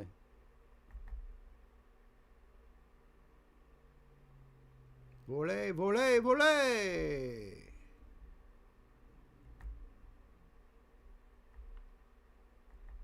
Fly, fly, fly. All right. It looks like I was able to translate it. Boy, that was rough. Glad you guys hung out while I trudged through it. So we'll check out some of those lyrics afterward here. But the closed captioning works, I'm told, right? So all good. Dernier means last. It means last dance. Although it's not the last dance. We've got a couple more songs after this, but I get the idea. All right. Elsa, thank you so much. Kid, buckle up and put the pedal to the metal.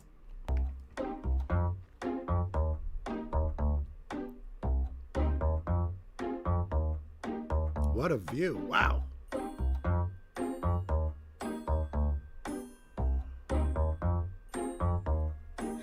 Oh ma douce souffrance, pourquoi s'acharner, tu recommences.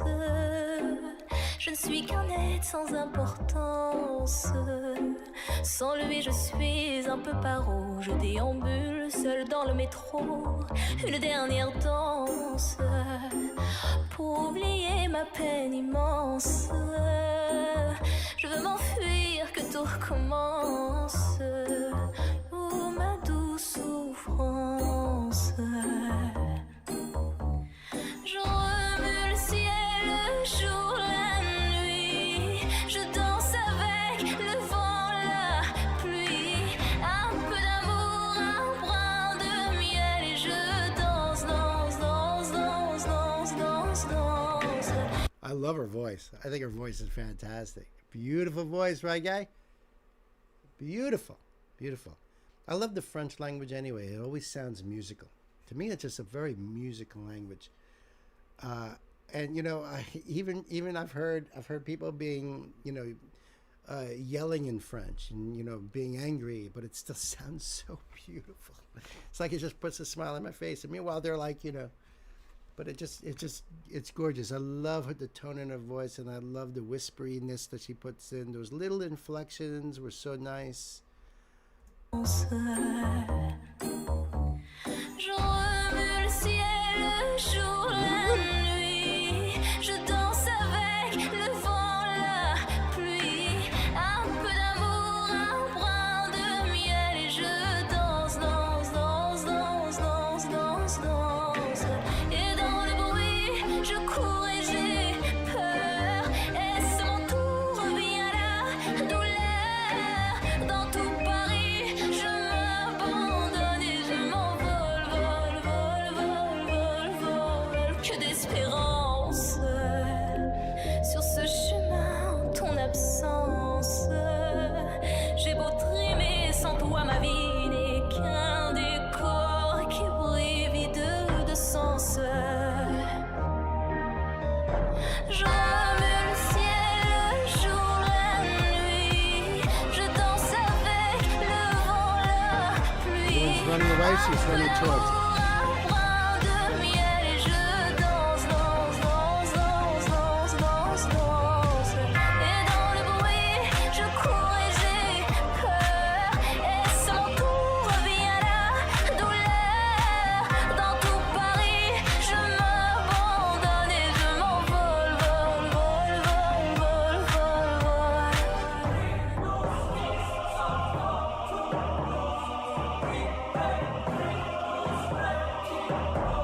I like that.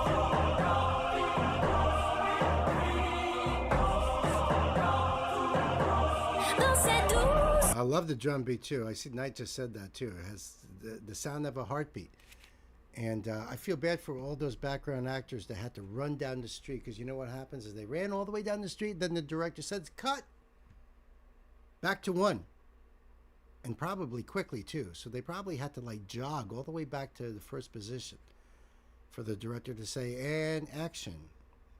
I wonder how many times, you know?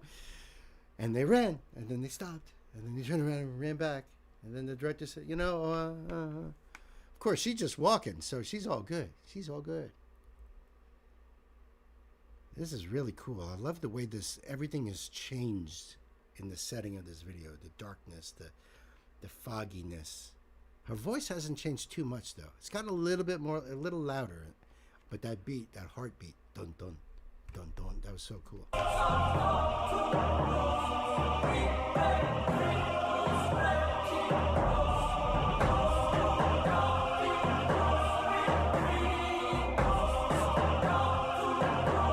Dans ces douces souffrances dont j'ai payé toutes les offenses, écoute comme mon cœur est immense. Je suis un enfant du monde.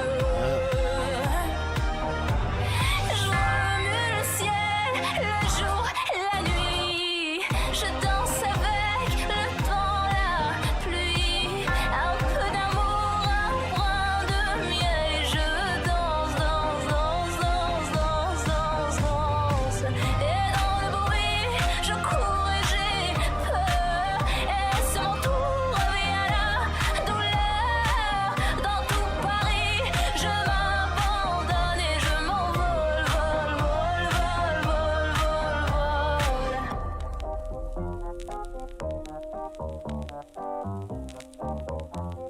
Listen to that bass line. And the little scratchiness as though it's on a turntable. Indala. I loved it. Oh my God. Background vocals too. Yeah, I'm sure it's all her. Oh, absolutely. Absolutely. Oh my goodness. She's got such a beautiful voice. Such a great voice.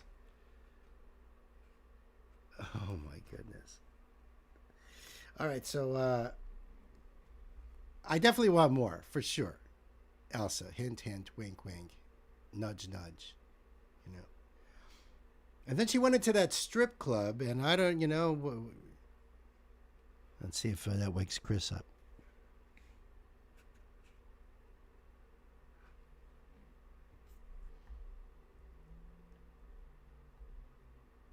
I know this is AI, so I wouldn't do it on this channel here, but I noticed the Portuguese flag, and it says, if Portugal's national anthem was an anime opening, symphonic folk metal. It just came out 2 hours ago. I'm tempted, but no, I'm not going to do it on this. Strip club. Doink, doink.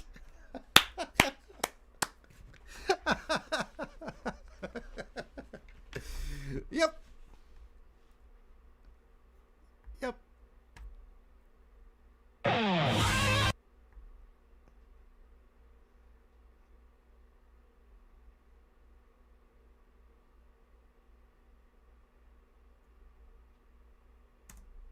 Okay.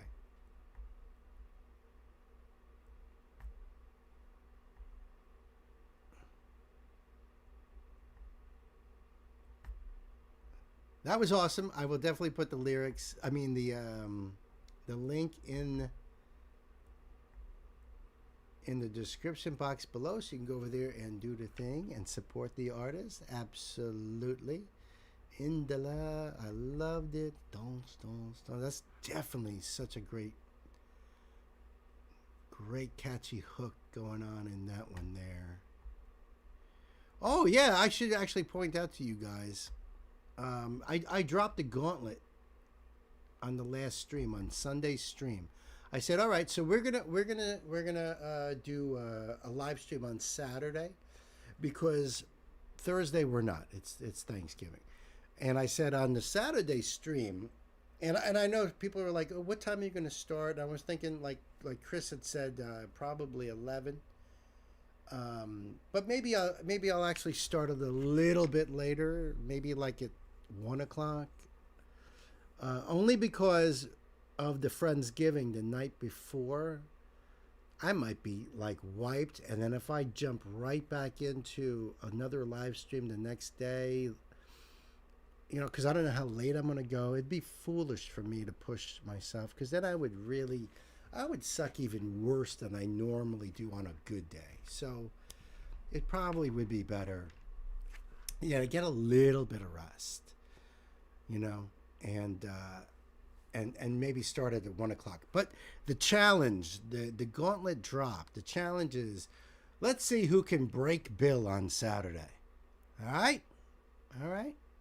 Think anyone's got the chutzpah? I'd likely be late to that if it started that early. Oh, well, there you go. There you go. So we could all get a little extra rest. You know? So I think 1 o'clock is a good idea. But after John hit me up with on Friday's stream, John broke me, but then Turk with the band The Beards destroyed me. And it wasn't even just the song, the video. It was, I looked up and I see that Turk said that the Beards have made 3 albums all about beards. And I freaking lost it. I absolutely lost it. So that's my challenge to all you guys. I'm not saying you have to. I'm not saying nobody has to do nothing, no how, no way, no when. Understand? But let's see who can break me and laugh or cry. I would prefer the laughter part. Although honestly, sometimes they're not much of a difference. Because I had tears rolling down my face and I was almost on the floor. I mean, my face was red. I was laughing so hard. You know, if you want to make me cry, that's up to you. Why not both? Right. Yeah, that could definitely break me. I'm laughing and I'm crying. You have one in mind? All right. On the laughter side or on the crying side? Or maybe just both. I don't know.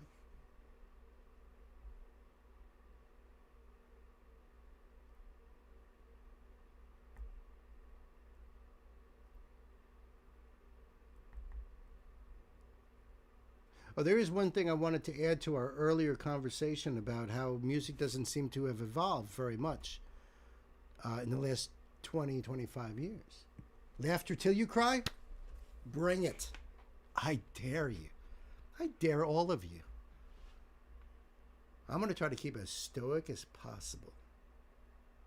I'm going to try to keep completely under control. So, you know, I dare you. I double dog dare you. Don't make me say it. Don't make me go to the triple dog. But what I was going to add to our last conversation is, think about this. At least here in this country, practically every radio station is owned by 3 or 4 companies. That's it.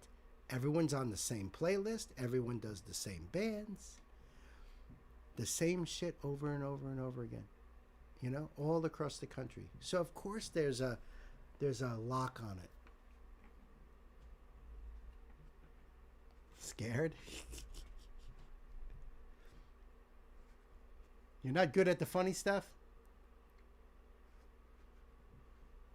And like I said, nobody has to. Nobody ever has to do anything. You do you, gay and night. Whatever you do whatever you want. You know? If you happen to find something that you think that will tickle the old funny bone, then throw it out there. You know, I don't know. I'm not talking about a comedy bit. I'm just talking about a funny song or something that, you know, I don't know. Could be a sad song like Elsa mentioned. That could also be there. I don't know. It's just out there for y'all. You know, we'll see what happens. Okay? This is a request from dear Night Spearhead, my brother. This is Hagani, and this is the song Brave. This is also live, too. What an incredible band this band is, straight out of Japan. But there is a connote here. This song is off their 2020 album titled Episode 0. This version of the song is of them performing it in their 2024 tour titled Phoenix Journey. Though it's one of their most recent posts on YouTube, this is their 4-person lineup I showed you on Friday. Okay. As a reminder, it's Sakura on guitar, because I know I don't have them down yet. I definitely don't have them down yet. Sakura on guitar, and Sayaka on bass, and Yuna on, is it Juna, or yeah, it probably is Juna. Juna, drummer. Nagi on Vox.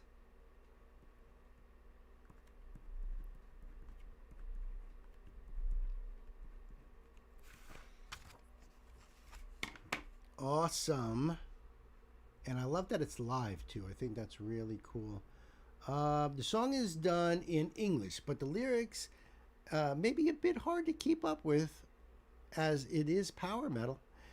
They are in the pinned comment if you are interested. Oh, all right, that's cool. Good to know. Thank you for that. Because I would have just looked at the old description box and been like, oh, well, there's none there. There's no closed captions. Let's see.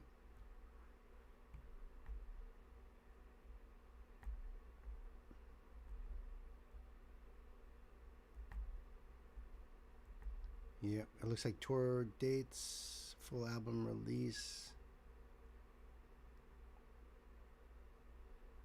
Oh, and yep, there's the lyrics down there. That's good to know. I will leave this link below so you can check this out yourself and support the band. That's what it's all about, right? All right, Mr. Spearhead. I think it's time we buckle up, put the pedal to the metal. Let's do it! Nice.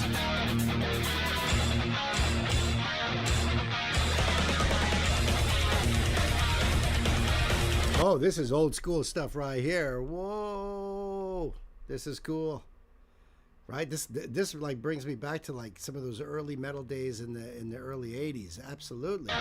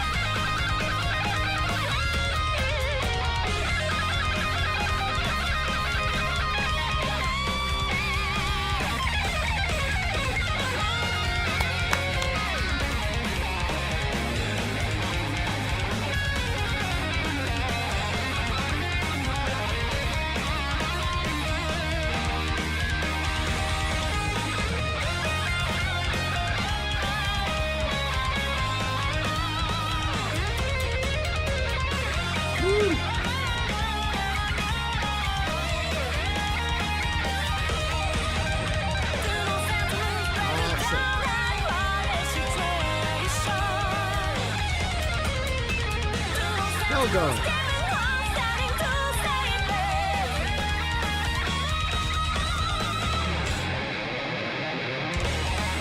Now I'm wondering if this is it's got studio elements on top, because they are a one guitar band and you're hearing a rhythm guitar behind the solo. So yeah, sure, it could be pre-recorded and put in there. That's the downfall of having a one guitar, and you know they go to do the solo and there's a rhythm track underneath it. That's something you hear live, you know. But and you could tell, like if you listen to like I don't know, Ozzy back in the day, or Black Sabbath or something, it sounds different than the recording because there's no rhythm guitar underneath, unless of course the singer picks up a guitar and now, you know. But in this case, it could be added in post, or they have a track while they're playing live. I'm not sure. She is phenomenal. They are all phenomenal. Chris says that Juna is a beast on drums, no doubt about it. I think they're all incredible. I believe like June, yeah, Juna. That's what I thought too. I believe studio edits cause the live audience usually ends up in it at the end only. Well, so you could record live with microphones on this, you know, facing the stage or whatnot, like when we heard that Within Temptation song, or it could come off the soundboard because everything's going through the soundboard. So you're not going to get you're not going to get the crowd cheering and stuff like that. They might have microphones just for that, and then they can put that in post production. But so this could be a combination of different things. Whatever they're finding is like the right, or sounds the best. They sound awesome. I know that this is live for sure.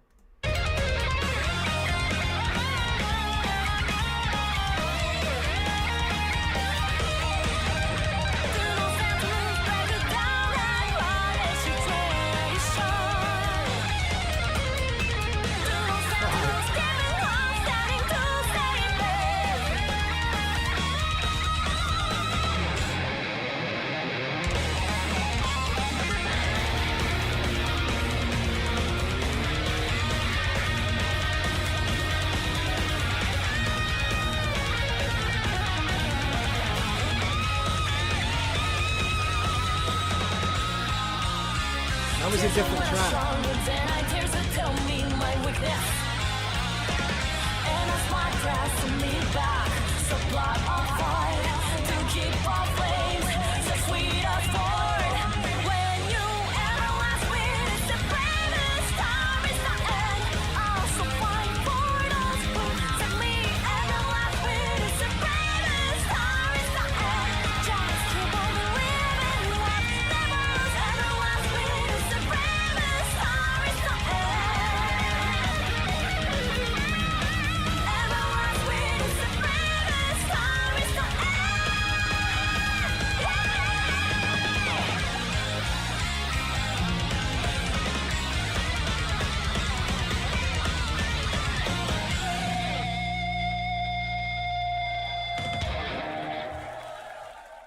Yeah, I think it's probably the studio thing there. There was leads being played where you didn't see her fingers on the fretboard playing that part. You saw her playing the rhythm part, but there was definitely that lead part there. There was also a harmony, a twin lead harmony going on that you could definitely do it in the studio.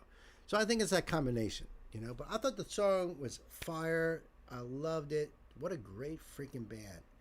I put them right up there with the bands that you guys have shown me, with Love Bites, Bandmade, Hanabi, just fantastic, just fantastic. The link will be down below for you guys. Actually, before I do that, let me try to peruse these lyrics here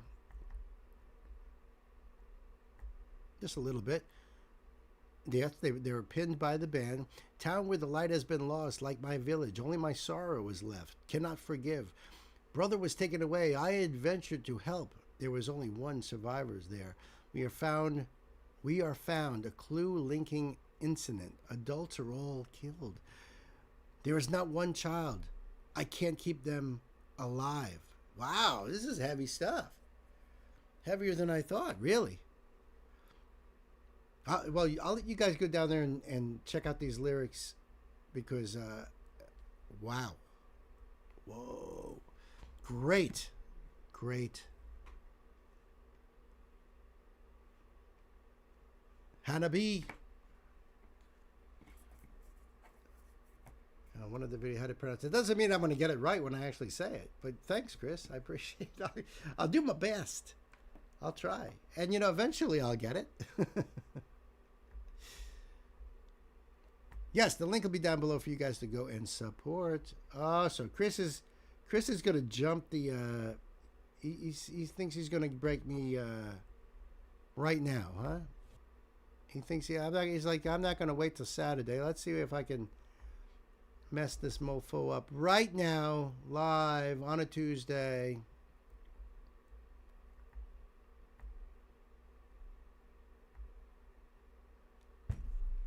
Dislike to full smell. Okay. Yeah, I like the title. All right, so.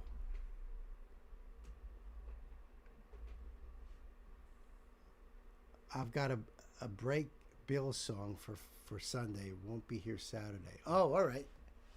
Thanks for the link, Gay. And by the way, what up, Ingo? I saw you pop it in there. I did see you pop up in there. 4 syllables? How could they have 4? Hanabia?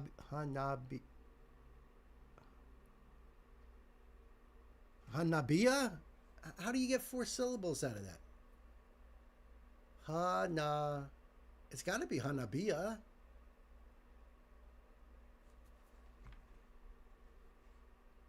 Yeah, definitely send me that video because now I'm like, what?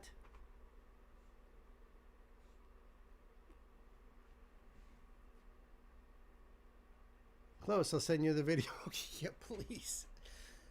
I cannot figure out how you get 4 syllables out of that word. So I'm dying to get that. And I'm going to write it down phonetically in a big black magic marker. And I'm going to stick it somewhere in the studio here. And, you know, Hanabia. Hanabia.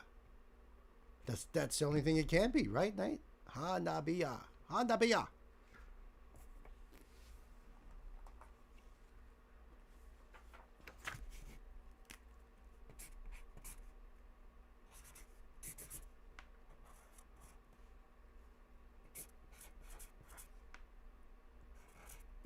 Hanabia. Or is it eh? Hanabia. Last syllable is long A. Hanabi. Ah. Hanabi. Ah. All right. Well, start requesting them so I could practice. Well, that's true. It is sometimes hard. That's very true. This, however, is not Japanese. So this is a request from my brother Chris O. See how I'm messing things up. This is a request from my brother Chris. This is Nanowar of Steel. And the song is called Pasadena 1994. It features Yoakum Brodin from Sabaton. I love that dude. Love that dude. So there's only a little tiny snippet of a note. It's the 3rd single from the 2023 7th album, Dislike to False Metal. Yeah. Nobody likes false metal. Blah. Blah, blah, blah. So there we go. And an extra blah for all of you out there who like false metal. All right, so there we go there. This came out 2 years ago. Live album 20 Years of Steel. Out December 6, 2024. They have their tour dates here, at least back in... Oh, this is actually from 2025. Okay, credits. Music. Okay, all right. We'll see what happens when I put on the closed captions. So kids, I think we're ready to go here, huh? Net of War, Steel. These guys are awesome. So thank you, Chris. And we do need a Japanese yokum. That's true. It would be, how would you say that in Japanese? It would be Jo Akaim. Ah. Something like that. Gotta, oh, really? Oh. Excellent. All right. Chris, I think we're ready to go here. Pasadena, 1994. Kids, time to buckle up, put the pedal to the metal.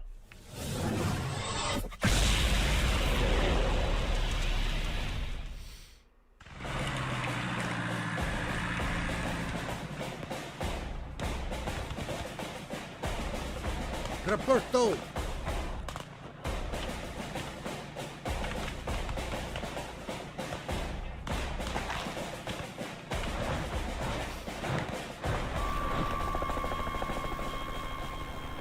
Pasadena 1994, let's fight on the heroes sent to war. Oh, yeah. Pasadena 1994, for the glory.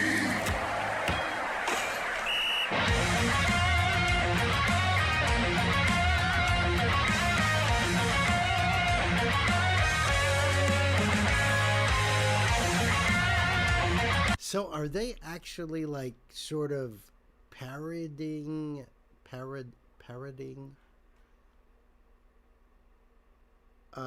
Sabaton, but with the singer from Sabaton?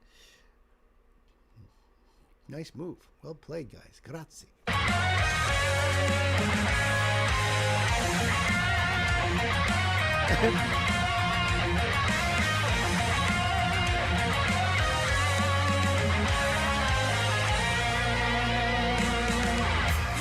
Soldiers marching under the sun on fields of green. Is their last battle, death or victory?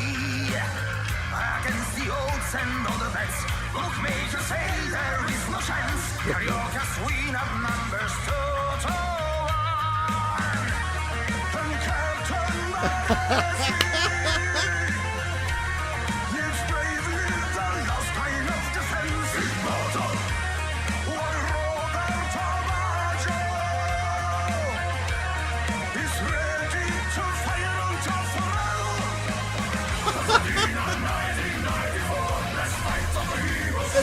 Classic. Now this is the way the game ought to be played, right? Come on, guys. This would have made a great April Fool's video, no doubt. Of course they are. I love it. So this battle, this war, is really just a football game. Brilliant. Sandbags and gear and everything. M16s, the whole works. That's cheap. I didn't touch him.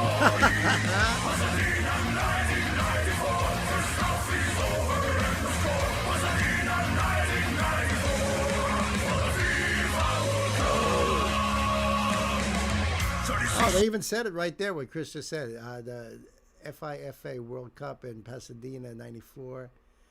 And it's technically true. Well, they were, you know, they wanted to sing the battle score. You know, this is great. 36 degrees of fire, 70% of humidity, Castel Santos Angeles, it's a jumbo screen.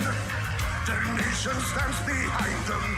Cutting up short, dignified to defend their honor of the VGG.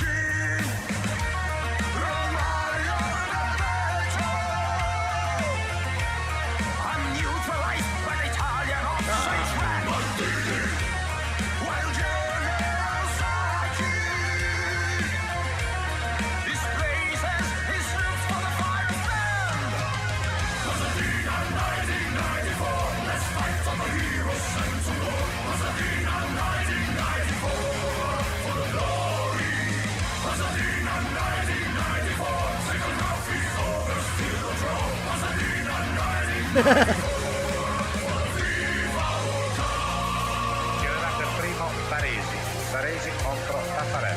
So this is real, you're saying, right? It's pretty much true. Oh, I'm glad you watched that Alphaville, right? 36 degrees of fire refers to game temperature 36 Celsius or 97 Fahrenheit. Wow. In 1969, El Salvador and Honduras actually went to war for 100 hours. The results of a football match being what set the fuse. Oh my goodness. That's crazy. Yet Brazil defeated Italy in '94 World Cup final. That is so cool. That they're going to make a video about this in the style of Sabaton. Oh, I love these guys. This is so great. That's probably the real.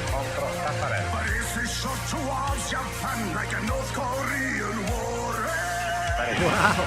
Errore di Paresi che calcia altissimo.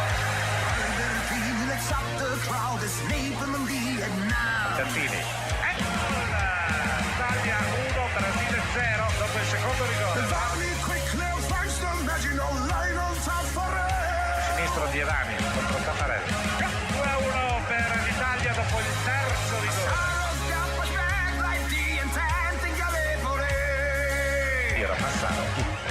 Para Taffarelli centrale.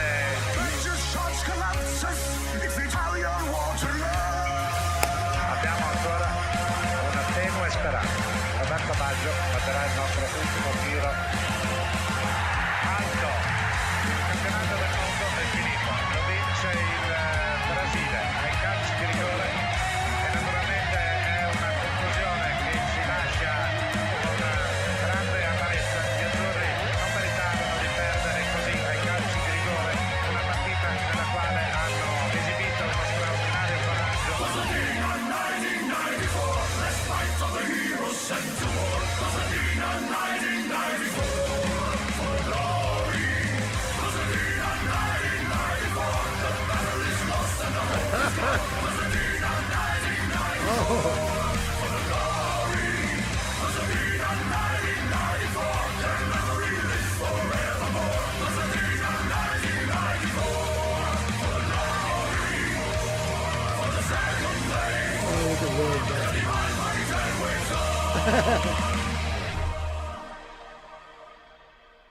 It was an epic battle. The crossbar in the sky will never be high enough to prevent the smallest man from throwing his heart over it. Roberto Baffo. There you go. And yeah, completely in the style of Sabaton. Completely. Most liked comment in original video, non-Italians. This song is hilarious. Italians, this is the most tragic song ever recorded. Absolutely. Yeah, Roberto Baggio went from a national hero to the one to blame in 1 second. He was never the same after that missed penalty. Wow. So that was an epic game. Made immortalized by Nano War of Steel. Thank you so much, Chris. I appreciate that. I appreciate the history lesson here. Poor guy. Poor Roberto. Oh, my goodness. That was great. That was really great. I'm just curious, like, you know, a little on the...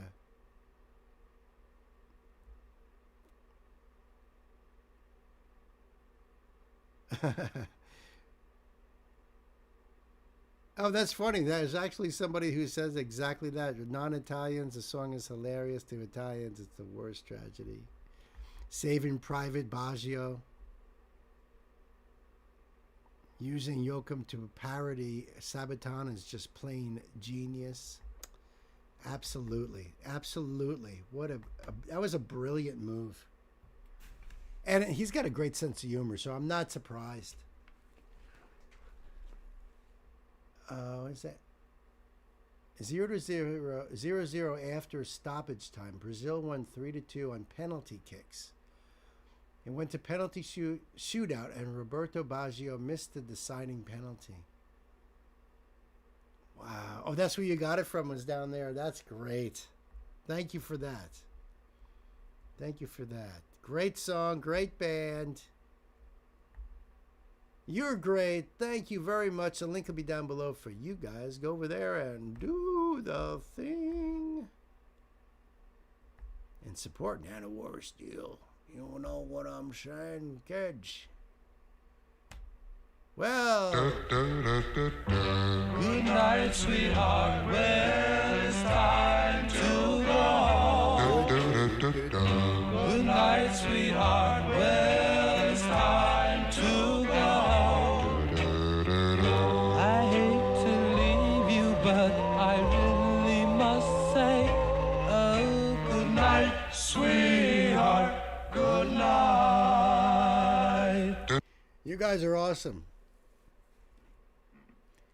Joachim is a comedian, another timeline. I have no doubt about that. I have no doubt about that. He's great. We're at the end of another great stream. That's right. Thank you, everybody. Big thanks to the mighty mods, Gay and Chriso. Kicking ass. And I'm going to give that same kudos to Ingo, even though he's been popping in and out. But Ingo's been working his ass off. So let's everybody cheer on Ingo. Everybody. Where's Sam with all the fire emojis? Oh, that's true. Yeah. Yep. So we got Elsa, we got Gay, and we got Chriso modding, and you guys have been awesome. Thank you so much. Ingo, thank you for popping in here and there. And all you guys, Knight, and I know Sam was here for a little while. I think I heard that Ashley was kind of in and out, and who else was here? Cloud Rise, right? Making you blush. No, I cannot forget. I would never forget my dear Elsa. She is the best.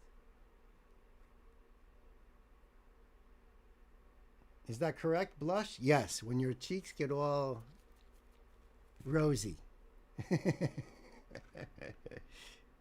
Oh, that's right. Lion popped in too and got to do his new song, which was so cool. That was a great one. No, all these songs were so awesome today. Thank you, everybody, so much. Don't forget about Friendsgiving. No stream on Thursday. The stream will be on Saturday, Ingo. Saturday. I think I'm going to do like from 1 o'clock on. And the challenge is who can break Bill. It was a good attempt today, Chris. That was good. That was funny.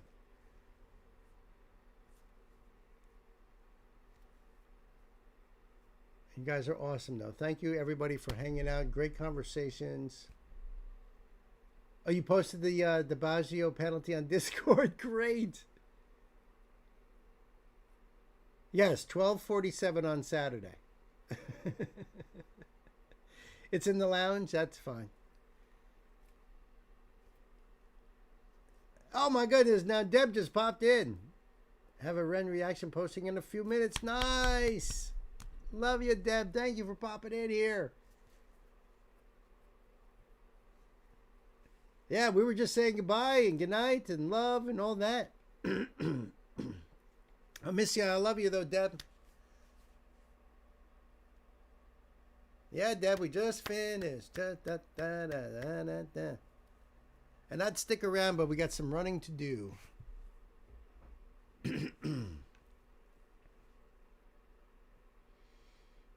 Thank you so much, everybody. Seriously. And all your wonderful requests.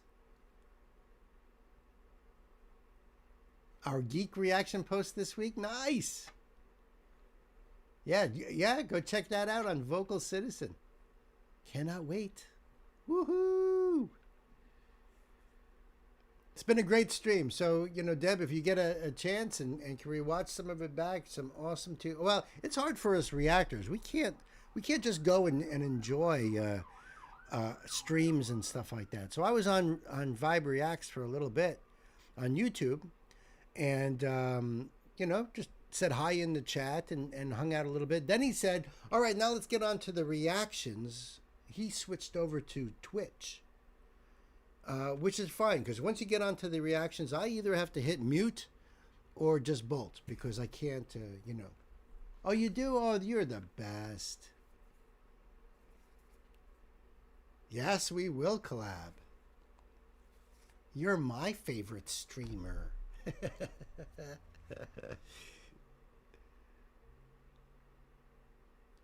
That's right. We're part of the Guardians of the frickin' Galaxy, and kicking ass all around the galaxy. Me and my friend Deb over here. All right, guys. You guys be good to yourselves and each other, and have a wonderful, happy Thanksgiving. Those of you here in the States who are going to have a Thanksgiving. But we'll be, you know, we'll be giving thanks to all of you guys. And remember, Friday night, 4 o'clock Eastern Standard Time, we start Friendsgiving. Deb, listen, if you wanted to participate, you can either email me a couple links and just put Friendsgiving in the subject line.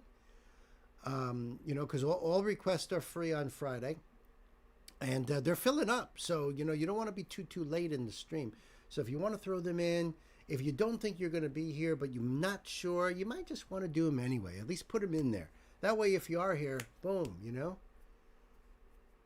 Or you can do that in Discord too. Yeah, I actually have that written down. Paradigm of Mindless Hope. Yeah. The whole groovy crew, love it. Yep, there's a Discord link right there too. You could always go onto Discord and put it in the Friendsgiving box that's right under where it says lounge. You could always put it in there too. And you know, have a great holiday, be safe out there, and we'll see you guys on Friday. You guys, you're the best. All right, the best, the very best. Discord doesn't like you, well, just email me then. bemusingbill@gmail.com. I know you got my email. And you can put those links right in there, put Friendsgiving on there, and either myself or one of the mods will put them into our thread, you know. And hopefully we'll see it. It's going to be a good time to be had by all. Right, everybody? Love you guys. See ya.